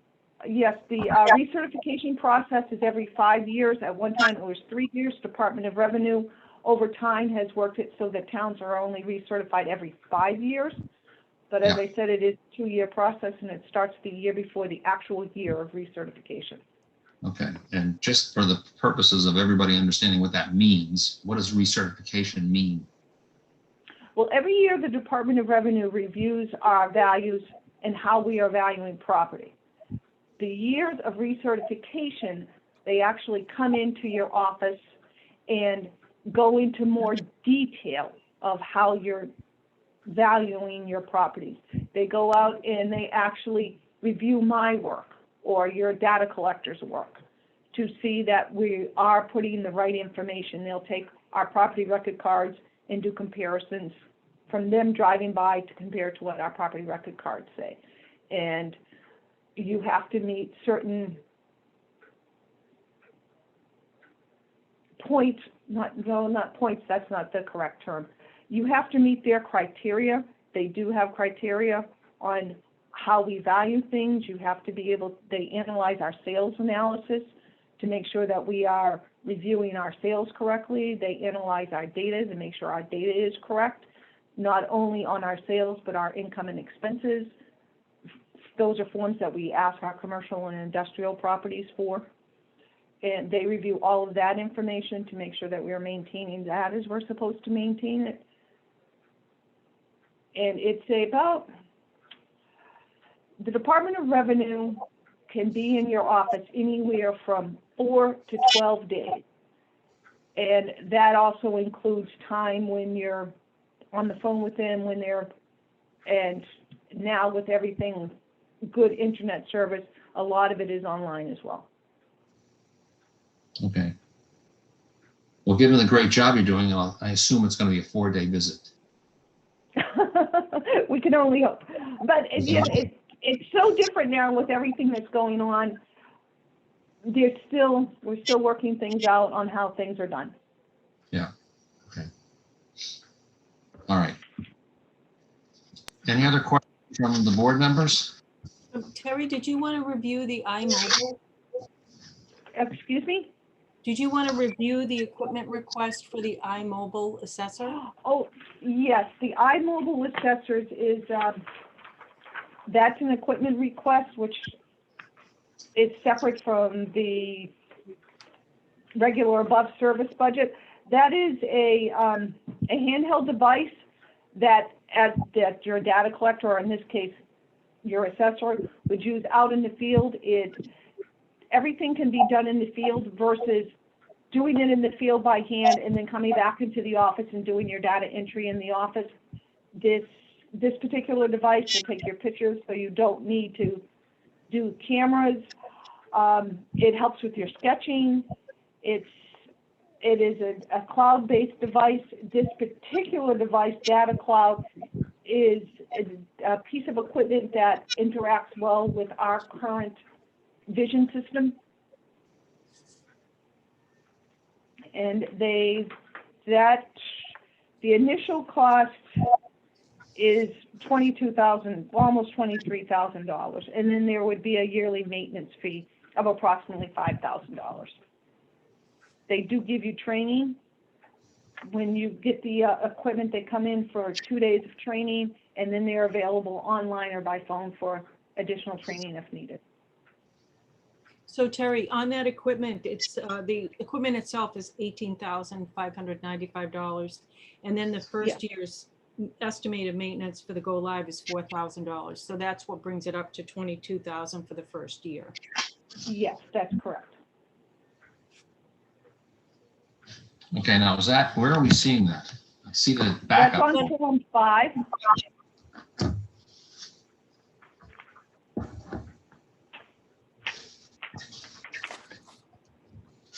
So your quote, if I'm not mistaken, is Data Cloud Solutions?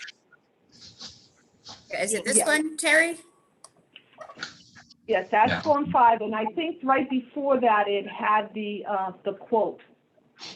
It should be after it. So if you scroll down, Karen. Sorry, getting there. Oh yeah, there it There is. you go. There you go. There you go. I'm sorry, I thought it was before that. That's okay. All right. That's a breakdown of the cost. I'm being a little slow on the uptake here. Okay, but I see that, but where do we find this in the budget? Or we don't find it? It's not in her current budget right now. So this is going to be an additional request? Help Yes. me to understand how this is going to work. I sent it off to the capital planning committee. So Okay. it's part of the capital planning committee. Okay, so it's a capital cost, we're saying. Right. Equipment acquisition, something that has a multi-year life, et cetera, et cetera. Right. Okay. May I ask a question? This is not really optional from what I'm hearing, correct?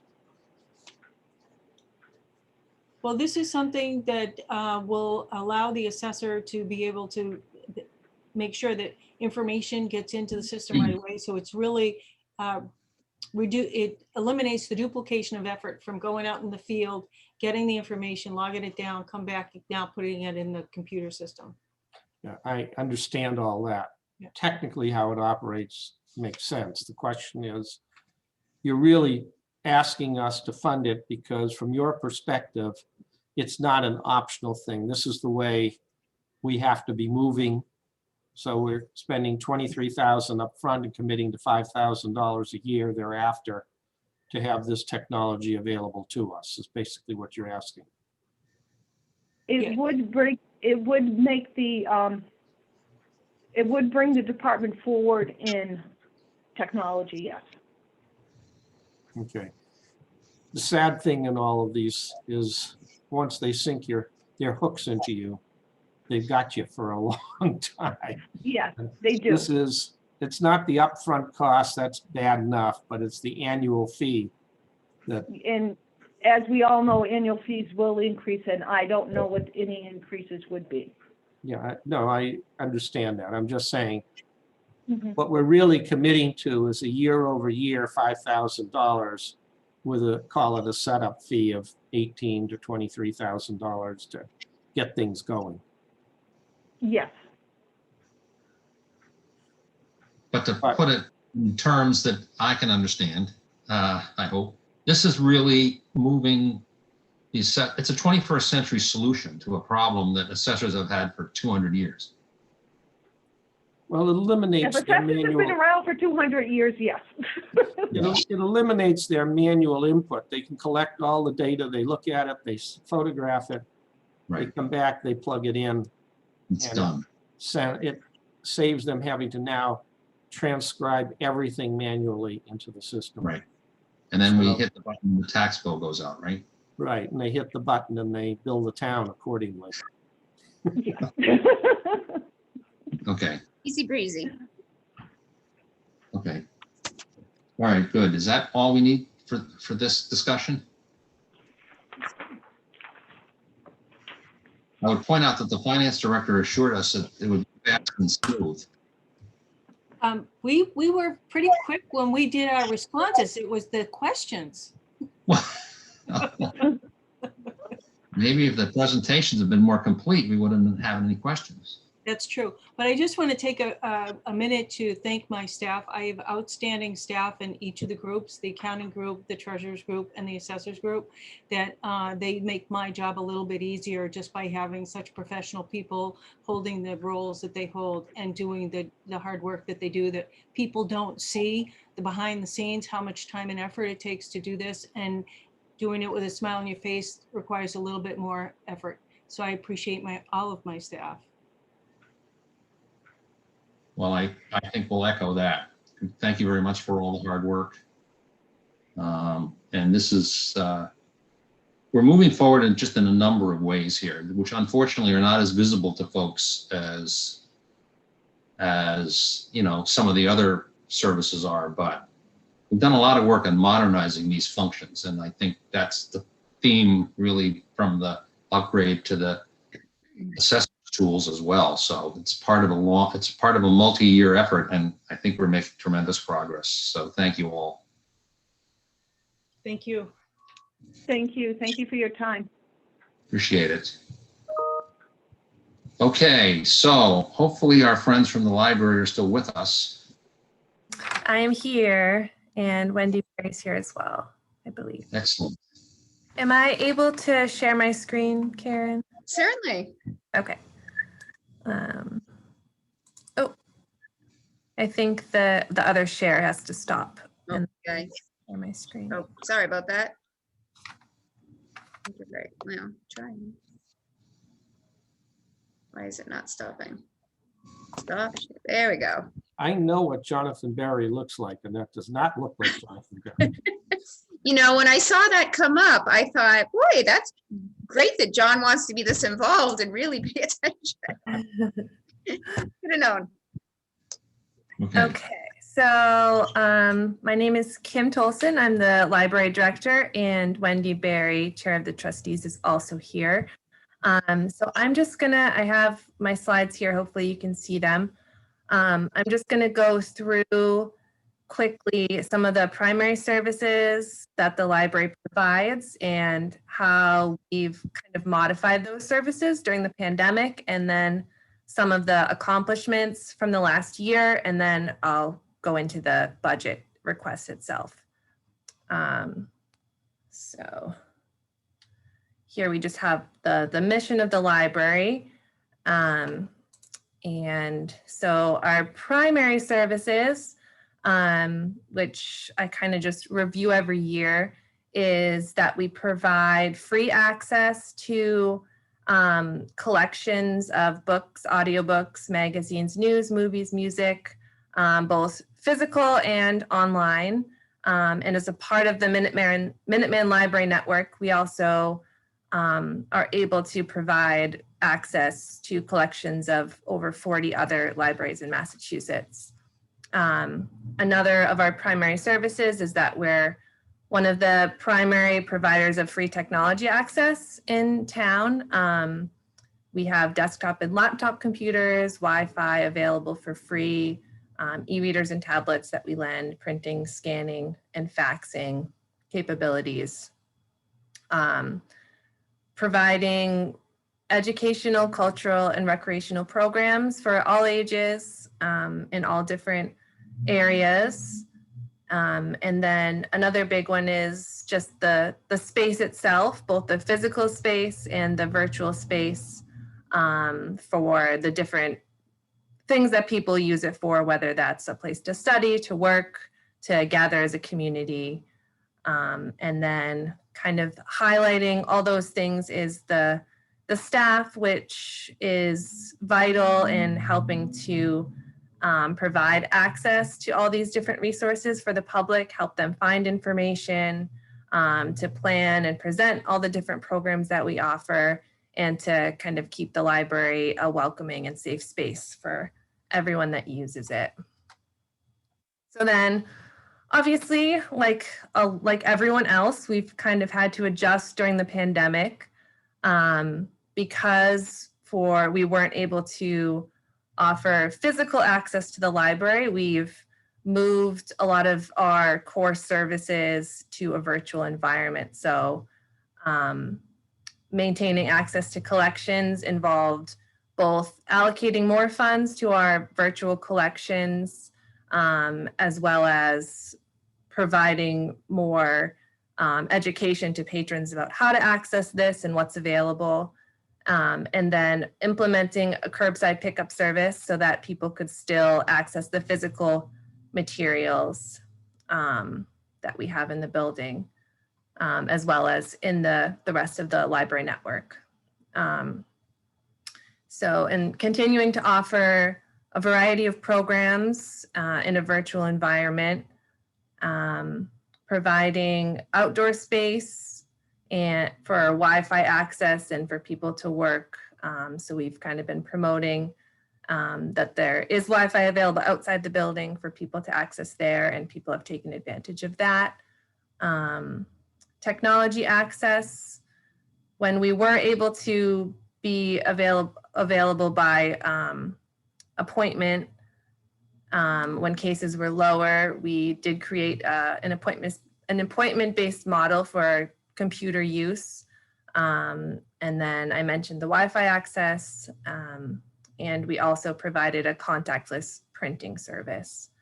And then I have to give kudos to the staff who have been amazing in adjusting to all these changes and new challenges, and kind of all figuring out how we can continue to provide these core services in different ways. And, you know, that involved kind of learning a lot of new things, new technologies, and taking on additional tasks that, you know, a lot of our volunteers were not able to continue because they're in high-risk categories. So taking on new roles that volunteers are usually helping us with. Yes, Wendy. Oh, we can't hear you. Oh.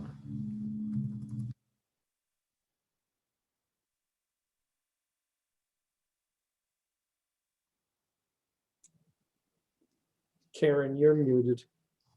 Yeah, okay. I thought it was me for a second. I was like, why can't I hear anyone? There you go. Sorry about that. I was muted. Wendy, you're not muted. But I don't know if your speaker's not on or something. Her mic isn't transmitting or something. Yeah.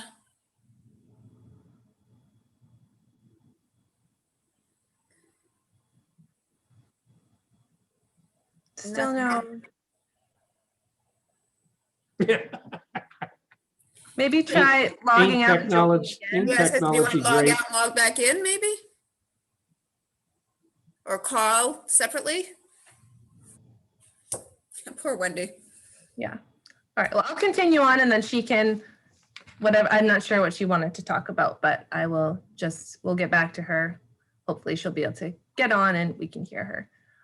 So then just going into some of the highlights from the past fiscal year and then the first half of fiscal year 21. So at the very beginning of the year, we had our new strategic plan finalized and approved by the MBLC.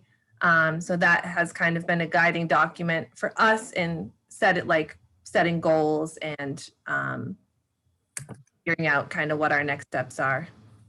Okay, I'm back. Can you hear me now? We can hear you, yes. I just wanted to mention in terms of the staffing and that I'm not sure if everyone was aware, but this also included Kim going out on maternity leave right at the beginning of the pandemic. So we had an interim director who stepped up and helped us work through the plan that Kim was able to create and then walk out of the door. Not the best timing, but we held it together. She held it together very well. And then, as Wendy just mentioned, we developed a pandemic service plan, which was a multi-phase plan, taking into account guidelines guidelines of the State Town Board of Health and best practices. So the level of physical access that we're providing is based on town decisions as well as the community risk level as determined by the state. So our goal with the plan is to provide the highest level of access to all the services, given the safety guidelines, to be able to do that safely. And then in terms of virtual resources, I had mentioned we reallocated funds to provide more robust access to our digital content. And we really saw an increase in use of these collections during the pandemic and even continuing now. Although people can get our physical collections, we've seen a huge increase in usage of different collections of ebooks and audiobooks and streaming, music, language learning resources, all the different electronic collections that we provide access to. And this also includes virtual access to staff during library hours, either by phone or through video. We've done a lot of one-on-one tech help for patrons, as you know, we've all had to kind of become more comfortable with this virtual way of doing things. And then in terms of programming, Kim, just Yes. as an aside, there have been times when I've talked with the staff has talked about that someone will call up and say, I have a meeting and it's my first, this is at the beginning of the pandemic, it's my first Zoom meeting. It's in like 20 minutes. Can you teach me how to use Zoom in 20 minutes? And stuff like that. So yeah. So yeah, staff has been great at really walking people through step by step how to use Zoom or FaceTime or, you know, all these ways of staying connected, either for work or for family, friends. As I was saying, so we've continued to offer our core programs in a virtual environment on Zoom. We've also provided sort of a contactless, sorry, I lost my train of thought. Like a hands-on component by offering contactless pickup of materials for different programs, such as the Make It Monday program, which is like an arts and crafts program for kids. So it has kind of a hands-on component and then the virtual component as well. And then here I just have our statistics for the number of virtual programs from when we first started offering them in March through the end of the fiscal year, and then in the first half of this current fiscal year. So you can see we've been very busy with programming.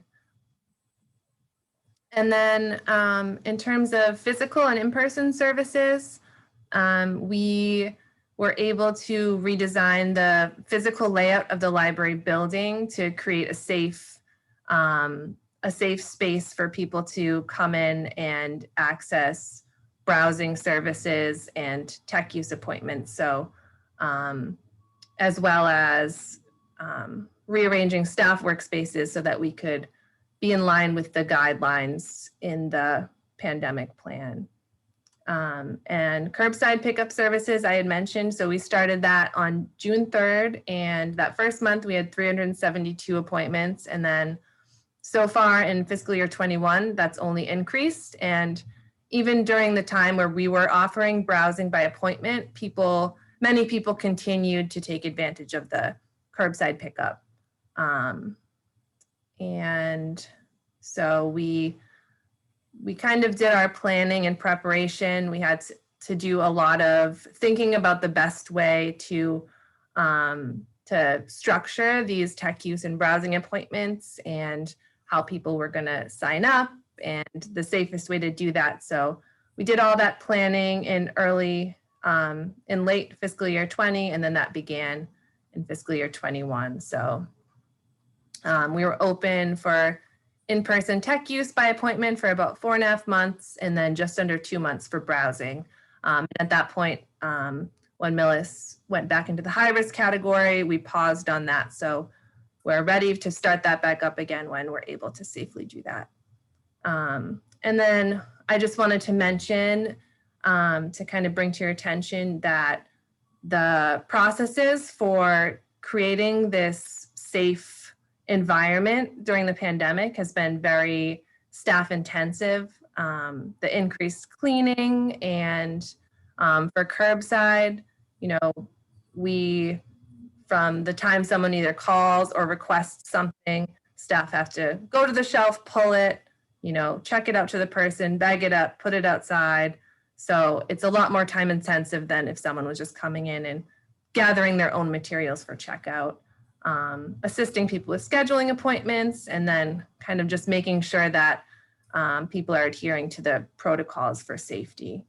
And then in terms of funding, we managed the mandated budget reduction for fiscal year 20 to allow for the least possible impact on services to the community. So we ended up reducing our hours a little bit.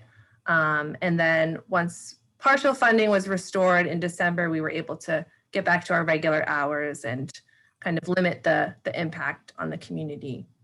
And then we continued to pursue external funding, and we did receive 2 grants in fiscal year 21 for a total of $8,100. So any questions on any of that before I go into the budget request? Okay. So then for our budget request, just to kind of review for last year, or this current budget season, the library, like many of the departments, was asked to reduce the budget. So our budget was funded at a little over 16,000 below what we had originally requested. And as I mentioned, we ended up needing to reduce our hours to exclude Monday mornings, but then we had some funding restored and we're able to resume full hours of operation. So then getting into this year's request, so we are asking for just over 4,500 thousand, and this is just under 21,000 more than our current fiscal year 21 budget. And just to kind of break it down, there's kind of 2 parts to this increase. So the bulk of it is just standard required increases. So this includes contracted personnel costs that have gone up in terms of step increases, and our network membership fees to be a part of the Minuteman network usually goes up a bit each year. And then, yes. I haven't seen the total budget numbers here that when you put the final ones in here, and the difference is 28,000 between, or 422.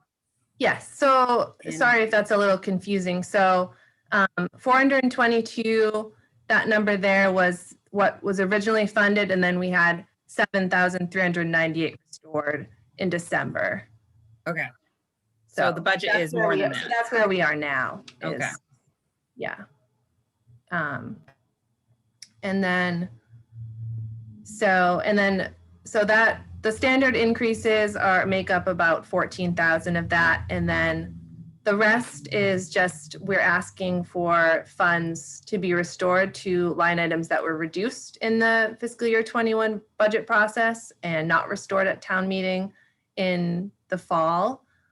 So that's broken down here. It includes staff time, building repairs, supplies and expenses, and office supplies. So we're asking for these funds to be restored because we foresee these as being necessary as the library is able to return to more normal operations. We don't know exactly what what things are going to look like in July, but we're almost certainly going to be resuming some form of in-person services by then. And as I mentioned, the contactless services and the modified browsing services do require a lot more staff time than just our kind of what we had been doing pre-pandemic. And we do, although we will hopefully be able to offer, more in-person services, we do anticipate needing to continue to have some contactless options for some of our residents as well, in terms of the curbside pickup and whatnot. And then,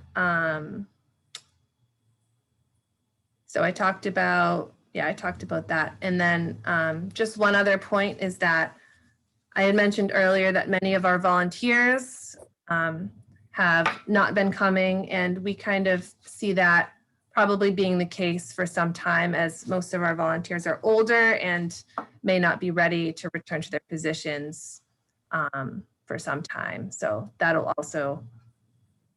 I was going to say, just to build on that, I mean, to be clear, no volunteers have been in the building since. No, the we pandemic. have two volunteers that have continued to come in, or that have started coming in.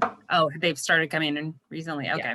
Yeah. But the biggest thing is that we did finally, I remember when we were talking about our tech volunteer who was in charge of all of our IT stuff. Over the pandemic, we did get notification from him. He's done. Yeah, he's done with coming in. So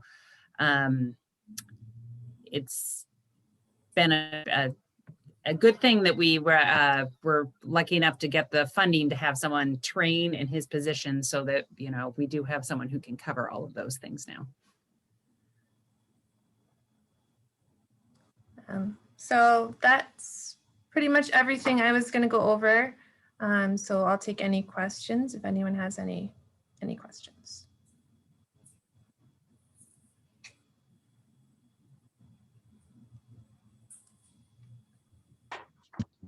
Any questions from the board members? Mr. Chairman, Mr. Jermaine? I just have a couple of, I sort of have questions, observations. I will say that the library has stepped up incredibly during the pandemic. I can testify for the number of books my wife has been reading on a regular basis, and I believe I have a bag out there I have to get later this afternoon. But the reality is, I'm concerned, are you staffing yourself adequately for when we come back online? Because your facility, if you will, does a lot of work with the children in town. To me, it's not just a community place, but it's an extension of the school learning process. And I get concerned when I see you're restoring some line items, but I know how much the kids rely on certain individuals in your staff. And I just don't want to see that they are underfunded for the functions that they perform. So is this adequate?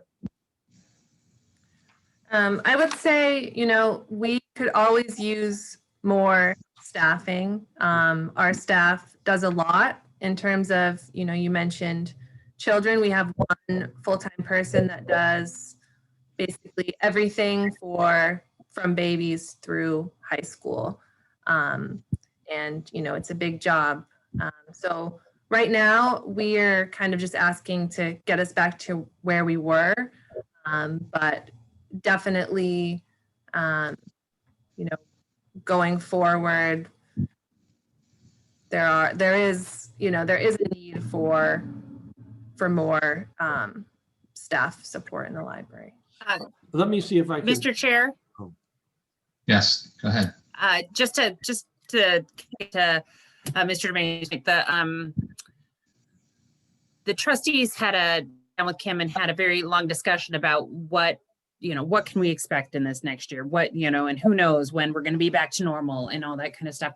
And what we decided was to go, it made more sense for us to go with a more conservative route, knowing that we want to open up as safely as possible, which is going to be kind of a slower opening.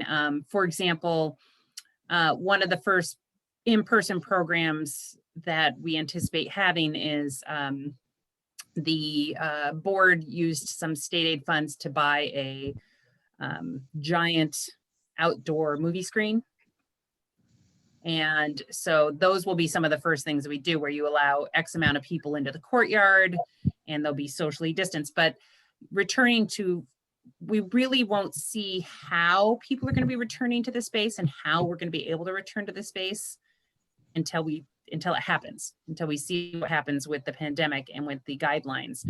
So we decided to go on the conservative side, and basically, we'll see how far things go back to normal after this and what we need to do going forward there. So we were trying to be mindful of the town's budget and kind of where we are with the whole pandemic uncertainty at this point. So we anticipate people returning to the library, but until they do, we hope all those kids will come back. I appreciate that. I guess you kind of anticipated where I'm coming from, which is I see the library as a place where the kids go after school, and even perhaps on the weekends if it were fully available to them.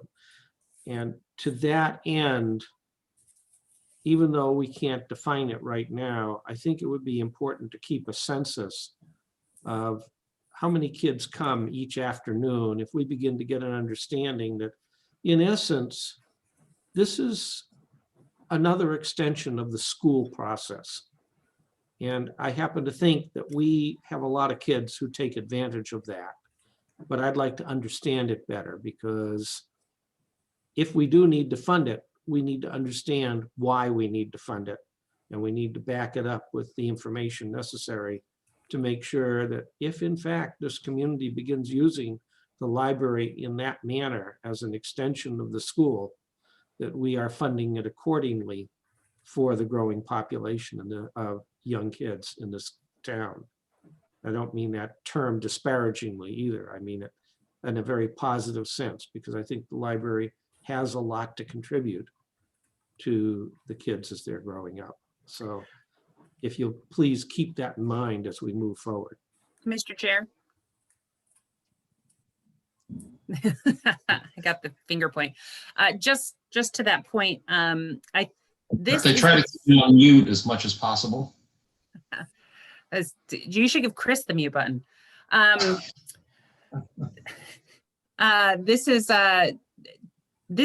is the first year in 7 years that we have not requested adding the additional hours on Thursday afternoon, which is the only hours where we aren't open until 8 o'clock. And we end up in the past, pre-pandemic, kicking kids out at 4 o'clock. So to that point, Mr. Germain will keep an eye on that. And I think it's reasonable to say that request will probably be back next year. Thank you very much.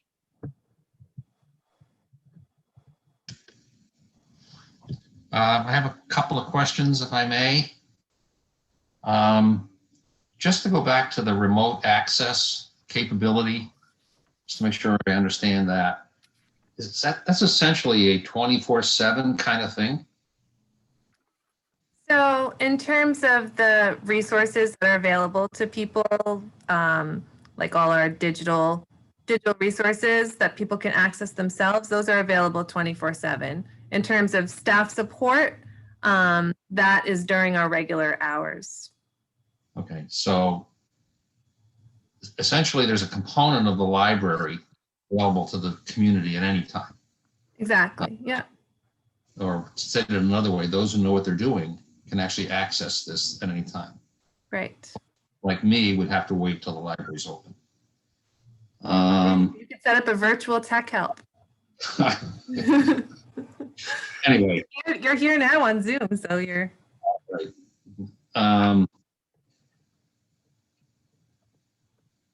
I wanted to ask a question about you made reference to the work that has been done when you were open for cleaning and all those kinds of things, which is extra cost. Now, has this been submitted for CARES Act reimbursement? Yes, yes. And that's why, this year we were able to cover a lot of those extra maintenance supplies through CARES Act funds. But we're not assuming that we're going to have that next year, which is why we're looking at restoring funds in our maintenance and supplies budgets. I think you should put it in the budget, but we don't know. Yeah, right. Act, and who knows what Congress will do once they get through with their diversions. Just to the point that having no one in the building really lowered our maintenance costs this year. Right. Things were getting broken. Yeah, okay. And from my point of view, just to follow up a little bit more on Mr. Germain's comments, and I know it's not a budget request, I would like to know from the library what the cost would be of having our library operate, if it's if it's a reasonable thing to do, full-time, 10 to 8, 7 days a week. Is that something, A, that libraries are doing around the Commonwealth? And B, assuming that that's the level of service we should strive for, what would the cost be? Yeah, we can definitely look into that. Back to this board. Yeah, I know it does vary a lot town to town, but just from the feedback that we've gotten, especially during our strategic planning process, we did a huge survey, and we heard from people. They want Sunday hours, they want more hours on Saturday, they want the Thursday. So I really think that people are asking for more hours, and it would be worth looking into what that would cost. The two biggest requests are always, one, the Thursday evening hours. And we get that from, to your point, Mr. Germain, we get that from a lot of parents, because literally at 4 o'clock, the kids get out the door. And the other one is Saturdays. We are not open on Saturdays, which we normally open during non-summer time, but there's 2 months in the summer when we are closed all days, both weekends. So we can definitely break down some costs of being open more and get those to you. Mr. Chairman, I have an observation on something. I'm wondering if we have considered the seniors and the potential use of the library facilities for them. I know when I wander into libraries in other parts of not just the state, but other cities, LA Library, which I used to go to, or New York Public Library, the number of seniors who would choose these big comfortable chairs and be sitting there reading for hour after hour and so on was a surprise, but maybe we ought to think about that as an opportunity for our seniors here also. And it's a nice place to congregate, to see others, to see the young kids, and to enjoy the facility itself. We have a beautiful facility here. Chairman McCaffrey? Yes, go ahead. If I may, I am personally a huge fan of the library, and it's just central within the town for so many reasons, so many uses. When I was moderator, I conducted a regional meeting of moderators there. It's a wonderful facility, and the work they do with the kids is priceless, and everything that all the items they've put in place through this pandemic have also just been incredible. I would definitely think that the seniors could get more use out of it. There's also been an outreach for more doorstep delivery in the past. I deliver books to older couple in town, and there's just so many services, there's so many things that people could take advantage of that either they're unaware of or just don't. But moving forward, as a parent to small children, I would say keeping them open in the summer, even at least on a weekend day, would be huge. But 7 days a week sounds like a dream. So it's just definitely a great asset to our town. Capri? Yes, go ahead. I was going to ask Kim. Kim, can you speak to the grant that we received that is all toward programs for seniors, and kind of what we've done pre-pandemic and how we transitioned it during the pandemic to serve kind of the older citizenry in MIllis? Yeah, I was going to mention that when Mr. Germain brought up the services to seniors. So one of the grants that we received was a grant focused on providing additional programs and services to seniors, specifically those with memory loss and focusing on healthy aging. So one component of that was a memory cafe at the library, which is a supportive program for those with memory loss and their caregivers. So pre-pandemic, we had hosted, I think, 2 meetings and had a really great start, but were forced to stop meeting in person. And we did actually pretty successfully move onto the virtual platform. And I was really impressed with how well our participants in the program were able to join us virtually. So, I mean, that is something that we would definitely want to continue once we're able to offer in-person programming again. And the other part of the grant allowed us to really bulk up our collections in terms of the resources we have available that are aimed at that population, in terms of our nonfiction collections and our unusual item collections. So it's definitely a group that we are making an effort to do more outreach for and more services to that population.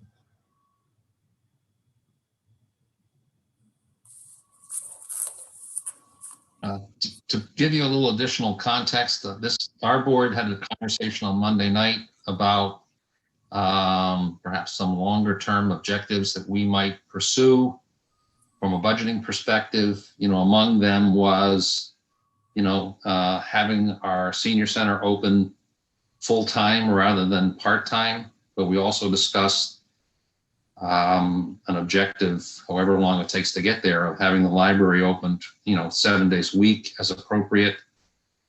And then also to be more formal in perhaps having collaboration among the library, the Council on Aging, and the Rec Department, the Board of Health, on a broad range of programs that we can offer to MIllis seniors in a variety of settings. I think there's some good collaboration going on now, but I think we are thinking that perhaps being a little bit more formal about it would be appropriate.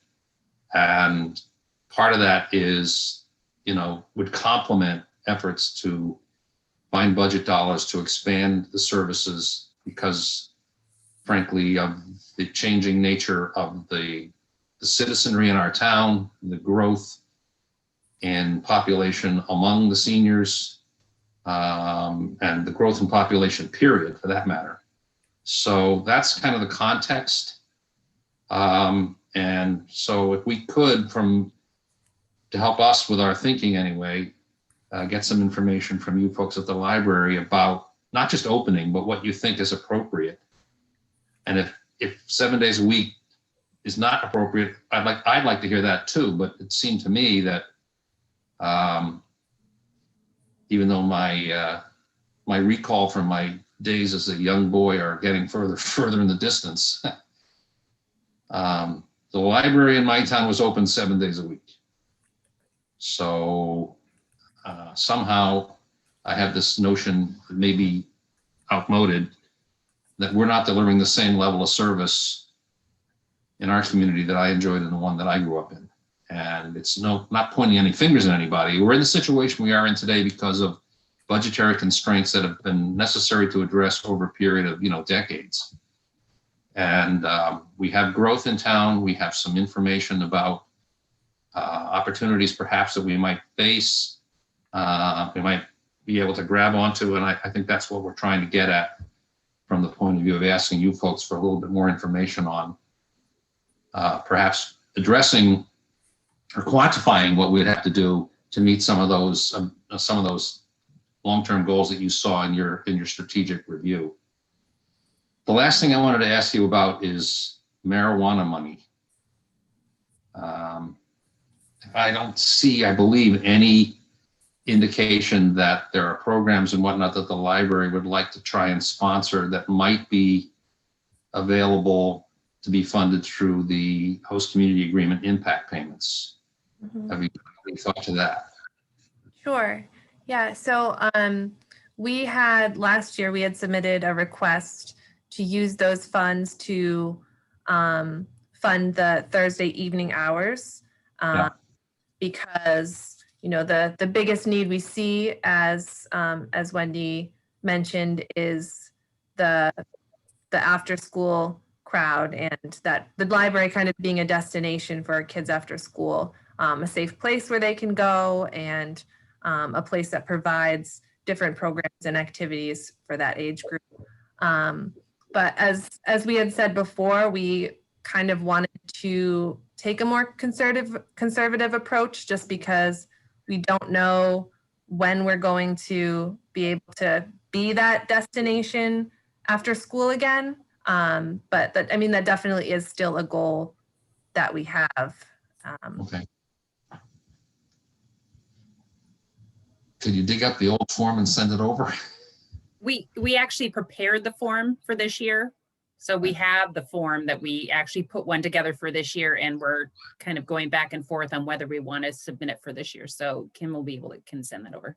That would be good. Again, we're not trying to promise anything here. We're just trying to size things, because if we're going to have conversations about service set with our board, the school committee, and the finance committee, I think we'd like to have some picture of where we'd like to end up, whether we get there or not. So this is a little different meeting than the usual meeting, budget meeting, where we keep asking you to cut. But I just want to thank you all for the budget you presented. It's certainly thoughtful and responsible. And I know that, like it met so many other departments, this has been such a year. And I also appreciate, and I'm sure the other board members do, your thoughtfulness about planning for 21 is not anything like planning for 20 was. And clearly, just like school, a building with people can go into is such a critical part of the service that you deliver that it's hard for any of us to make an evaluation as to when we'll be able to reopen or reopen completely. So we thank you for that thoughtfulness. Thank you. Any other questions from the board members? Since we've gone way over in terms of time, but we do appreciate your working with us on this. All right, so thank you very much to the library director, the chair of the library board of trustees. We look forward to continuing to hear from you guys, and all we can say is job well done. Mr. McCaffrey, is the best way to get that additional information to send it through Karen? You can send it to Karen and the town administrator. That would be good. Great. Thanks. Okay. Next item we have is our 1:30 meeting with the town clerk, which is dangerously close to 2:30. So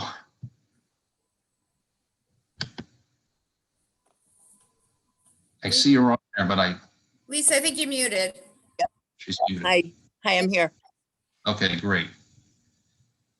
So, time for the town clerk. Right.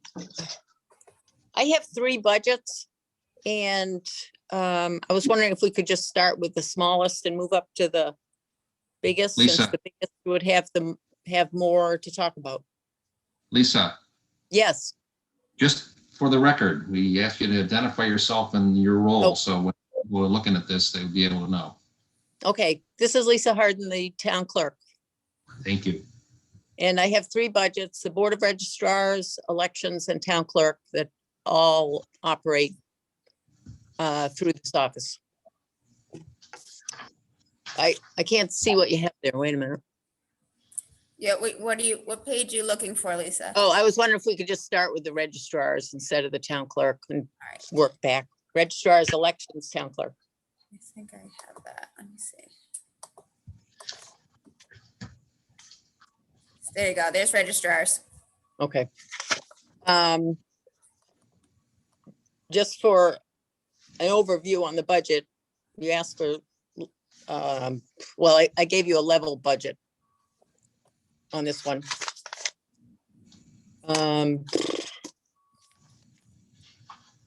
The function of the Board of Registrars. The Board of Registrars itself is 4 people who, 3 of whom are appointed, and 1 is the town clerk. Sort of because I'm the town clerk, I'm also on the Board of Registrars. And the other 3 we all get a small stipend. So that's, and I'm not asking for a change on that, and that's what it does. But anyway, and the clerical part of the job is all done out of my office. So the Board of Registrars, this was set up by state law. It used to be probably a separate entity. The Board of Registrars is responsible for voter registration, the annual town census, and publishing the annual street list. So basically, it's in charge of making sure we know who is living in the town, who the registered voters are, and how many people it is. And using that information, I send information to the Council on Aging, for example, so they know how many people are 60 and above or 65 and above for their services. Recently, the Board of Health wanted to know who's 75 and above, so they would have an idea of how many people might be wanting to get the new COVID vaccine. And the school department, I send a list of, I think it's 5-year-olds that they want to make sure they know how many there are in town and a way to contact them. Obviously, they contact the parents, but and then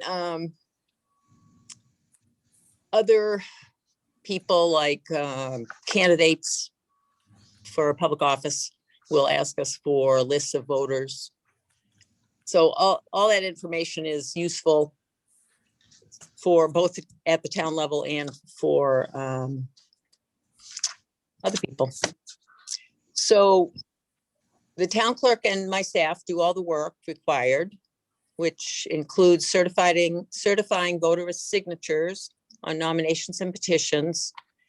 Lately, there's been interaction with the federal census office, which is done every 10 years. So that was done last year. And then this year, once we get the results of what the federal census has, there may be some re-precincting involved, because the precincts in Massachusetts are supposed to be approximately no more than 4,000 residents in each precinct. I don't believe we will need to have an additional precinct because we now have 3. In 2010, we went from, in 2000, we went from 2 precincts to 3 because we briefly went up over 8,000 people. And then in 2010, we had to tweak the precinct line to get the amounts back to about 4,000 or no more than 4,000. They're actually less. since we only have about 8,600 people. But that will be coming up soon. And then that information, that the precincts, all the precincts in the state are used by the legislature to decide where the state reps districts are going to be. And based on the entire census of the entire United States, some states may lose or gain a US Congress seat.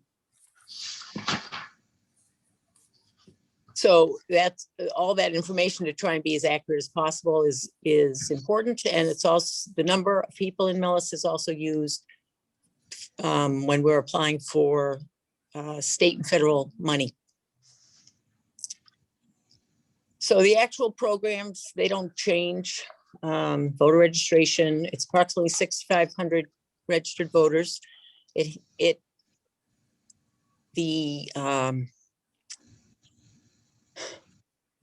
number doesn't change that much, except for example, when we have a new subdivision, but the individuals are adjusting their registrations constantly, and there's people moving in and out of town constantly. And they do a lot of the voter registration online now, either through the Secretary of State's website or through any interaction they have with the Department of Motor Vehicles, or for example, food stamps or something like that. So we get most of our changes online, and a lot of people, when they go to renew their driver's license, they'll say they want to register to vote, even though they're already registered. So we still have to process something for them. Let's see. We've sent out the annual town census. It just went out. You probably have it. It was about 3,600 households this year. And we have on there for the first time that they can scan it and send it back to us through our email address. And a lot of people are doing that. And the other programs are the street list, which comes out every year in June, and certifying nomination papers, which is going on now because we have a town election coming up. And in other years, we get more because there's state and federal elections.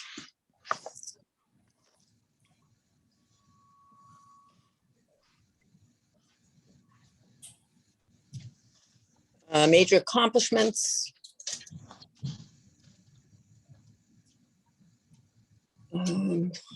Well, we've been keeping up and doing everything we're supposed to do, which is always good. The census data we did last year from 3,600 households and updated them all. Last year, we had the assistance of these two seniors from the tax write-off program. So I am curious. They also help us with the dog licensing, whether there's any way, I guess I'm supposed to talk to the Board of Health about this, whether there's any way we can get one or two of them to come in and, for example, work in room 130, which is where I am now. And there's 3 other people in this room, and they're all at least 10 feet away from me, some probably 20. So I think it would be safe to do, and that would help with the, particularly with the dog licensing and some of the census work, which is going on right now. Let's see.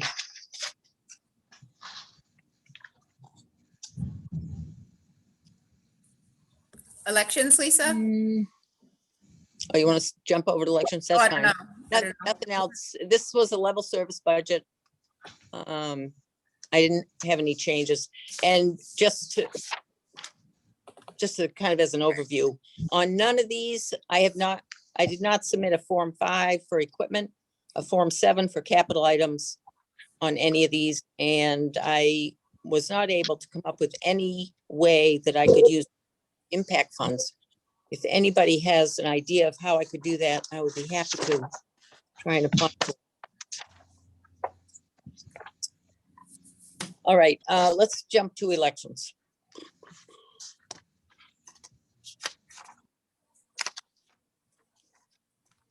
Elections, first, I want to give a big shout out to the entire town for being so great last year. We were obviously inundated with COVID, as everybody knows. And on top of that, all kinds of new election regulations that the legislature, in their reaction to COVID, were able to come up with some good processes. So I was comfortable, and I think the Board of Health and the residents seem to also have felt comfortable voting all year, either by mail or in-person early voting, or actually on the day. And because everyone was home, we had a large increase in the number of people who wanted to vote in the presidential election and in the town election and in the state primary in September. The actual number of people who voted in the presidential election in November was similar to what we had seen before, but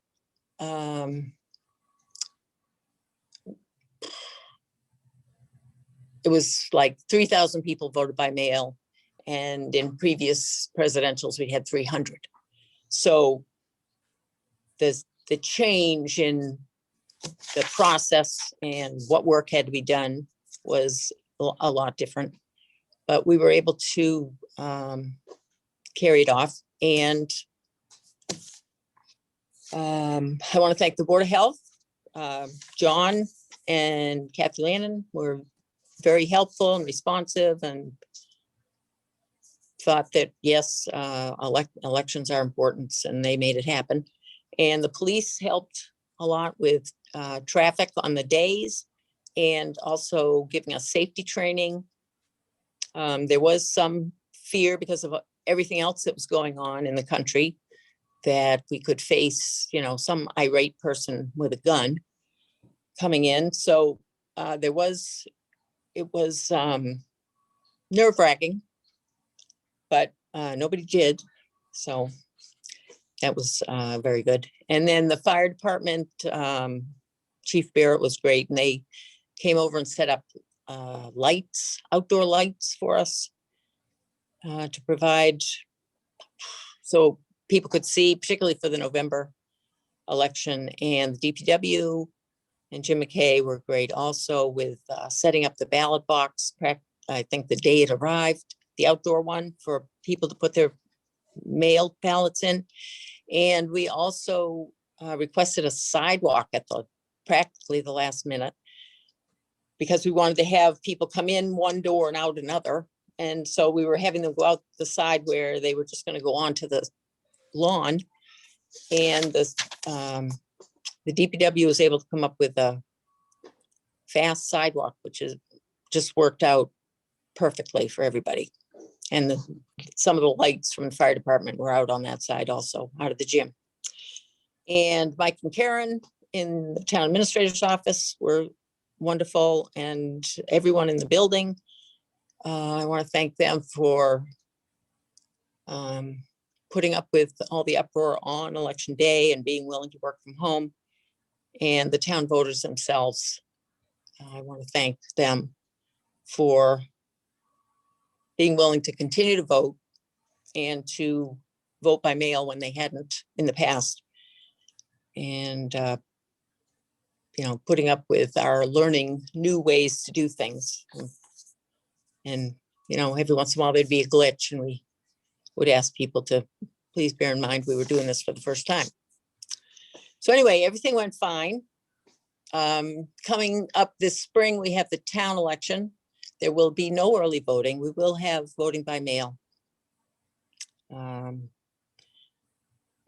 during the budget for fiscal year 22, there is only one election, but again, the town election. So next spring, there will be a town election, and hopefully, I'm sure everything will be fine.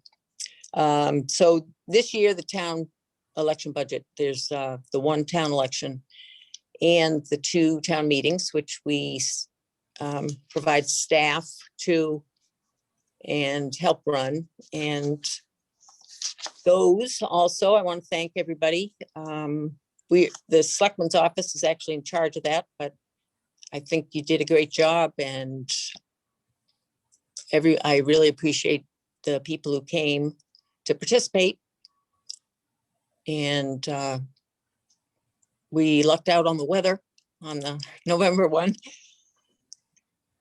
So they both went off fine. And as far as I know, and the Board of Health could tell me if I'm wrong, but I don't think any of those events, the elections or the town meeting, created any kind of a super spreader event. And I don't know of anyone actually who got COVID from participating in any of those. So I think the town of MIllis did a great job. Now, in terms of in terms of the budget, I just did a level budget, except for the wages for election workers are less. I did it somewhat above what we asked for, what we budgeted for last year, because we didn't know about the extra staff that would be needed for COVID related work. And, you know, for processing all the absentee ballots. So I know we went way over this year, so I'm trying to budget according to what we probably will need for the election and the town meetings. The other things like postage, that did go up because of the absentee balloting, but I believe I went down on a couple of the other items, the printing and the supplies and expenses, to make up for it. So the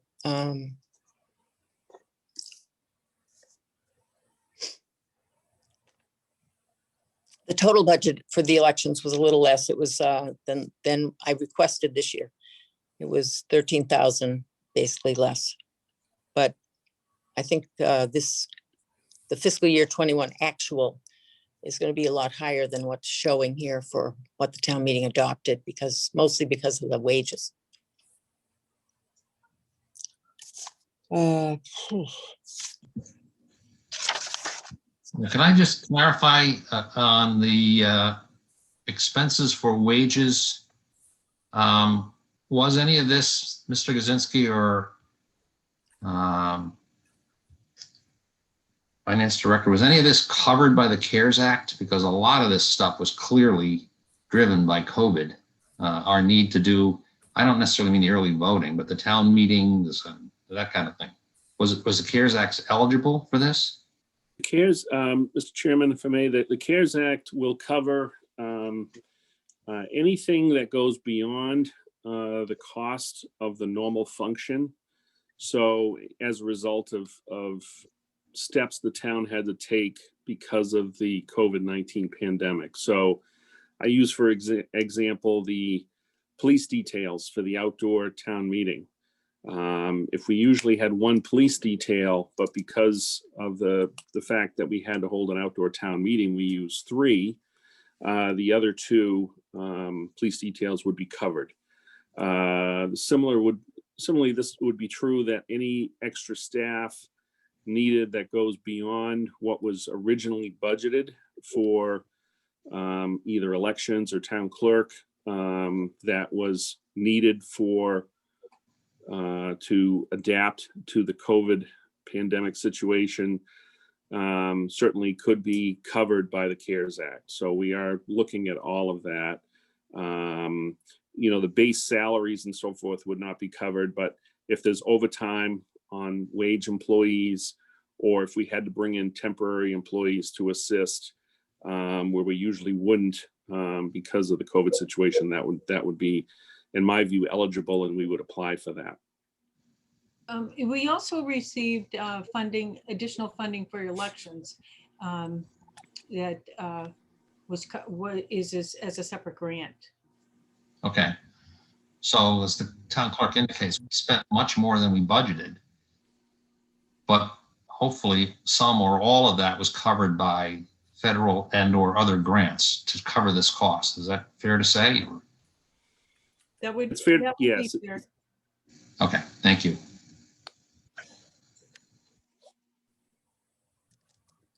I know, for example, we did get $4,000 to go toward the postage for the November election. So if there's something that I should be doing with that, let me know, because when we were asking about it in the fall, it seemed like the message at that point was, well, they'll pay for masks and gloves and that kind of thing, but they won't pay for staff. So if that has changed and there's some information that I can provide to help get reimbursement, please let me know. We'll go through it with you, Lisa. Okay. Anything else on elections? Okay, I'm going to move on to the town clerk. This one, the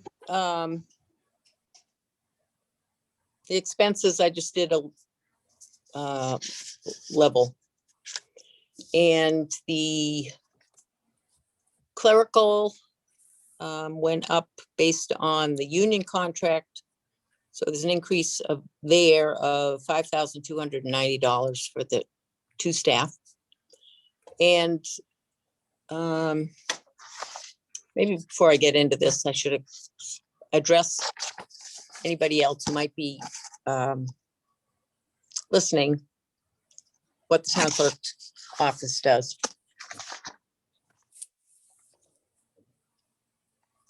The tasks from year to year don't change that much. New ways of doing things change, but basically we register voters, we run all the state and local elections, perform the town census, issue dog licenses, business certificates, marriage licenses. It's the town clerk's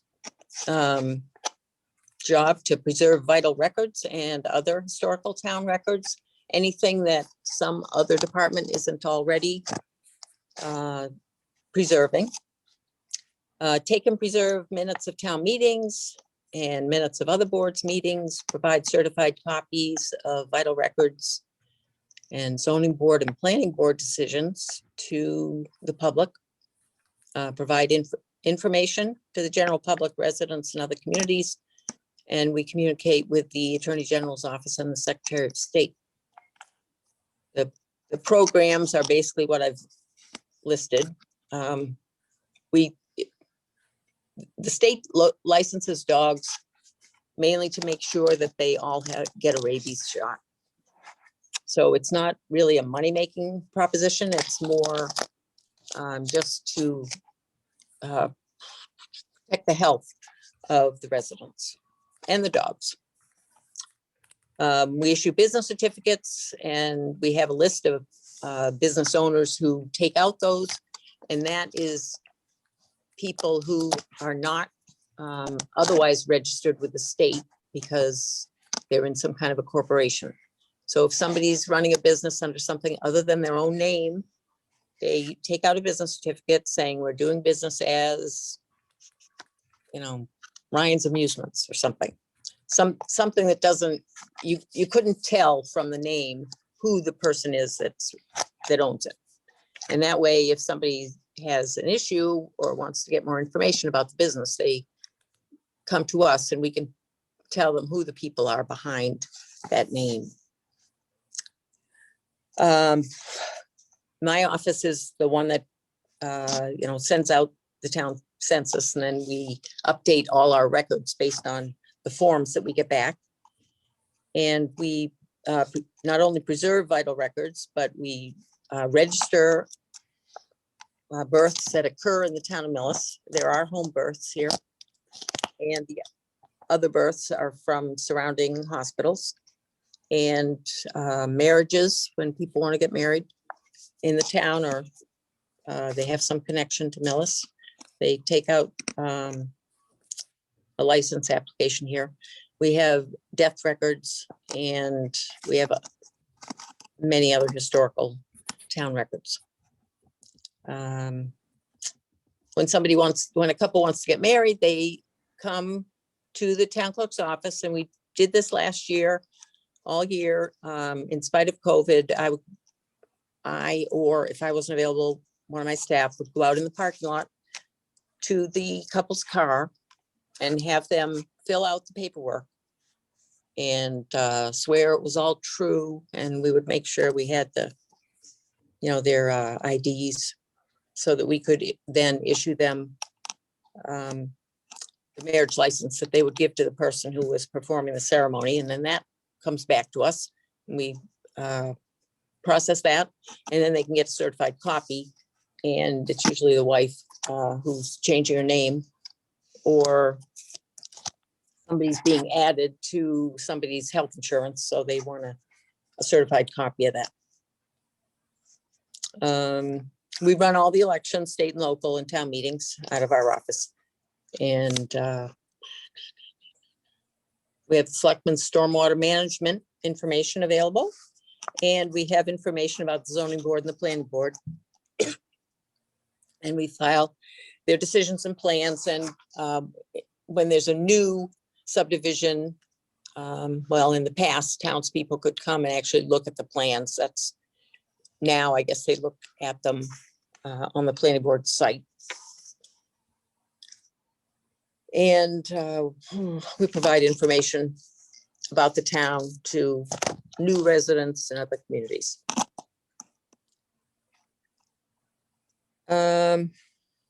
This year was unusual. Like all the other departments in the town, since the town hall was closed to the public, we were closed to the public also, but we were still working full time, and we would answer the phone and do things by mail, or people could make an appointment, or if they wanted to pick up a copy of their birth certificate or something, we would put it out in the bin outside and tell them when it was there, and they could come and get it. The townspeople were understanding about how COVID was affecting things, and they were very good at working with us. Let's see.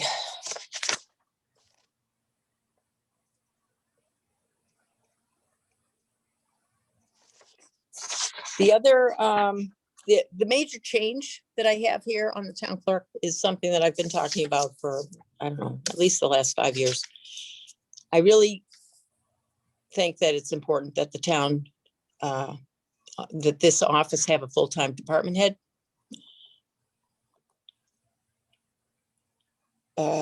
Some people have told me, well, you came into the job knowing what it was like, so just live with it. Well, I don't really think that that's a good way of viewing it. If you're hired for a job, and then the way things are done changes, and more time is needed, more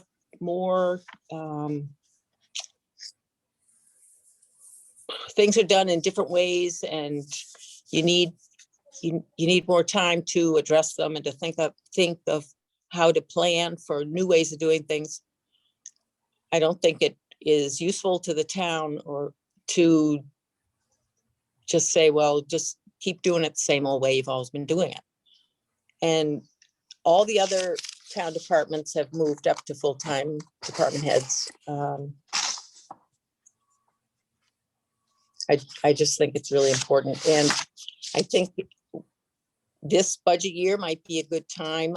Instead of asking to go full-time, I'm thinking, well, maybe we could, over 5 years, we could do a little more every year and work up to it. So I'm just asking for the 12,587, which would put it up to 25,000.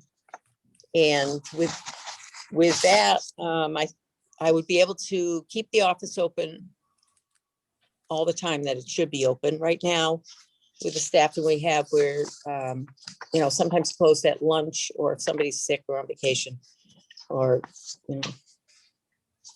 and because the town, we also have to be open until 8 o'clock, sometimes for state mandated things related to elections. And I would be able to cover some of that. So I'm not sure what, how that affects things, but I'm thinking that I wouldn't have to have my staff do quite so much overtime if I could be here. And I would also like to be able to have better communication with the staff, which I really need to be in here when they are in here in order for that to happen. My staff is doing a great job, but they have their own job descriptions of things they're doing, and they're doing them fine, but they're not doing things that have to do with a department head, like keeping an eye on the budget, which I do try to do, but I can't do things like, spreadsheets and pie charts and all that kind of thing with the time I have.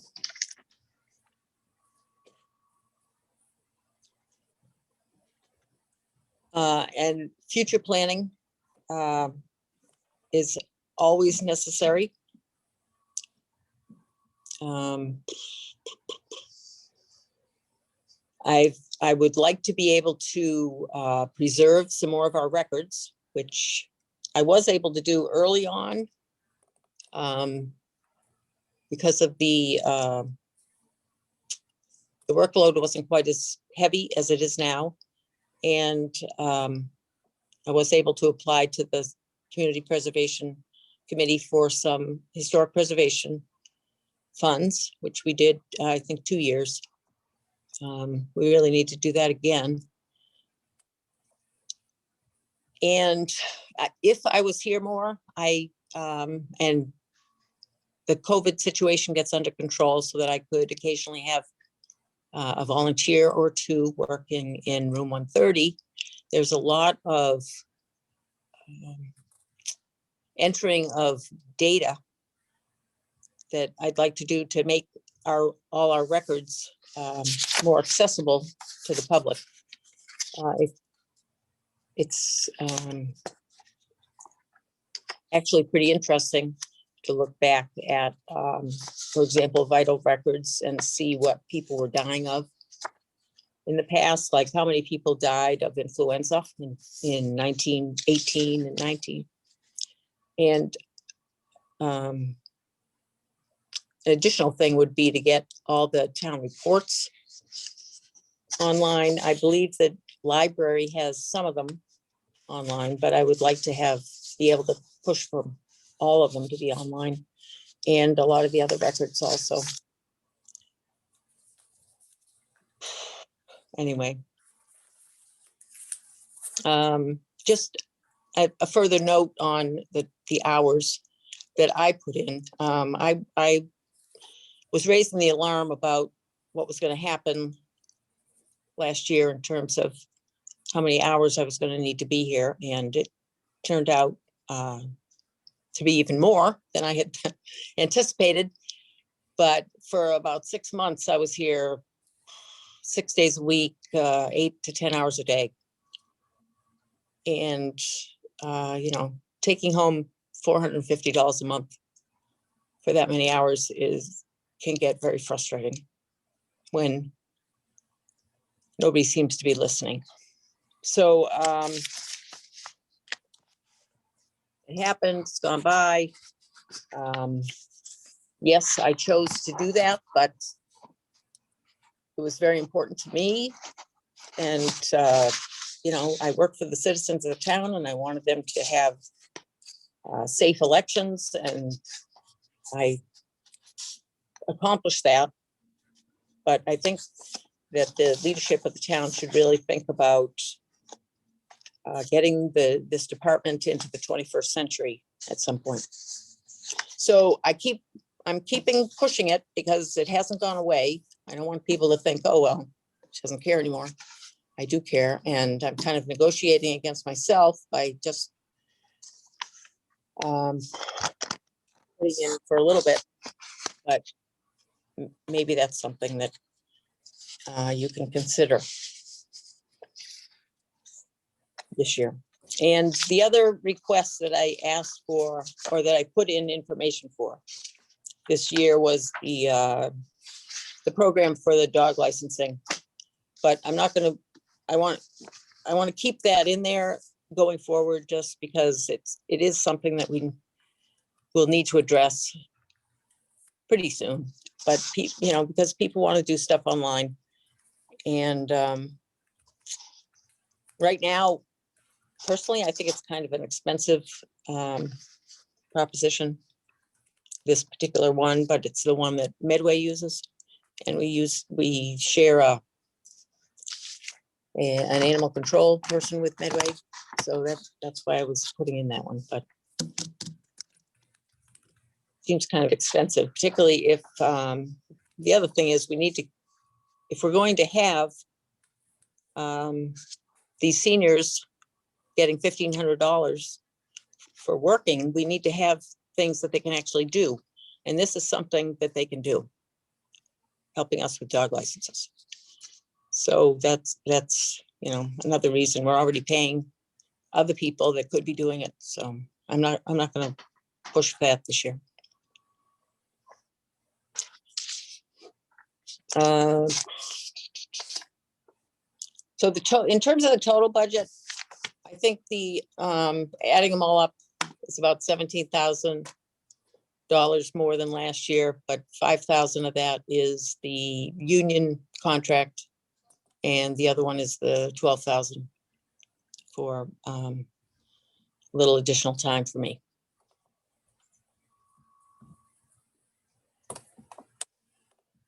That's all I have. If people have questions. Okay.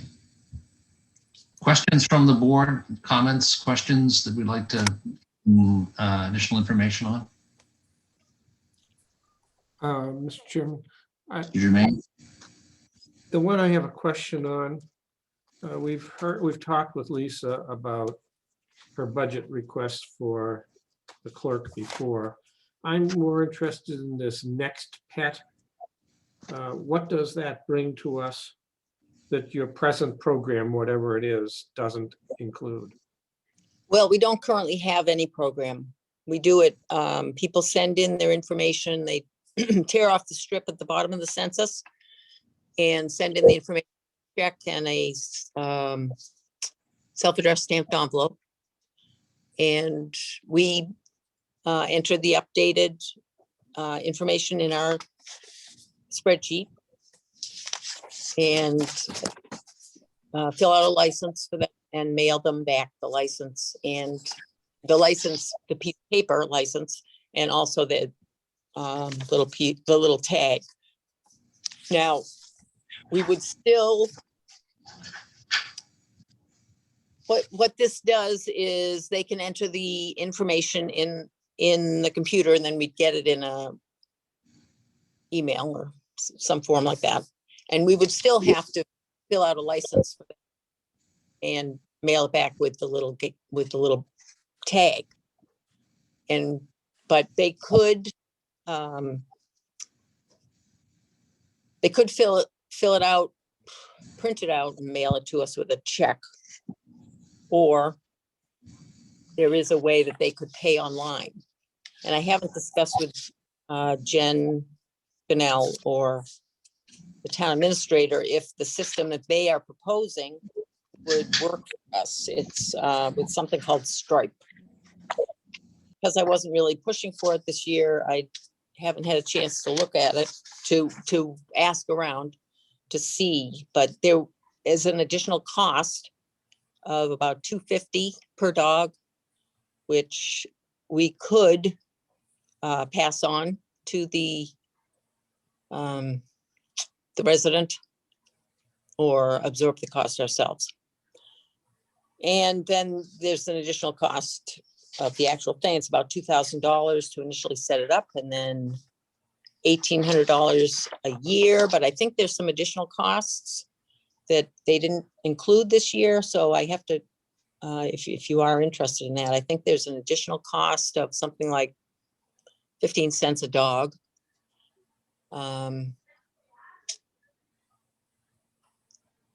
I guess what I'm asking, Lisa, is I don't understand what this buys us over the spreadsheet that you presently have.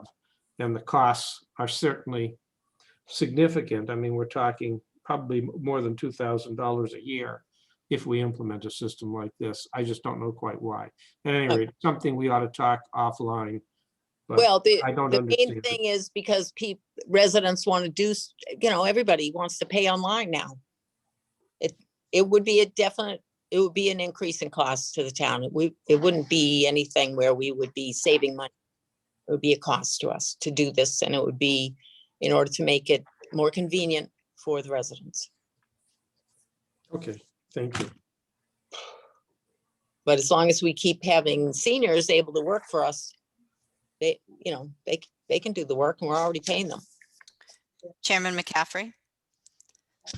Yes, go ahead, Aaron. Just have a follow-up question to this topic, actually.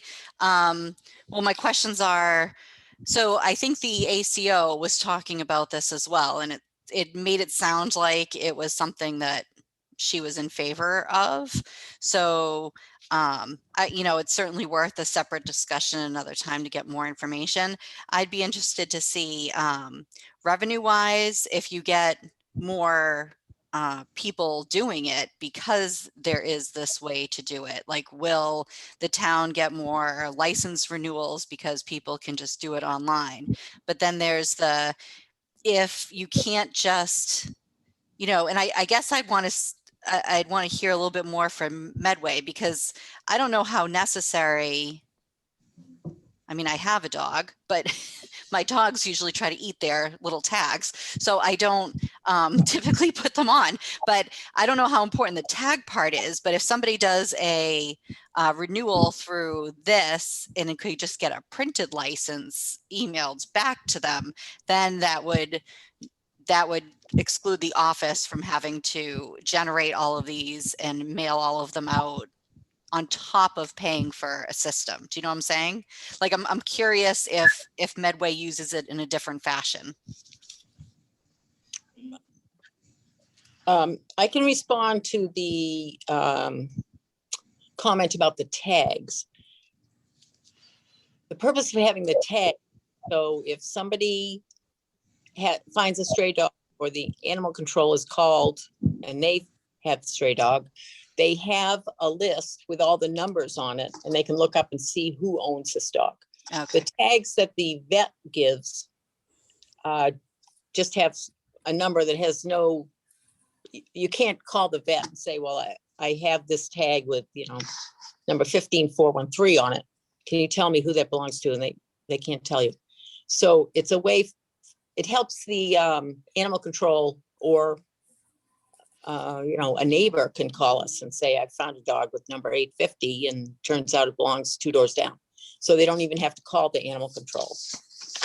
So that's the main reason why. And it also shows that the person has an up-to-date rabies right off the bat without having to,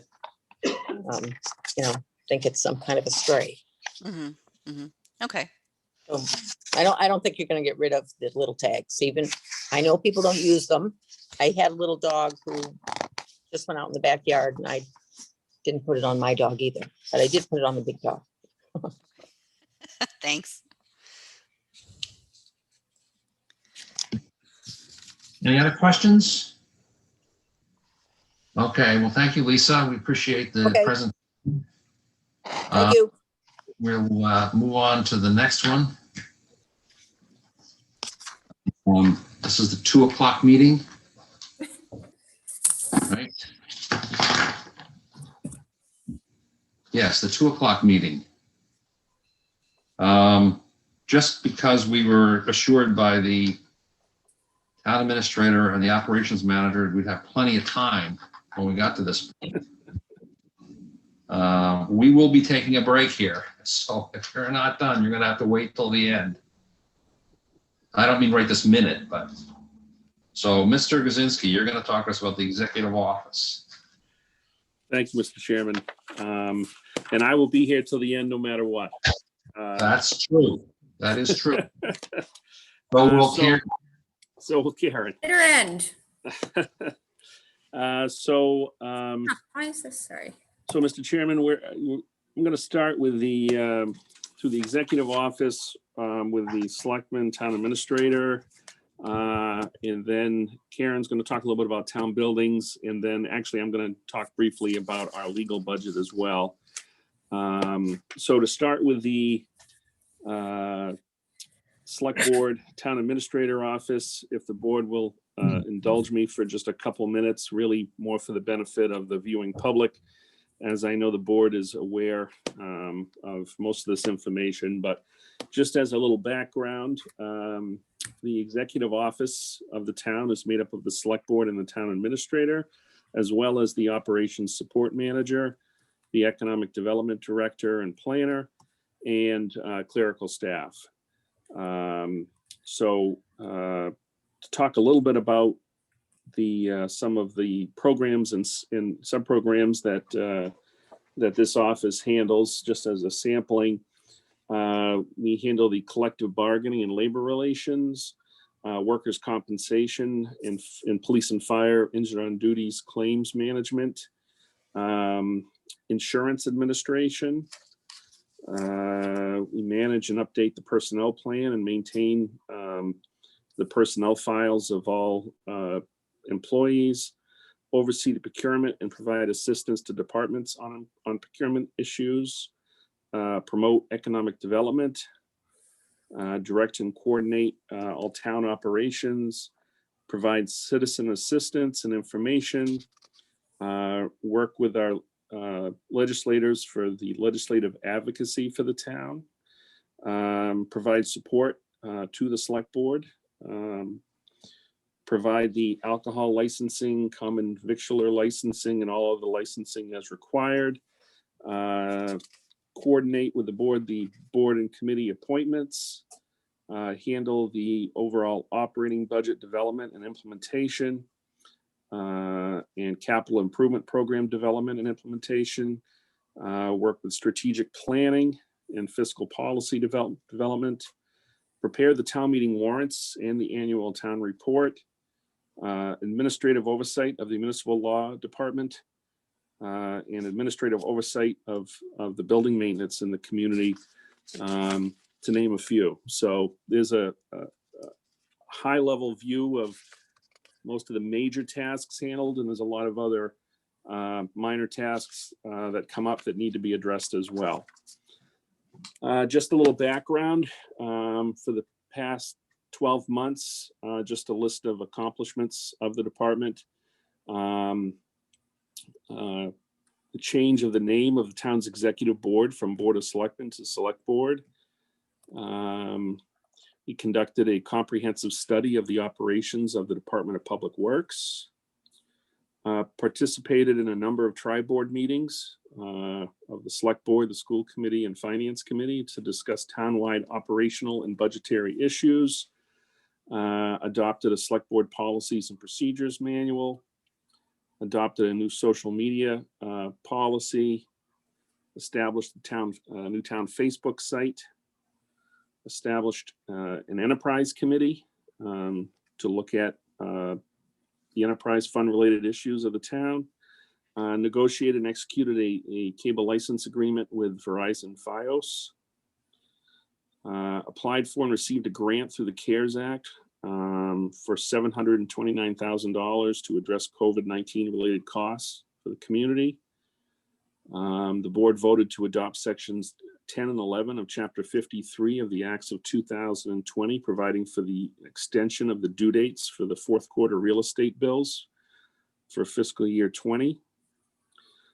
Successfully organized and conducted the spring annual town meeting at the high school gymnasium, which is a different venue than we usually hold the town meeting, and then actually organized and conducted the first outdoor town meeting in MIllis, at least in living memory, in the high school parking lot in order to meet the COVID-19 protocol requirements.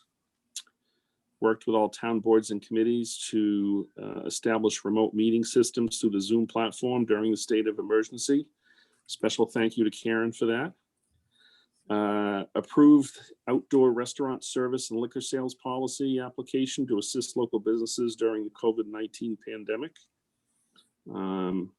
Sought and received deficit spending approval from the Department of Revenue for FY20 if needed.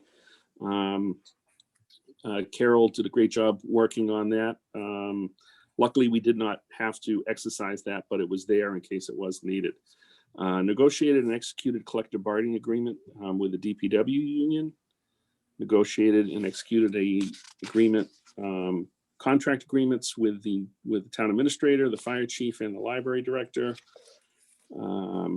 Appointed a firm to conduct the feasibility study of 64 Exchange Street, which I believe just came in. Approved the contract for the construction of the DPW building project, which the contractor just started in the last couple of weeks. The board accepted the federal SAFER grant to fund 4 full-time firefighter paramedics for 3 years. So that's full funding for that period of time. Processed and supervised the insurance claims for and the construction of a new roof and gymnasium floor in this building, the VM Veterans Memorial Building. The board negotiated a host community agreement with GTE MIllis for a cannabis facility at 1480 Main Street. Just recently, the board executed a 3-year agreement with the town of Norfolk for shared IT services. And the board also recently executed a 20-year agreement with Suez for water tank maintenance for the town of MIllis. So there were a lot of other smaller items that were completed, but those are touches upon most of the larger items for the past 12 months. I'm not sure how much detail the board wants me to go through on the budget items. Most of the budgets, as far as the salary and wages for fiscal year 22, there's really no unusual changes there.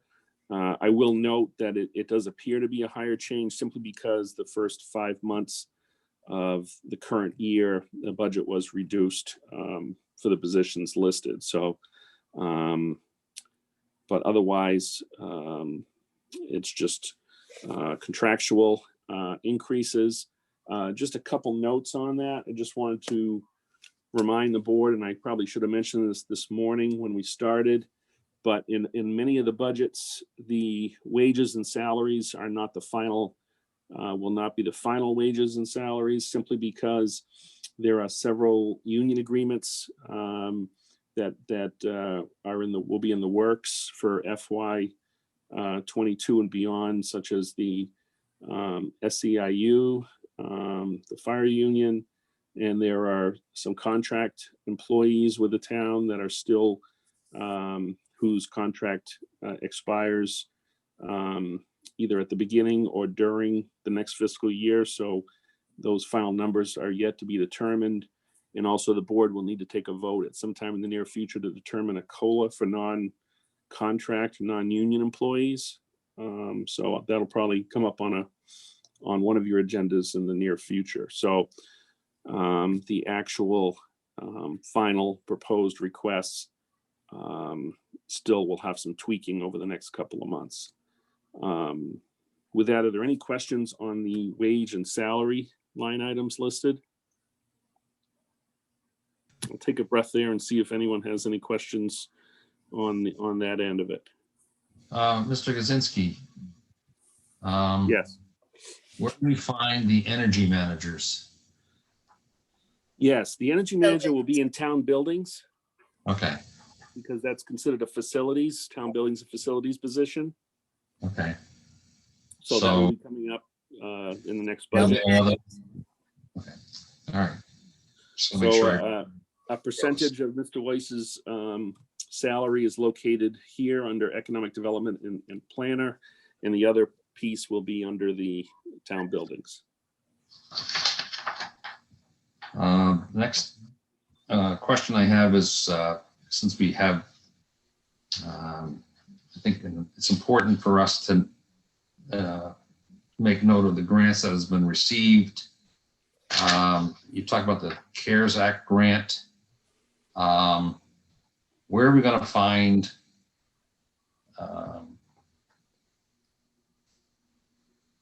grants such as the energy managers grants that he receives? Are they going to be in the buildings? It should be in the town buildings, I believe. Town buildings. Okay. And I think there was a new update put through. Karen sent out. Yeah, somehow I had sent a revised Form 1 over to Carol to include all of Bob's items, but it didn't make it into your book. So I will forward that to you. Well, I'm not allowed to look at another device while I'm on. It's background noise. Exactly, Apparently. but you know what? If you'll indulge me, sorry, for a moment, when we first start on town buildings, what I'll do is go to my email to bring up the revised budget. And then I guess at some point, are there any other community compact grants that are applicable to the current year? And maybe they're under IT, maybe they're under some other thing. We certainly had some grants with respect to the MIllis exercise. I would like to see a summary of those on a single sheet of paper. Not police, not fire, those are different, but these are sort of under the header of the, I'll call it the town hall functions. Sure, we can do a summary of the different grants. And again, some of those will overlap several different departments, but we can certainly put a list of those together. I think it's important for the residents to know in general, and maybe we do add police and fire just as a summary sheet to indicate to the community and to the finance committee and others as to what level of grant activity is actually going on here. Because it's always a question that we're asked. Did we go for a grant? How much was the grant? And I think that there's a lot of activity going on, and we ought to just be able to highlight it as well. We can certainly do that. It's a good idea to have a one sheet, one-stop shopping to look at all the grants the town's received in the prior fiscal year. At the risk of being a wise guy, specialized in good ideas. It's this being the chair. Almost Absolutely. any idea. Anyway, other questions from the members of the board on the administration's presentation? So just to, if I may, Mr. Chairman, just to touch briefly upon the expenses. There weren't really any significant changes in the expenses. We anticipate a slight increase in the copier, the maintenance contract line item. That's for our copiers. But we're in the process of looking at those contracts, and we probably won't have a final number for that until after the town meeting. So, but that's an estimate. And there really are not any other real changes to speak of to the expense budget. Just the consumer index increases as you might expect. So again, I'd be happy to answer anything about that before I get to the above level service requests. Mr. Germain? Yes, thank you, Mr. Chairman. I do have a question that does deal with the copiers, printers, whatever what is it, about half dozen large Konicas. I know that Karen was investigating some of the pricing if we were to upgrade one or two of them, but in the process, get rid of some that we don't need in some of the offices as a result. Have you gone through and checked out any pricing as yet? Karen? We are, Karen's been working on that. We are still in the process of that.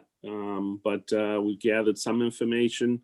We just need to, I think there's a few more items we need, and we need to just sit down and review those. So I'd expect within the next couple of weeks, we'll have been able to do that and get back to the board. Yes, and just to add to that, yes, our current copiers are all on a lease, and the lease is expiring at the end of this fiscal year. It was a 3-year lease. So we were looking to do this anyway, but as Mr. Jermaine stated, we are looking to maybe consolidate even more. And I am working with a sales rep from Conica at this point. She still owes me some numbers. We were supposed to meet yesterday and she had to cancel. So hopefully early next week, I will have more information on that. And then we'll have to make some decision as to how we want to move forward. Yeah, that's great. I'm concerned in the timing because we're holding a very expensive printer right now. That is what, as you know, that is what kind of got us going on this whole thing. And as soon as I hear back from her, it was Mr. McKay and the DPW that looked into originally looking into what would be an increase if they went with a copier in there. That is the rep that I'm working with. So we're trying to get down to some real numbers. Okay, great. I'll look forward to talking with you. I was hoping to have them today, but she canceled on me. So hopefully, like I said, we'll be able to do that early next week. Terrific, thank you. And yes, I would like you to be involved in that piece, Pete. So I will be picking your brain. Okay, thank you very much. On the rest of it, I don't know what else you put into your expense column. Obviously, we have IT and other expenses in the IT department, but I wasn't sure if there was anything specific to your department that ought to be in there in terms of the equipment or anything else that we ought to be thinking about as you update and modernize certain portions of the department. So that's why I'm asking that question. Right. Well, we'll certainly be looking at that as part of the, part of the broader expenses and the copiers. So there certainly is a possibility we may need some additional funds, but right now, I'm not anticipating it. So there may be some adjustment here over the next month, but as of the information we have right now, I think that's where I'm comfortable having the budget request. Let me ask one final question, if I may. I notice that I don't see much change, if I'm not mistaken, for the assistant in your department, Maureen. But I also know a few of you have been putting in just a few hours. Now, here we go. And so the question I have is, I don't see any real increase in her hours, which would of course be, in my estimation, an offset, permitting either more work to be done on the part of her to offload some of what Karen is presently doing, or to offload Karen if she's out of the office. Is this adequate for what you're giving Maureen, or should we be looking at more than 18 hours a week? Thank you for your segue. I was just going to say. If everyone could turn to form number 6, or Karen put that up. So the short answer, Pete, is no. I don't feel that the current budget and hours are sufficient to effectively carry out all the duties and operations of this office. What I've found after almost 4 years here is that unfortunately, a lot of the work that Karen and ultimately myself have to carry out is work that probably could be done by an employee, at least some of it, at a different pay level, at a different operation. Right now, our department assistant 2 is scheduled for 18 hours a week. For the past couple of years, I have talked about looking to increase those hours. I think that would be from my perspective in the budgets, in the specific departmental budgets that I'm looking at here, it would be the highest priority. If we were able to increase that position to 40 hours a week, which would be a cost of around $27,000 plus benefits, would certainly allow Karen to put some of her workload on some of the more menial tasks she currently does over to Maureen, the person in that position, which then would allow me to ask her to pick up some of the higher level tasks that she's more than capable of doing, but there's simply not enough time in the day and not enough bandwidth here to handle, HR matters, other higher level administrative duties, which is just not possible for her to assist me with right now because of time constraints. So I think that, that is something I would like the board to seriously consider. If we're able to do that, I know my next above level service request is a full-time human resources administrator. I think we might be able to manage without that for a few more years if I was able to have that additional staff time here. I know Karen can talk a little bit more about the workload that she and Maureen have to confront on a day-to-day basis. But certainly there are many days we're so busy I can barely say hello to Maureen or a few words to her during the whole time she's here during the day. I think the town will get a lot more for its money for the folks in this office if we can better dish out the workload appropriately. As far as, again, there are certain tasks that I'm doing now that Karen is fully capable of, and the same goes with Karen's work to Maureen. And there are other tasks that I would like to do, and other initiatives and other strategic planning I would like to do, and spend more time looking ahead than trying just to keep our heads above water if we were able to do that. So of course, everything has a cost. So the board has to take this into consideration with all the other needs and requests out there, but it's certainly something that I think would pay dividends for the community. So and Mike, if I may, just to add on to that, one of the most basic services, which is answering the telephone when people call, is often left. And people say, I call and call and call, aren't you in your office? Well, if Maureen is not here, there is no one to answer the phone. So it goes to voicemail. I do my best to try to get back to emails and phone calls as I can, but if I'm called into meetings with Mike or I'm on the phone with somebody else and there's no one to answer, I just don't know that that's a great, that's certainly not providing the service to the public which we would like to do. When Maureen is here, it is a different story. I can actually get involved and work on some things if she's answering the phone, and we just need another body here full time. I would strongly argue for it just for that purpose alone. Is Maureen prepared to come in 40 hours a week? she is. Yes, we've talked with her. I think she would be happy to do the full time. And I think she is very, as Mike said, she is very capable. She is a fast learner. She is extremely diligent about making sure things are correct. She will ask questions. She has been a huge help to me as I've been able to slowly offload some of the things to her. But again, there are still some things I cannot. And like we said, it kind of all travels downhill. I could certainly be more helpful to Mike if I had more time freed up. Thank you. I'm sure the board members are aware. I mean, obviously with the running of any administrative office, there are those tasks that are important, but they're not immediately essential. And oftentimes, myself and Karen are stuck in a situation where we're trying to carry out these items that have to get done that day.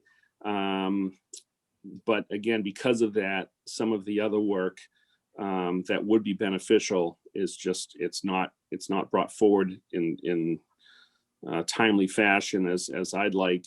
to be able to really look at things from a broader level and work on more strategic planning and work on broader goals for the community. So it's you feel a little bit like you're treading water some days.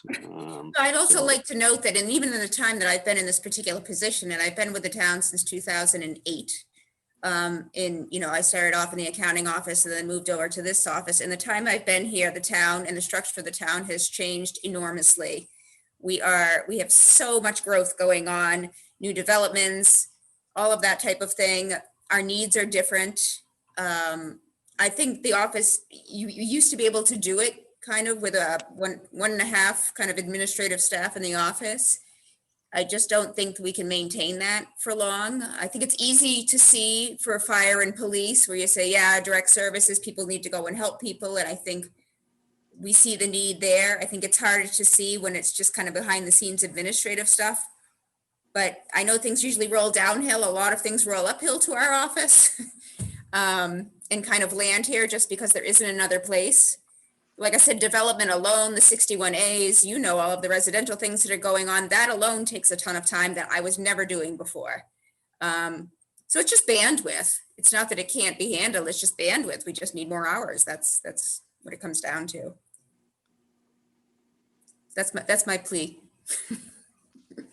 Thank you very much. Certainly. Should we roll? You want to talk about human resource, Mike, or should we roll into technical things? I didn't know if there are any other questions.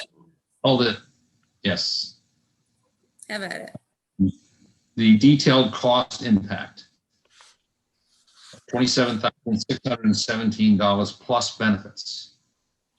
Plus benefits is not a trivial thing. So what's that cost? Well, that fluctuates. It depends. It would depend on if the employee took the total cost. If it was a full benefits, I mean, it could be up to another 25 to 30,000 on top of that, because right now the employee works 18 hours a week, and if they work 20 or more hours per week, by statute, they're considered a full-time employee by state law with benefits. So that's the full possible liability. Okay, so the incremental cost here is more like 50,000 and change. Potentially, and again, that's why generally we have employees that work 15 to 19 hours, and then usually when it goes above 19, it jumps up to over 30 because of that. Right. Yeah, I'm not questioning the validity of the need. I just want to realistically assess the cost. That's all. Yeah, I would say roughly 50,000 would be a good estimate of the total town cost impact. It wouldn't all appear in your budget. Some of it would appear in the line item benefits. Correct. But that's the cost. Okay. Yep. Thank you. Excuse me for just one moment then. Does this mean if we look at somebody who's hired, that loadings are approximately another 50% of the cost of hired? It probably depends on the pay level of the person.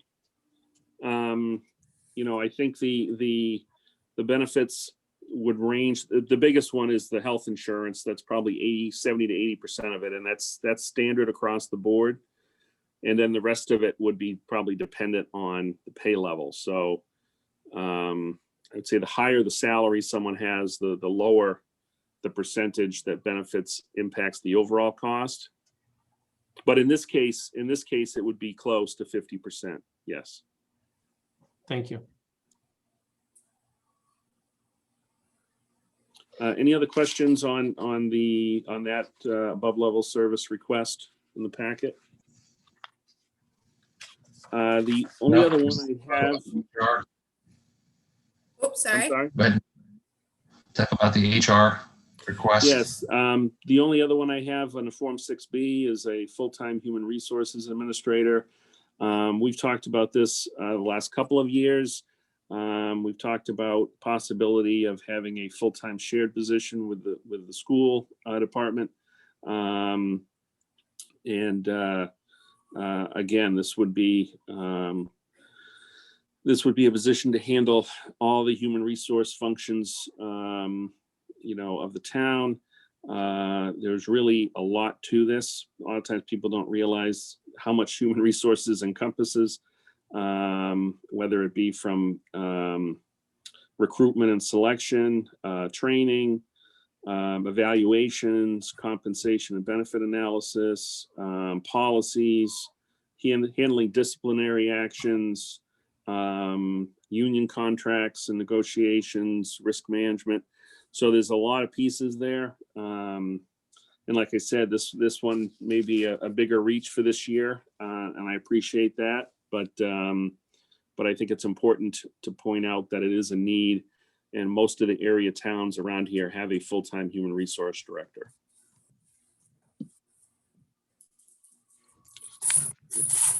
Any questions on that one? Other than true cost again, 60 to 75, it's 85 to 100. Probably close to 100,000 total for that one. That's correct. It's benefits eligible. Yeah. Okay. So if there's no other questions on the executive department specifically, I wanted to touch upon the just touch upon legal, if you don't mind me jumping to legal. Yeah. And it's really just one line item, and that's for town council. This essentially is made up of two pieces. It's made up of our retainer with Mead, Talaman, and Costa, our primary town council, which is $6,000 per month. The remainder is any special legal needs that are outside that retainer, and for labor costs, because labor is not included as part of that retainer. And we do use labor from both Mead, Talaman, Costa, and K&P with attorney David Jenkins. We do have a couple of union contracts that will be renegotiating this spring, and some of those, depending on the situation, may go over into the summer and the fall.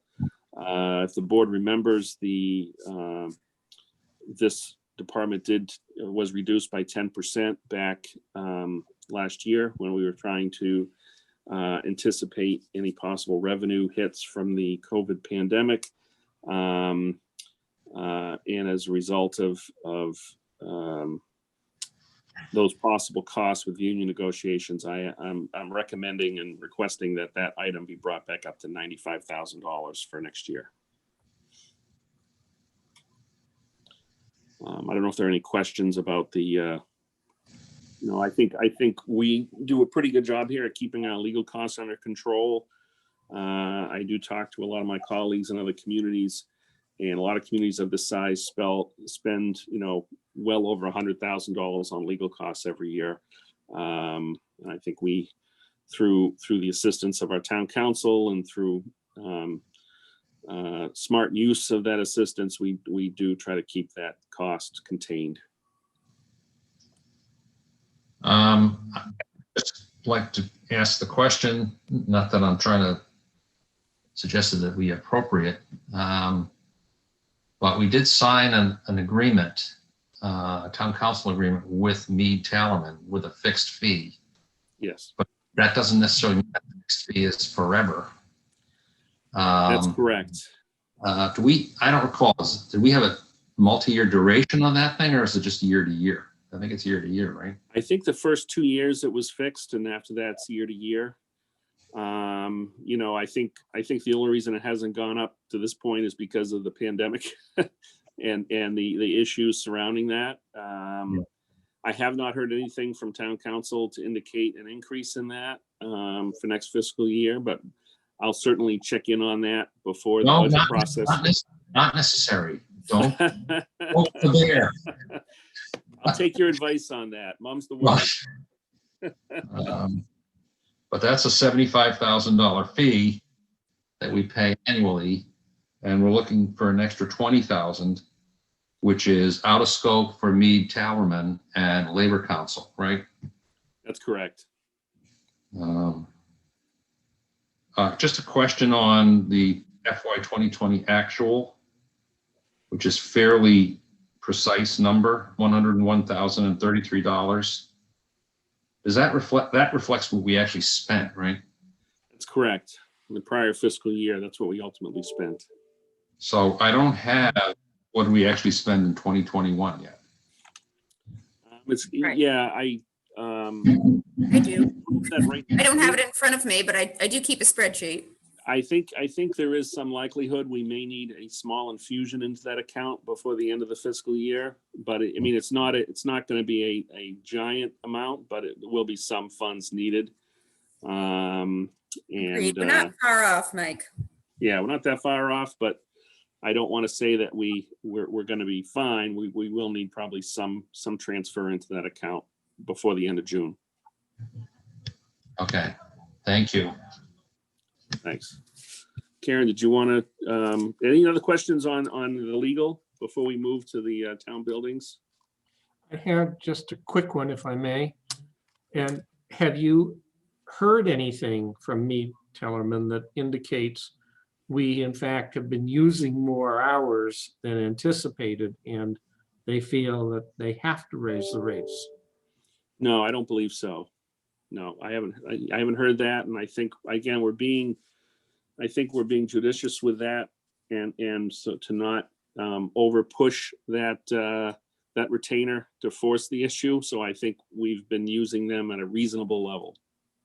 Right. Well, as we all know, attorneys bill way too much and for the services they provide. I didn't want to paint with too broad a brush on that, Pete. Oh, hey, look, he's turned off the video, so I'm hoping he's out of the room. I think he took a quick break. Yeah. So we can give him That's why I was willing to say something.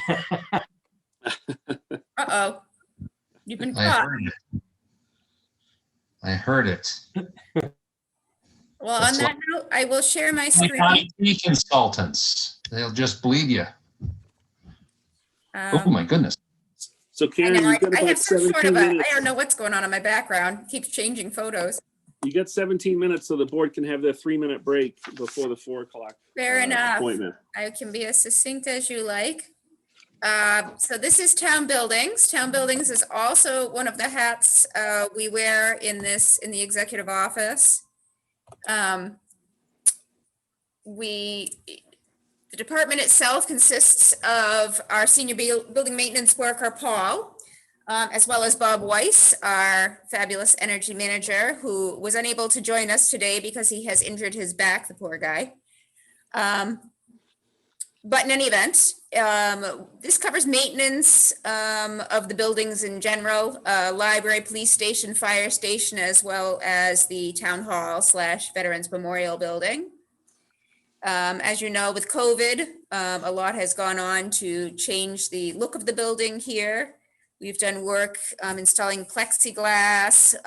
We have additional cleaning going on. We are currently not open to the public, only for private meetings only. But we are looking forward to getting back there again. I cannot thank Paul enough for all the work that he does, kind of jumping from place to place. Paul is as I said, our building maintenance worker. He's responsible for the majority of the cleaning. But he's also responsible for repairing and fixing kind of anything. He is our Mr. Fix-It. Paul and some on-call workers also handle the snow removal around the buildings here. That would be both at all of the buildings I just mentioned. Obviously, police and fire, it's a 24/7 deal. Fire tends to handle more of it themselves, but Paul does do a lot at the police station for them. What else can I say here? We've had a lot of updates this year in the town hall. Some were due to unfortunate accidents for insurance purposes that were just unfortunate accidents. I don't think it was anything we were necessarily doing wrong, but life happens sometimes. So we currently have a new gym floor. It has taken a long time to get the gym floor put in. That is due to COVID. It took them a long time to get the materials, but we're getting there. We also have a new roof That was just wear and tear, and we had a big windstorm which damaged the roof. So